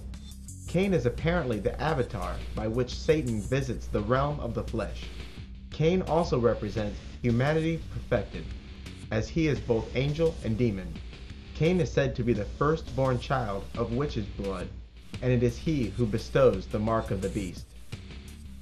Belial is yet another character who is spoke of as another aspect of Satan, who rules over Hades. Other times, Belial is spoke of as a separate entity from Satan. In some accounts, Belial was with Azazel when he fell from heaven, and was given guardianship over the gates of hell. In other accounts, he fell from heaven before the fall of Azazel. He is the ruling prince of Sheol, and is perhaps another name for Hades. According to the Kabbalah, he is God's worst enemy. This demon is capable of granting favors and making enemies into friends. Belial is also half angel and half demon, and is also considered an initiator who can perform the surgical operation of transformation upon one's spirit. He is said to govern over 50 legions of spirits and demands sacrifice. Belial is associated with the north and may arrive with the appearance of two beautiful angels riding in a chariot of fire. The Bible and the Quran describe Gog and Magog as the enemies of God, but these two characters also appear in mythologies and folklore. In the Bible, after Satan is freed from 1,000 years of imprisonment, in Revelation chapter 12, verse 7, we read, "And when the 1,000 years are expired, Satan shall be loosed out of his prison, and shall go out to deceive the nations which are in the four quarters of the earth, Gog and Magog, to gather them to battle, the number of whom is as the sand of the sea." In the Quran, Gog and Magog are described as being locked behind a barrier. In the Quran, chapter 21, verse 96, we read, "But there is a ban on a town which we have destroyed, that they, the people of the town, shall not return, until the Gog and Magog are let through their barrier, and they spread out and from every direction." In some traditions, these two characters are human. In other traditions, Gog and Magog represent non-human giants. Many in the Christian community have equated Gog and Magog with world powers like Russia. I'll spare you the details of their belief because it's so stupid, and because it's not supported by mythologies and religions who speak of these two characters as individual entities. The occult's perspective of Gog and Magog is by far the most colorful, and probably right. Magog is apparently the parent of Gog, and the race this duo spawned were the first giants. This race was always at war with the race of the angels, and, in some cases, was spoke of as triumphing over the angels and even making slaves of them. Gog was apparently the father and leader of this race, making Magog his mother and consort. This race of giants, which desecrated the earth, was eventually defeated by the heroics of Jehovah, Satan, and the other archangels. After a massive rock was hurled to earth, the Titans were destroyed, and the angels seized dominion over the earth. The souls of Magog, Gog, and the dead race of giants are said to be locked in the earth, waiting to be released when the rays of the stars are no longer poisonous to them. Dagon, he who allegedly bound Leviathan, is also said to be the son of Gog.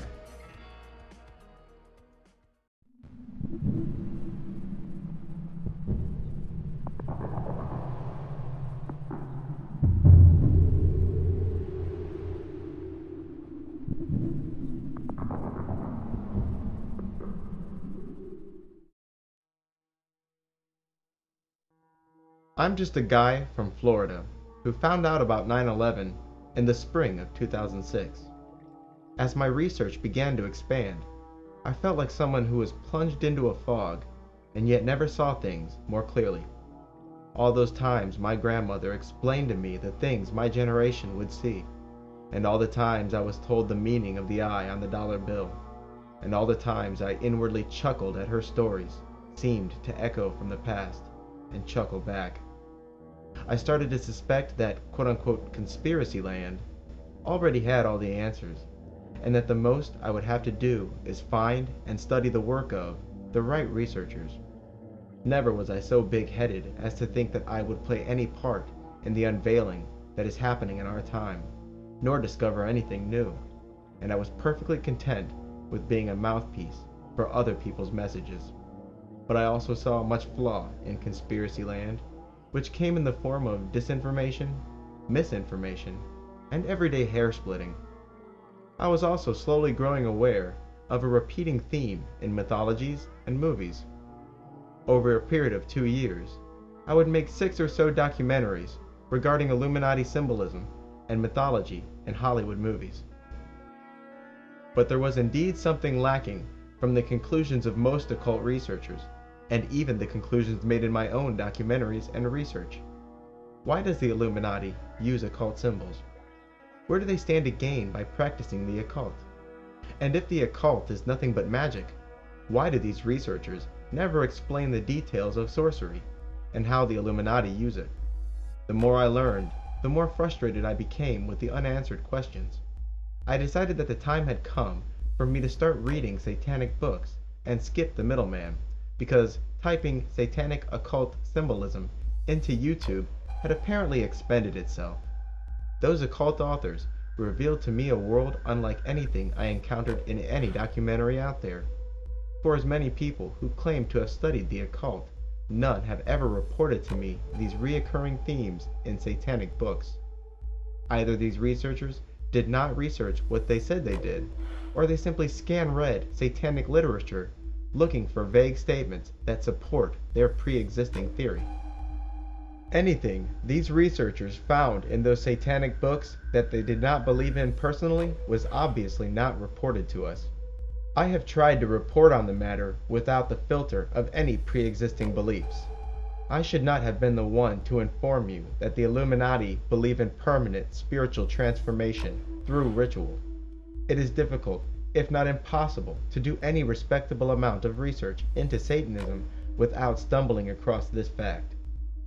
I can honestly say that I wish you hadn't heard it here first, because it only means you learned too late. This book is a distillation of knowledge from many occult and satanic sources that are freely available.